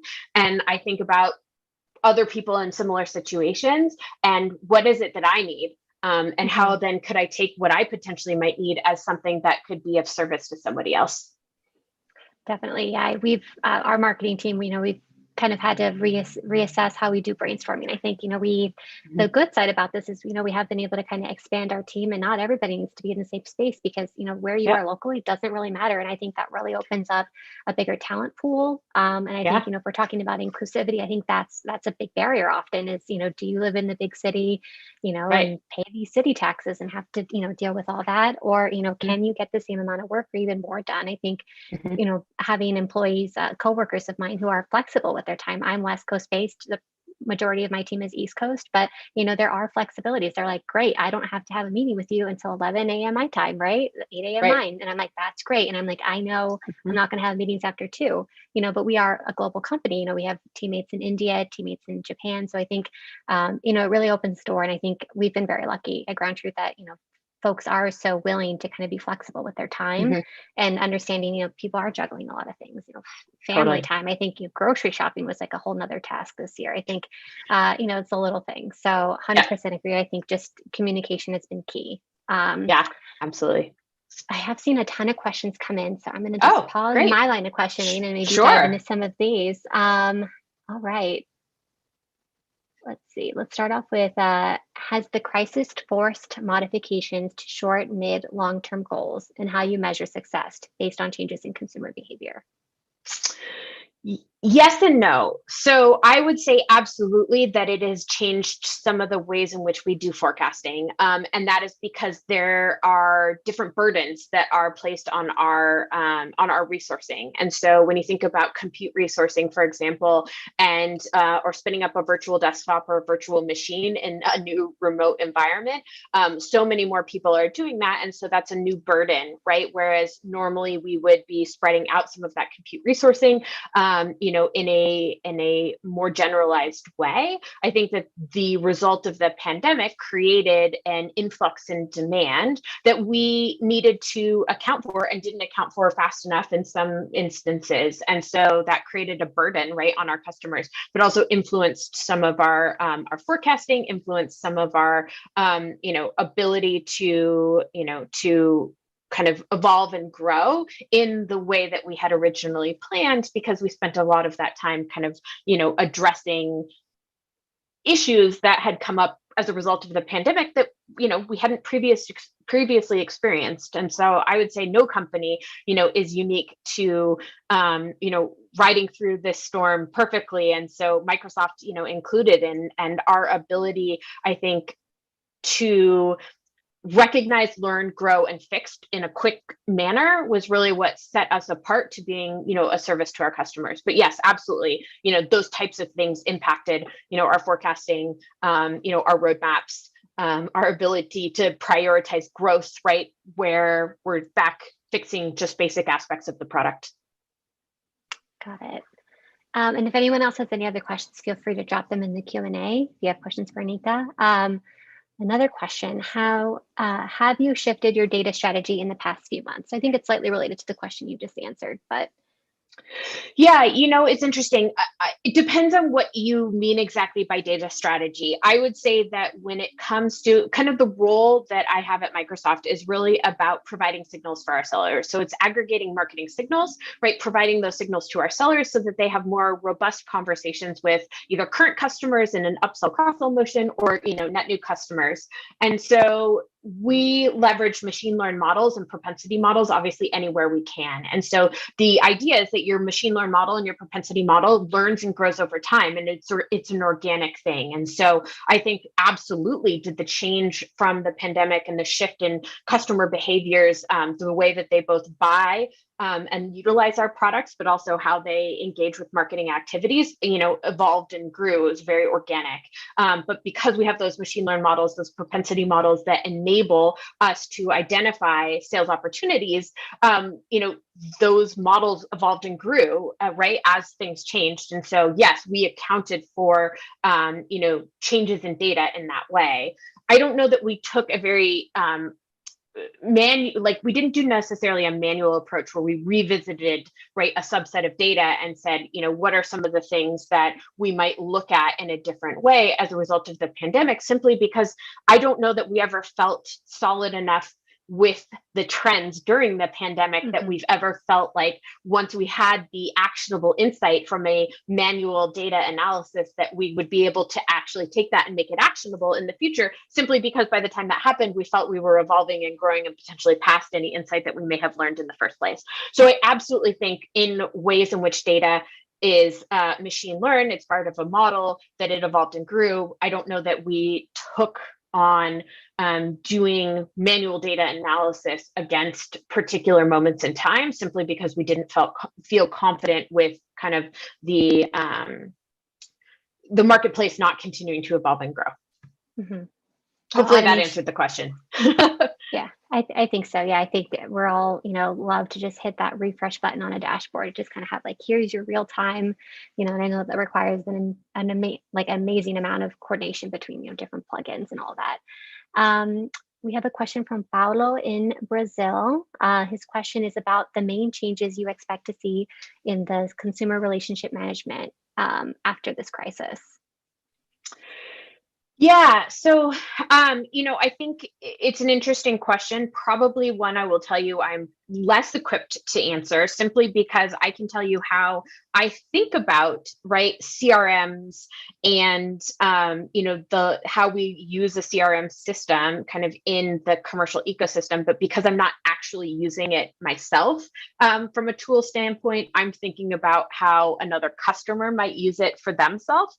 I think is more so how I would approach this. I think that, looking at, how you are engaging with your customers, how you're re-engaging with your customers and managing kind of your customer database is likely different now, right? Because whereas there was historical probably patterns of behavior. So whether or not, you're in a retail space and people are showing up, and you have high kind of in-person, right, shopping experience times, that, and you would send out an email, right, in a B2C environment, and that would drive, an increase of traffic and thus an increase of sales. I don't know that, right, that's happening these days. And, I think other aspects of that are, if you are trying to meet your customer where they are, where is your customer right now? And so I think having aspects of a CRM that helps you start to redefine what these new patterns of behavior are, I think is an important aspect of kind of understanding your customer base,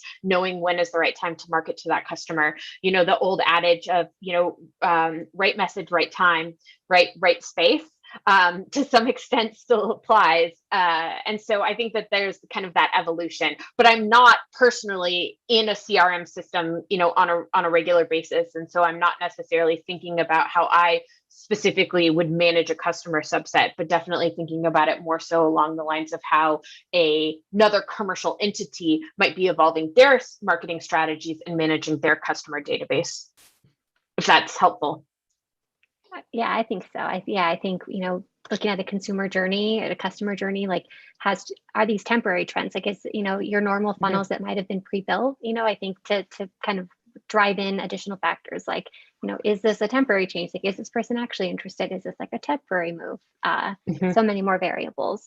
The next question, I love this question. How have you kept your team engaged and motivated during the pandemic? Are there any strategies you recommend to other marketing leaders? Yeah.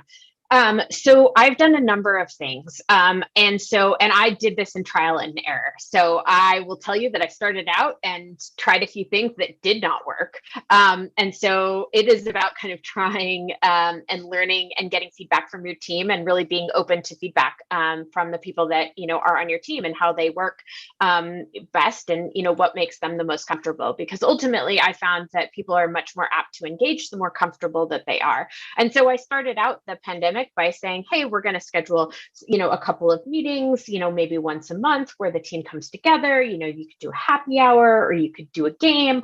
And I found that it was really difficult to get people to really want to actively participate or actively engage. And what I realized is that at the end of the day, when we sit at our computers all day long, you haven't gotten up. You just kind of want to be able to walk away from work because there's been that blurring of the line between kind of work and personal. I found that adding in another meeting was the last thing anybody wanted. And so what I've actually ended up doing and kind of shifted over time is that I always try to spend about 5 minutes either at the beginning or an end of the meeting, either with my team or, in small group settings where we're just having more personalized conversations. And so I'm checking in, I'm saying, hi, how are you? What's going on? Did you, do anything interesting this morning when you walked from your bedroom to the kitchen to your home office? What location are you going to sit in today, over the weekend for, those types of things. So, kind of making it a bit more fun, but not scheduling additional meetings. And I found that kind of helped everybody feel a bit more comfortable, but also feeling less pressure, like there was just yet another thing, on their plate. Walking one-on-ones, I have found to be amazing. And so I really encourage my team to say, hey, do you have anything that requires me to look at my computer screen, for this one-on-one? If not, let's both go outside, walk around the block a few times while we're engaging. It helps push your team to kind of get out of, the office, get out of sitting, enjoy the outside. So I think little things I have found much more impactful, and my team has appreciated more as a leader, from me as a leader than trying to schedule happy hours or trying to, invent kind of these larger connection points. It's definitely more organic, the smaller that you do it, but the more frequently you can do it. Yeah, I've employed similar types of ideas. I think, the chit chat, that you used to have in a conference room doesn't really happen because you want to be respectful of people's time. So, I'd often start a meeting and dive right into like the agenda and what I wanted to cover. And I think, again, going back to like the human side of it, it's like, hi, how are you? Like, did you eat breakfast today? Like, just the basic types of things. I think one other thing I would recommend is also finding something that's relevant to the work that you do, but isn't actually about work. So an example is, the TEDx talk, the Start with the Why, I think is the name. It's like the most watched TEDx talk. It's very good if you haven't seen it. But I had my team watch it. It's only like 20 minutes. And then we had a rich discussion about, starting with the why. Where do we see it done well at Microsoft? Where do we see it not done well? How do we see it as, it relates to our customers, but also how do we see it as it relates to our internal kind of structure, our internal engagements? And so there was no actions. There was no expectation that they took it anywhere. There was no expectation that they did anything afterwards. It was just a short video with a rich discussion that was relevant to kind of what we do as marketers, but without an expectation of additional work. And so the team found it really engaging, had a rich discussion, had a great discussion, things that they have then subsequently thought about, right, in other aspects of their work, but there wasn't any sort of expectation across the board that it became anything more than what it was. And so I think some of those things are great ways to, to make things relevant to what you do, but also, not add work to your team's plate. I love that. Yeah, building it in and as opposed to building on top of, all the additional things folks have to focus on. I think we have time for one last question. So sure. This is similar to, I guess, the work-life balance. I guess a lot of us have questions on how to do it right. How have you found balance between work and personal life while working from home? Yeah, I have to be totally honest. I have not. I suck at it. And so I am the worst possible person to be giving advice on this subject. I would say that, it is something that I continually clearly need to work on. I do not do a great job of it, because I'll, get a ping from somebody and I'm like, oh, I could just run upstairs really quick to my office and fire off that email. And so I've had to create some artificial boundaries for myself so that I can do a better job of creating that separation. And so one of the things that I actually do is I turn off the notifications on my phone. And so I have the email and I have Teams on my phone, right? We're mobile productivity at Microsoft, we're all about it. But I turn off the notifications when I am done for the day. And so I'm actually not getting those pings, right? Doesn't mean that people aren't emailing me, but I feel like I have less compulsion to answer them. So that's one little trick that I would recommend. Awesome. Yeah. Well, thank you so much, Anika. Hi, Lauren. Hi, guys. Hi. Great conversation. I really loved that last part about turning off your notifications. It definitely helps you to like focus on being present, in the evenings. And I find I get less anxiety. Yeah, Sure. absolutely. When my 3-year-old is mimicking me, I'm mommy, and pretending to hold a phone, I knew it was time. A good tip on that, one of my coworkers, so I have a work phone and I have a personal phone because in a prior job I was on call. So I like to keep them separate, but a coworker of mine moves all of his work apps to a second screen. And so when it's work hours are done, he just slides the screen. And so his default is like his primary. And that way you're not tempted. I think it is very easy to kind of, slide back into like, let me just respond to this one thing, or let me get ahead of this one thing. That was a great tip. That's a good one. Yeah, it's really good. Well, thank you both for being here again. We of course. Appreciate it. Yeah, and hopefully you'll come back again soon. Absolutely. Anytime. You guys never have to ask me. I'm clearly more than willing to just keep talking. So. Okay. Noted. There are lots of people listening. Brand Innovators is like, oh, really? Okay. We'll have you back. Great. Awesome. Yeah. Awesome. Thank you again. Thanks everybody so much. It was great. Bye. Have a Thanks great so much. day. All right. So, the show is close to closing. We have one more session and I'm excited to introduce them. Their names are Jolene Abbott, the SVP and Head of Global Brand Marketing and E-Commerce at Ember Technologies, and Eric Shockett, the Head of Agency Sales at Audigent. Hi there. Hi. Hi. How are you guys? Good to see you. Jolene, good to see you. Yeah. Hey. We'll have a wonderful conversation and I'll talk to you guys in a little bit. Thank you. Hey, Jolene. Hi, Eric. Nice Ember mug in the background. I see. Yeah, absolutely. Check it out. You got yours? I do. I have our rose gold. I went with the standard black, the 14 ounce, the mug too. That's a fan favorite for sure. Yeah. I love it. So, no, it was great speaking with you earlier this week. I'm an Ember user. It's part of my household life. So it was cool to hear your perspective, the vision, all the things that Ember's doing, now and to come. I'll let you break any news if there is any, but no, so for everyone out there, I'll let Jolene introduce herself, as the head of, global marketing and e-commerce for Ember, but just as the moderator for this panel, continuing on the sessions for brands at home. My name's Eric Shoykett. I work at Audigent, where I run our sales and brand sales and agency sales.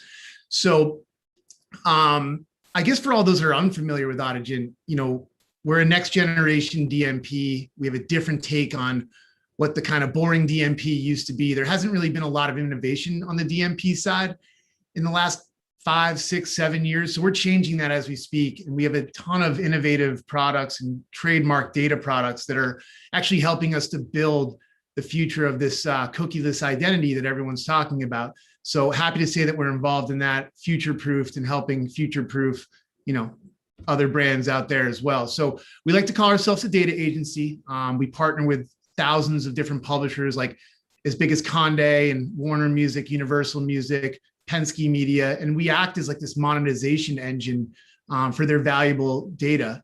And we're also a strategic media partner to brands and agencies alike, so they can use us as this audience activation partner with all of these great sets of first party data that we own. So sorry, had to do that as the moderator. Enough about me, Jolene. Let's get to you, who everyone's here to see. So can you tell us a little bit about you, your job, your role, what you're focused on? Would love to hear about it. Sure. So hi, everybody. So my name is Jolene Abbott, and as Eric said, I head global marketing at Ember, as well as all of our e-commerce. And let's see, where to start? You want a brief life story?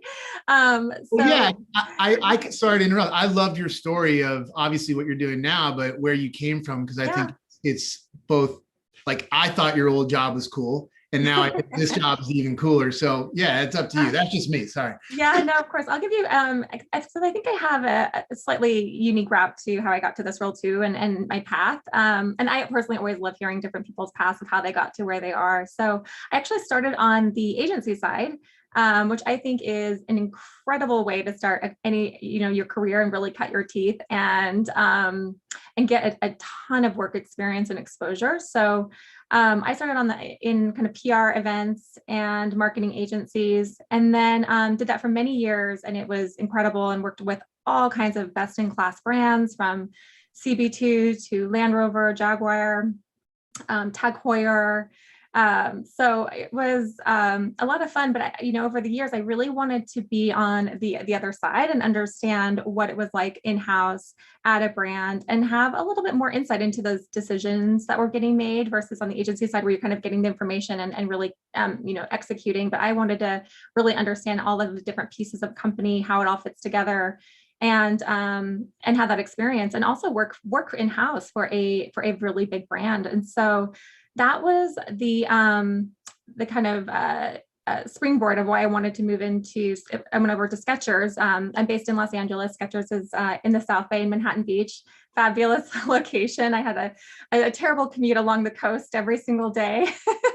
So I went over to Skechers, and a lot of people don't realize that Skechers is a multi-billion-dollar company, one of the largest footwear companies in the US.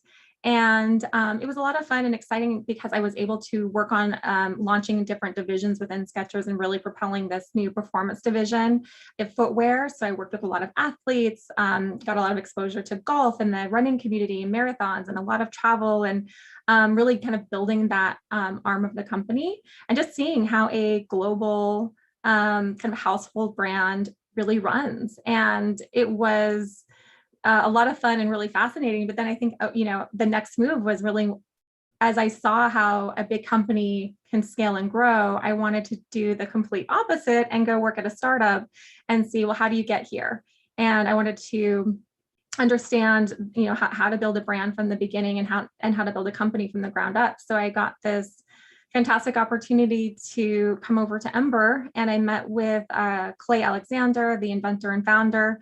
And you just sit with 5 minutes with Clay, and he's got you hooked. I mean, his vision for the company and the growth and how big Ember is going to be was really exciting and fascinating. And he already had the vision laid out from the very beginning, starting with the Ember mugs, but then beyond what the other products would be. So yeah, I went over and got my, we've kind of gotten out of those early startup days now, but it is a wild ride, and it is definitely not for the faint of heart, but it is exciting and fun, and you learn an enormous amount. So yeah.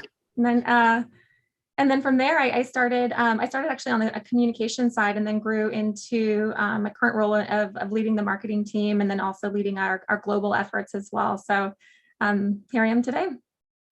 Yeah, no, it's great. I mean, I commented when we talked, oh man, you got to work with like Tony Romo and marathoners and other people. Now it's Demi Lovato, who, interesting enough, we worked with her at Skechers, and she was one of the early investors at Ember as well. Yeah, no, it is cool. I mean, that's the stuff I love. I'm a sports fan. I love that type of stuff. But awesome. Yeah, I mean, I hear you. Autogen is, it's growing fast, but we're 50 plus people at this point. And I've been at companies as large as CBS and Yahoo. But yeah, you're right. You get thrown into the fire, quick decisions. You hold yourself accountable, and it's fun. I mean, look, we just saw Microsoft on stage. They're pretty big, right? So as far as when you started and the vision that Clay had then, does it remain the same now? I mean, I watched some of his videos, and you can tell he has all the passion in the world in terms of his ideas on what temperature means to the world or a person or a house. Are things different now, 4 years later that you've been working here? Yeah, I mean, things now that we were talking about and inventing are now starting to come to fruition, which is really exciting. But the mission and the values and that vision are all the same. And if anything, it's actually just continued to grow. But Clay, by nature, he is a visionary, and he's one of those just incredibly rare founders who he knew exactly what he wanted to create from the beginning, and he saw how big Ember would be. And I think that's what gave us such a competitive edge, whereas a lot of companies, grow into that, or they, had kind of a smaller seed of an idea and then it grows. Like Clay already had this kind of foundation laid out, and he had multiple inventions and patents of products that we will be launching in the early days. And so, but the reason we went with the Ember mug initially as our first kind of go-to-market product is because of the, adaptability and the breadth of nearly every human in the world drinks some sort of hot beverage, whether it is coffee or tea or even warm water or hot chocolate. And so it was just, it just made a lot of sense to go out with a product that is just very widely used. But the vision of all of the different categories and the different verticals that Ember was going to, or is going to take our temperature control technology and put it into was always there from the beginning. Yeah, do his kids really come into the office a lot? Yeah, Charlotte, she is so cute. She does, absolutely. I mean, she actually has a little bird, and I kind of miss things like that since we haven't been in the office for about a year. She has this tiny little bird that she would have come into the office, and it would be on her shoulder, and she'd walk around the office with this little bird. She rides her bike throughout. I mean, she would sit in meetings all the time. She's going to be, I think she's like, could probably be an incredible CEO or founder someday. She's learning so much as a young girl, but she has her own little office in the back. And I may start bringing my 4-year-old to meetings.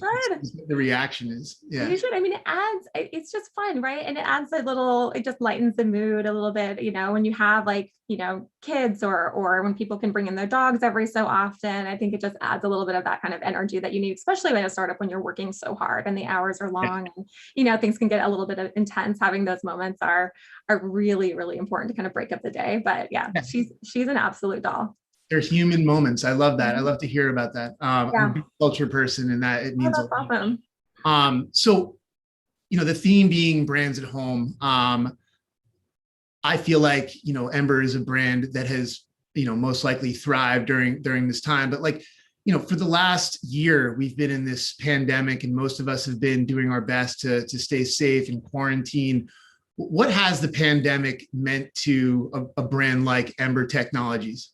Yeah, that's a great question. I mean, we didn't know what would happen with Ember, to be honest. In the very beginning, I think everyone was just still figuring out moment by moment, even hour by hour, what are we doing? Are we all moving from home? What's happening? What does this mean for the company? And so, we didn't know what would happen, but at the end of the day, we started seeing kind of just that consumer behavior of what life was going to look like at home pretty quickly early on. And Ember was just positioned to kind of be there and be that perfect kind of work from home accessory, or that kind of must-have item that you add on your desk that was able to just create a small little kind of luxury in your new work from home day. And I give a lot of credit to our PR team who saw that movement, I think, a lot faster than and truthfully faster than I did, because we were still in the office. Many companies were still in the office when our head of PR came to me, and she's like, I think we really need to start switching our messaging and really lean into work from home right away. And we did that very, very quickly. And I think that gave us a strong competitive advantage in that space of your kind of work from home essentials. Ember was one of the first ones I saw out there kind of getting mentioning as people were like, what do I do? Do I need to get like a new desk set up? Are we bringing our current office belongings home, or are we getting new stuff? And I think there was just this, a lot of kind of questions, and we had that at our office. I mean, everyone kind of grabbed a lot of their belongings, but then as you settle into your day to day, you're like, oh shoot, I actually do need a monitor, or I should have grabbed X, Y, and Z. And you're kind of restructuring your new space a little bit. Yeah, hopefully all these companies put, they've numbered all their products that people have brought home to their houses. I love how you put it as like one of life's little luxuries. It totally is. Like, look, when I think about, do I need an $80 mug? Probably it's not life-changing, but it really makes things a lot better.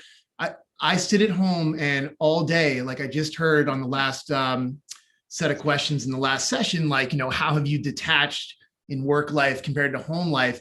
And it's like, it's hard because you're always on, you're there, your office is upstairs or in your room, who knows where it is. And it's like, there are Zooms all day, and maybe you go downstairs and your kids are there and your coffee's like cold. If I can come back up, and I think we talked about it, it's kind of shocking when you have like your hot coffee. You come back and it's like ice cold, but there's no ice in it. Almost like when you have a seltzer and there's no bubbles left in it. You're like, oh, that's not right. So this is one of those nice little things that makes, that moment in my life and many people's lives better. I love the way you kind of frame that. Like, because I think at the beginning of the pandemic, you saw a lot of brands freeze. Like, oh my God, what is right now? I am a fast food restaurant. What do we do? Do we push online ordering, curbside delivery? Like, and how long did that take? Like, so with your PR team, as you were just saying, was it like, do you feel like they were right on that? Like, it just makes sense. Like, we're going to be at home. This is something that will make life a little bit better. Yeah, absolutely. And I think so even in our earlier messaging, we would talk about Ember being, perfect for at home or office. And so we had that narrative and already kind of built in because we were already leading into that home space and work or on the go. So we kind of had those three pieces of those three different narratives that we were already using. And we just switch the at office to your home office. And so, but you're right, we moved so fast. And I think I might have mentioned, we saw some other brands still, I saw ads running with like people outside or outdoors. And this was when everyone was on lockdown. And so not everyone moved that quickly or maybe had the capabilities to do that. And I remember noticing it, I'm like, wow, that's way off message right now. And this was kind of during the heat when I think, people were nervous and it was confusing. And so, I think that quick action, and even, I saw that with other brands who built e-commerce sites so fast, and those are the brands that really thrived. And it's scary, and I think it is easier when you're a smaller company and you're able to be more nimble and make those very fast decisions. So I will say it can be easier for smaller companies than larger enterprise brands that might have to do it. But that is, I think it's a lesson for everyone of that need to be able to, whatever you need to put in place to be able to make very, very, very quick decisions when needed. Yeah, I applaud you and Ember, because there were certainly, look, you're right. Things weren't built. Who knew this would happen? Some people thought it would end in a couple of weeks, and here we are. So kind of coming out of it now. So it's nice. It's awesome that you guys, got it together and thought about that, because, look, if I can have something that makes me 5% happier or 100% happier in a given moment, I'll take it. Yeah. Exactly. And that's what I kept coming back to. I always put myself in the, I am a consumer, right? So I always think about it from my point of view as well.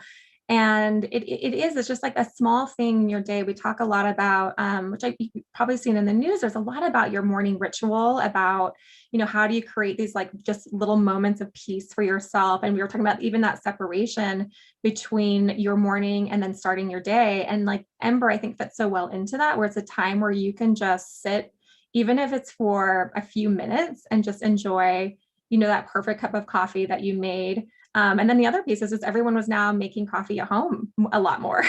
Coffee shops were closed. You didn't have your office coffee to go, refuel on. Not everyone is probably used to making coffee at home. So we started also putting out a lot of content like, if you're not sure, here's how you can make the perfect pour over or the perfect French press, and here's how you do it. And here's like some kind of tips and tricks.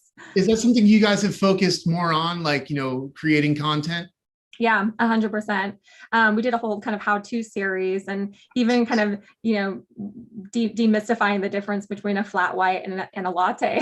And it was just fun because people were becoming at-home baristas, and you were seeing, a surge in a lot of, coffee machines and people buying coffee at home and not really knowing the difference between different beans and things like that. Because you would just go to your local coffee shop in the morning or grab your cup at the office. And in the morning, I think most people just maybe made standard drips, but when you're home all day and you really want that latte or you want a cappuccino and you want something else, we wanted to kind of help give that content to people to say, here's how you can basically be your new at-home barista. Yeah, I love that. Another reason to come to the site, obviously, and kind of be a part of, the Ember family. Yeah. You would think, in working at home, you'd save money on the coffee and the lunch or breakfast or whatever. But then to your point, I go out and I buy a grinder, I want to like grind my own coffee so it's fresher. And it's like, yeah, everyone becomes their own barista. And then all of a sudden you're spending more than, I don't want the bag of $7.99 coffee. I want $12.99 with a new grinder and my awesome cup. So here we are. Perfect. Yeah, absolutely. Absolutely. I wanted to go back to something you mentioned with quick decisions and people building e-commerce sites. Talk about what something that you head up, the e-commerce side of Ember.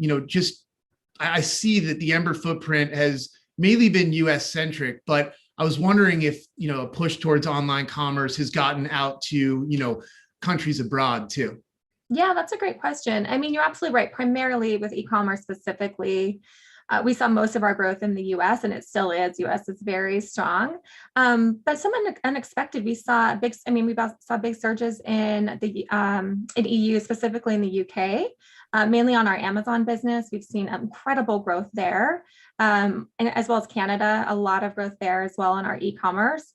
To date, a lot of our global footprint has been brick and mortar. And now that's something that we're currently expanding this year is how do we really kind of refine our e-commerce worldwide. So that's a big initiative for this year. And it's a little bit harder to do quickly, but it's something that we see the demand is there. For example, right now we're in 27 countries worldwide. And that was when we launched with Apple. Which was a really big moment especially for a younger brand. We went global very quickly. I mean, there's still some brands that have been around for, 10, 20 years that are just going international and launching in Canada. And so for a young brand to go worldwide that quickly, I think was really meaningful. But even though we are technically sold in 27 countries, we're active in over 150 countries, meaning that we can see users from the app, because since we are a connected device in 150 countries using Ember. That's how you get them. That's how you get the data. Yeah. Well, and we see the demand, and it's really helpful because now it helps us inform, because you can't go, it's very difficult to go everywhere all at once. You and I were talking about to kind of be all things to everyone at the same time. So you have to prioritize. And so it's a way for us to see what makes sense. Like, where is that demand? What countries make the most sense for us to go and expand in? So, it really is insightful. It's like, how can we use some of that information to just be there and better serve our customers and make better products. Yeah. So when, were people coming to you naturally or organically, or were you marketing in other countries, when you started to see the uptick in e-commerce? So primarily e-commerce has been, most of it is in the US right now. But when we did launch with Apple, we went to China and we did a big press tour, and the response was incredible. The editors loved it. Clay and I went, our founder Clay, we went, met with editors and really understood the market. We did launch on Tmall. We also have launched at the Roastery in Shanghai. And so, so we do see the demand is there, but there is still room, and that's something that we're looking at. We do see an enormous amount of white space internationally to really grow, not only on, Amazon, Tmall and other channels in Asia. So there's a lot of opportunity for us this year. Yeah, no, it's obvious. I mean, what's not to love? So like, for instance, you were saying some of the places like Apple. So I see your product in places like Apple or Best Buy or Target, Costco, Starbucks. So you started in stores. I think you said you went from like 100 Starbucks to 4,600. But with that said, like, and I found this part of our conversation to be interesting. Ember can't market to everyone at the same time. And it's challenging when you have a product really that can fit anyone. I mean, who doesn't want to keep their coffee or tea warm? So I guess my question is, from the stores that it's at and what Ember is to anyone in their home or work or traveling life, like, what is Ember and to whom? Like, who is the Ember customer? Yeah. So that's what we thought about, and very early on, of course. And you can even see that thought process in our launch strategy and our retail launch strategy, as you said. So we did initially launch with Starbucks, as you mentioned, which makes sense, as one of the biggest and best coffee brands in the world, because we knew that right out of the gate, that credibility for a new company and a new product that didn't exist before was really important to us. And it was really important that we had a strong partner to get that retail presence right out of the gate. And as you mentioned, we went from 100 stores to 4,600 very quickly. That was a big that was like, that first breakout moment for Ember. And from there, the other, outside of like coffee aficionados and that coffee world is early adopters and people that are really comfortable with new technology. I even remember when, the smart voice speakers came out, like Alexa, there was a certain amount of people that jumped on those right away, and then others were kind of slower to kind of get comfortable. And do I need this? And so that person who's really open and more comfortable with bringing in and trying new technology made a lot of sense for us. So hence, as going into Apple was a perfect place for us. And that was one of our earlier retailers, as well as Best Buy. And if you think about the demographic of the Best Buy and the Apple customer, it's a very tech comfortable person. Yep. And we saw that even in our e-commerce sales. A lot of our e-commerce sales, when we launched the Ember travel mug and then also the Ember mug, were very much so kind of the Silicon Valley, San Francisco, Los Angeles, in the very beginning. And that makes sense because there's just a certain type of person that's open and an early adopter. And then as you see, as we grow and we got more brand awareness and more people tried Ember, and we were starting to get that word of mouth, which has been so invaluable. Even kind of hearing you speak about it is, once you try it, it kind of clicks. And then you're like, oh, now I know I needed this whole time. And so as we're getting that more kind of broader adoption, we also are launching and, launched in Target chain-wise, went into all 1,800 Target stores this past fall. Bed Bath & Beyond, we just launched on westelm.com a couple days ago. So it's much more broad as the consumer is getting much more comfortable with this type of like tech-enabled smart coffee cup. Right. So you talk about in-store, your e-com site. So you can either push people to store or push people into your e-com site. I mean, what are the channels that work best for you as far as, your brand and who you market to and how? Yeah. So for for Ember.com, I mean, a lot of our digital marketing efforts do drive to Ember.com, but I love supporting our retailers and letting them, however we can support them, whether it is, participating in their holiday gift guides or email campaigns or other digital marketing efforts that they're doing. Because the way I see it is like those bigger retailers know their customer a lot better than I do. They have all, they're much better at targeting their customers. So it makes more sense for how can we support the retailers and support them in marketing to their customer and let them do that. And then we focus on driving our marketing efforts on our digital to Ember.com, if that makes sense. So that's kind of how we separate the channel. However, it's great to let our customers know where they can get Ember. So, on social, when we launched at Target, we're like, now available at Target. So we want people to shop wherever they want to shop and make it as easier as possible. And everyone, There's folks like that only shop on Amazon, or love going to the brand page and shopping direct there, or maybe you're kind of in a rewards program. And so I think it's important to let your customers know everywhere that you're available, and let them pick.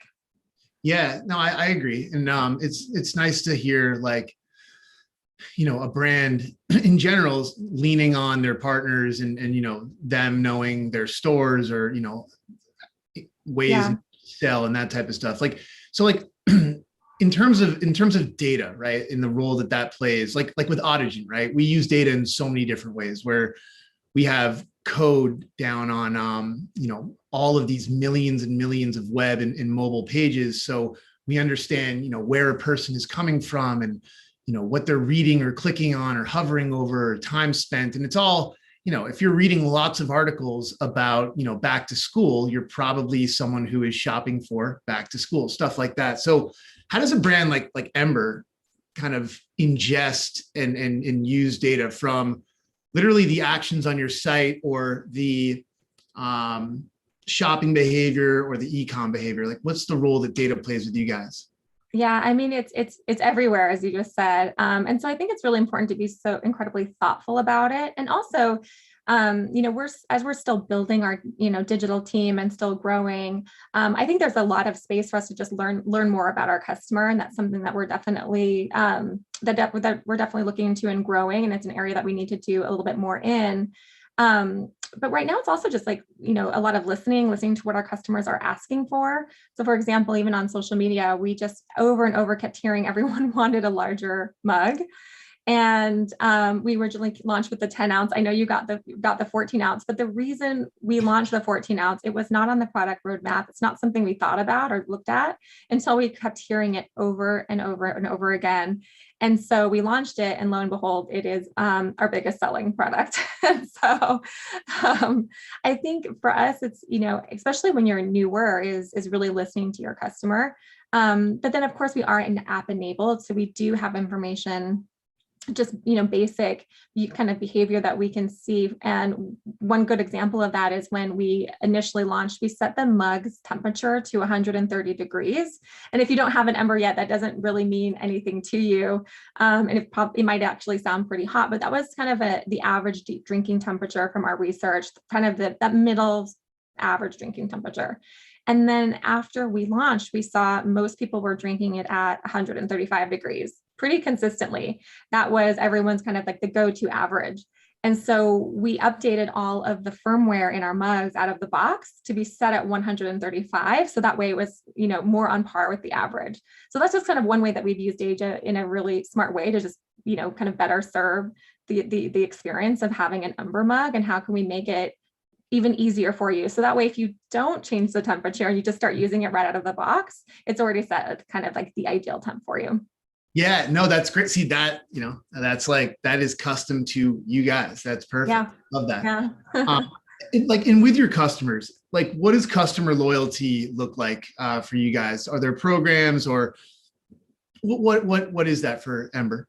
Yeah, we don't have a loyalty program yet, but what's interesting is we see a lot of people purchase Ember as a gift. And I think it is because of, it is premium, it's interesting, it's new.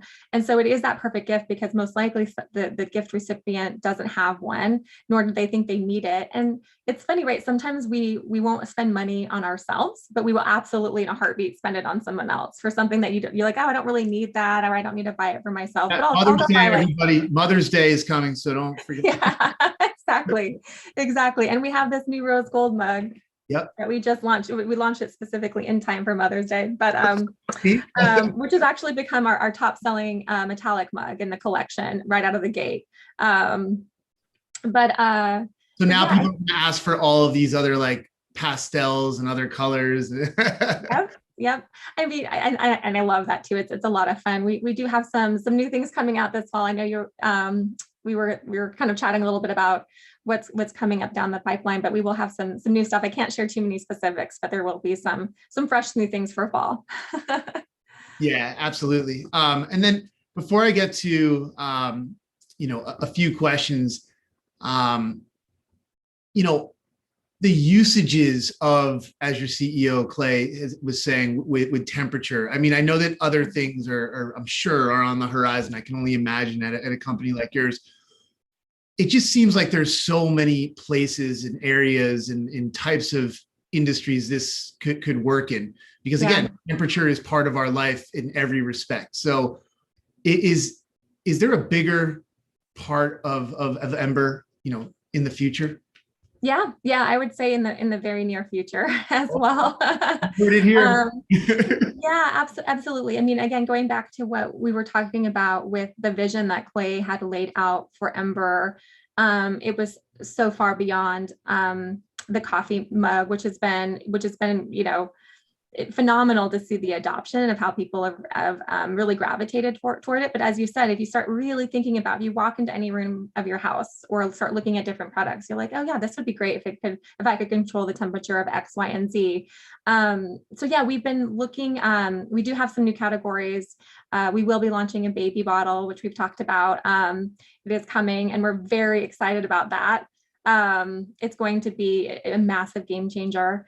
We've also been looking at the cold chain. I don't know how many people in here are familiar with what the cold chain is, but I think it got in the news a little bit more because of the COVID vaccines. You started seeing that come out, but something that we have been looking at for many years since the beginning of the company.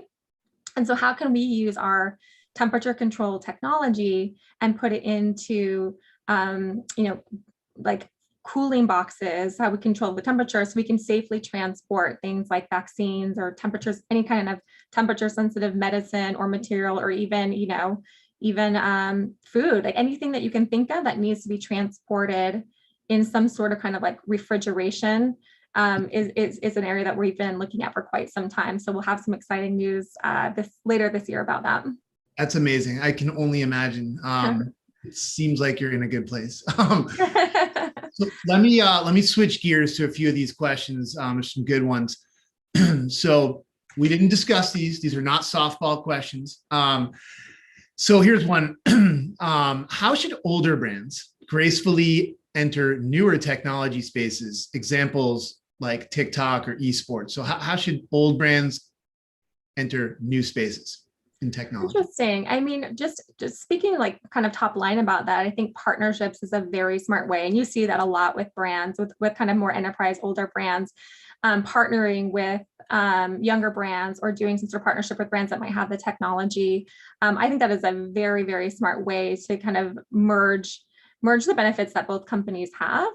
So we're a big fan. That's something that we look into, of like what other, are there other places that we can partner to bring our temperature control technology to them?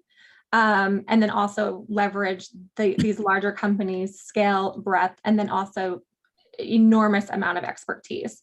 So I think that's a really smart way. How to enter areas like TikTok, I think you need to do your homework. And so we're not on TikTok yet as Ember, and we're still a younger brand, but we're not on TikTok yet.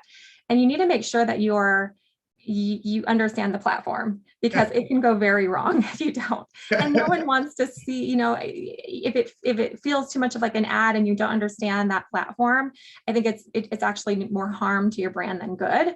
So I'd almost recommend, if you don't really know what you're doing, you don't understand the platform, you don't have a really smart way to go on it, I would actually recommend not doing it until you have that plan in place, because I think it can be very off-putting to people. If you just see kind of a brand forcing themselves onto a platform just to be there because it's the hot new space to be. And that's why go ahead.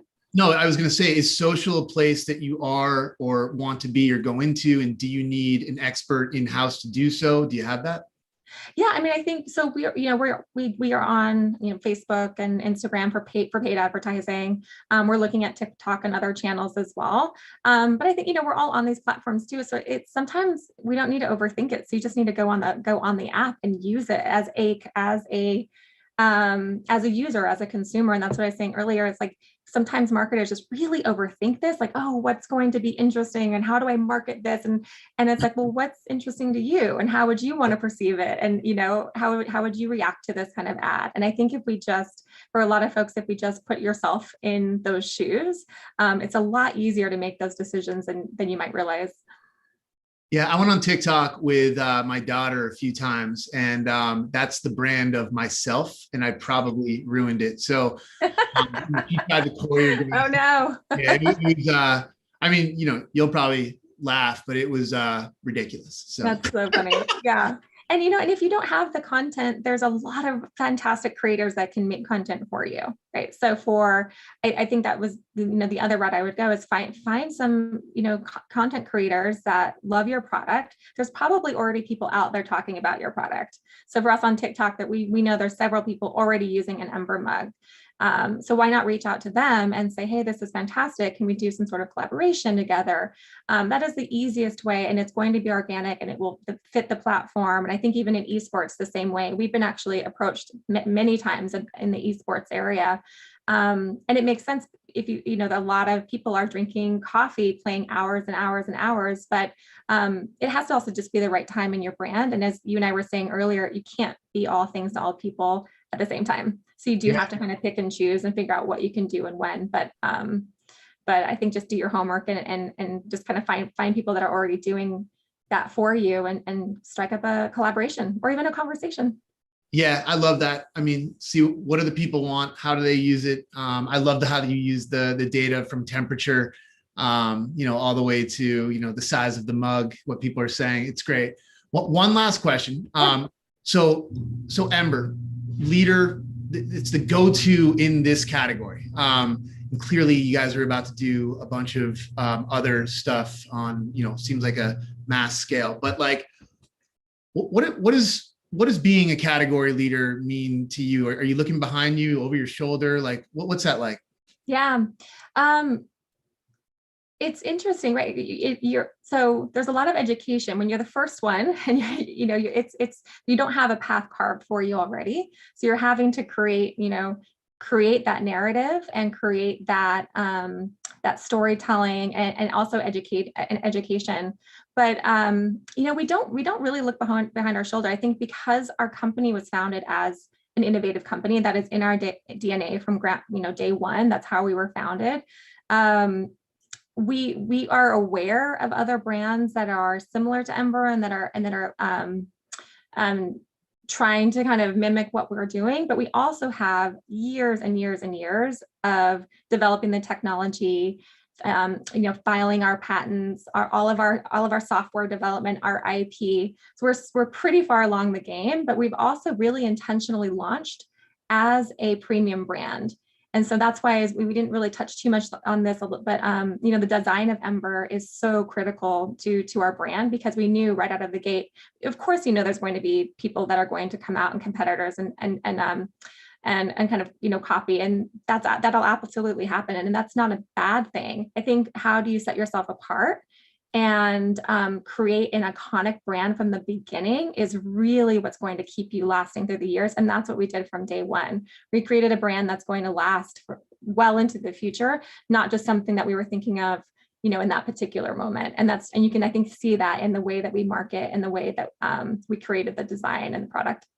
Yeah, I just love to hear the vision when you started, and from when Clay 10 years ago to now, it's the same. It's just, that's a very cool way to be, that you didn't have to, you're not pivoting over and over, that type of stuff. So that's great to hear.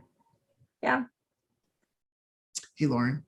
Hi, Lauren. Hey, thank you for the great chat and for joining us. Yeah, this was fun. It was a lot of fun. Yeah, I feel like you guys could have gone a little bit longer, so we might need to do like a round 2 in a couple weeks. Yeah, I know. And look at this. We're mug buddies. It's awesome. Yeah, I love it. That's a new one. I like that. Mug buddies. Yeah, we might need to do some like Brand Innovators branded mugs. I feel like that's such a good idea. I think so. I think we might need to. I agree with you, Lauren. We could probably make that happen. Yeah, probably. That's a great premium product, Yeah, for sure. Absolutely. For sure. We have a pretty killer corporate sales team, but they do some awesome. We can pad, print, laser. It's a lot of fun. Awesome. Very cool. Well, thanks for joining again. And yeah, of course. Thanks for having me. Yeah, we'll have you guys back again soon, and hope you have a great rest of your day. Awesome. All right. Well, thank you to everyone who joined today, all of our speakers, moderators, and attendees. We will be back on stage next Tuesday, so I hope you can join us. You can find our entire lineup of events on the Brand Innovators site. We are programming throughout the year, lots of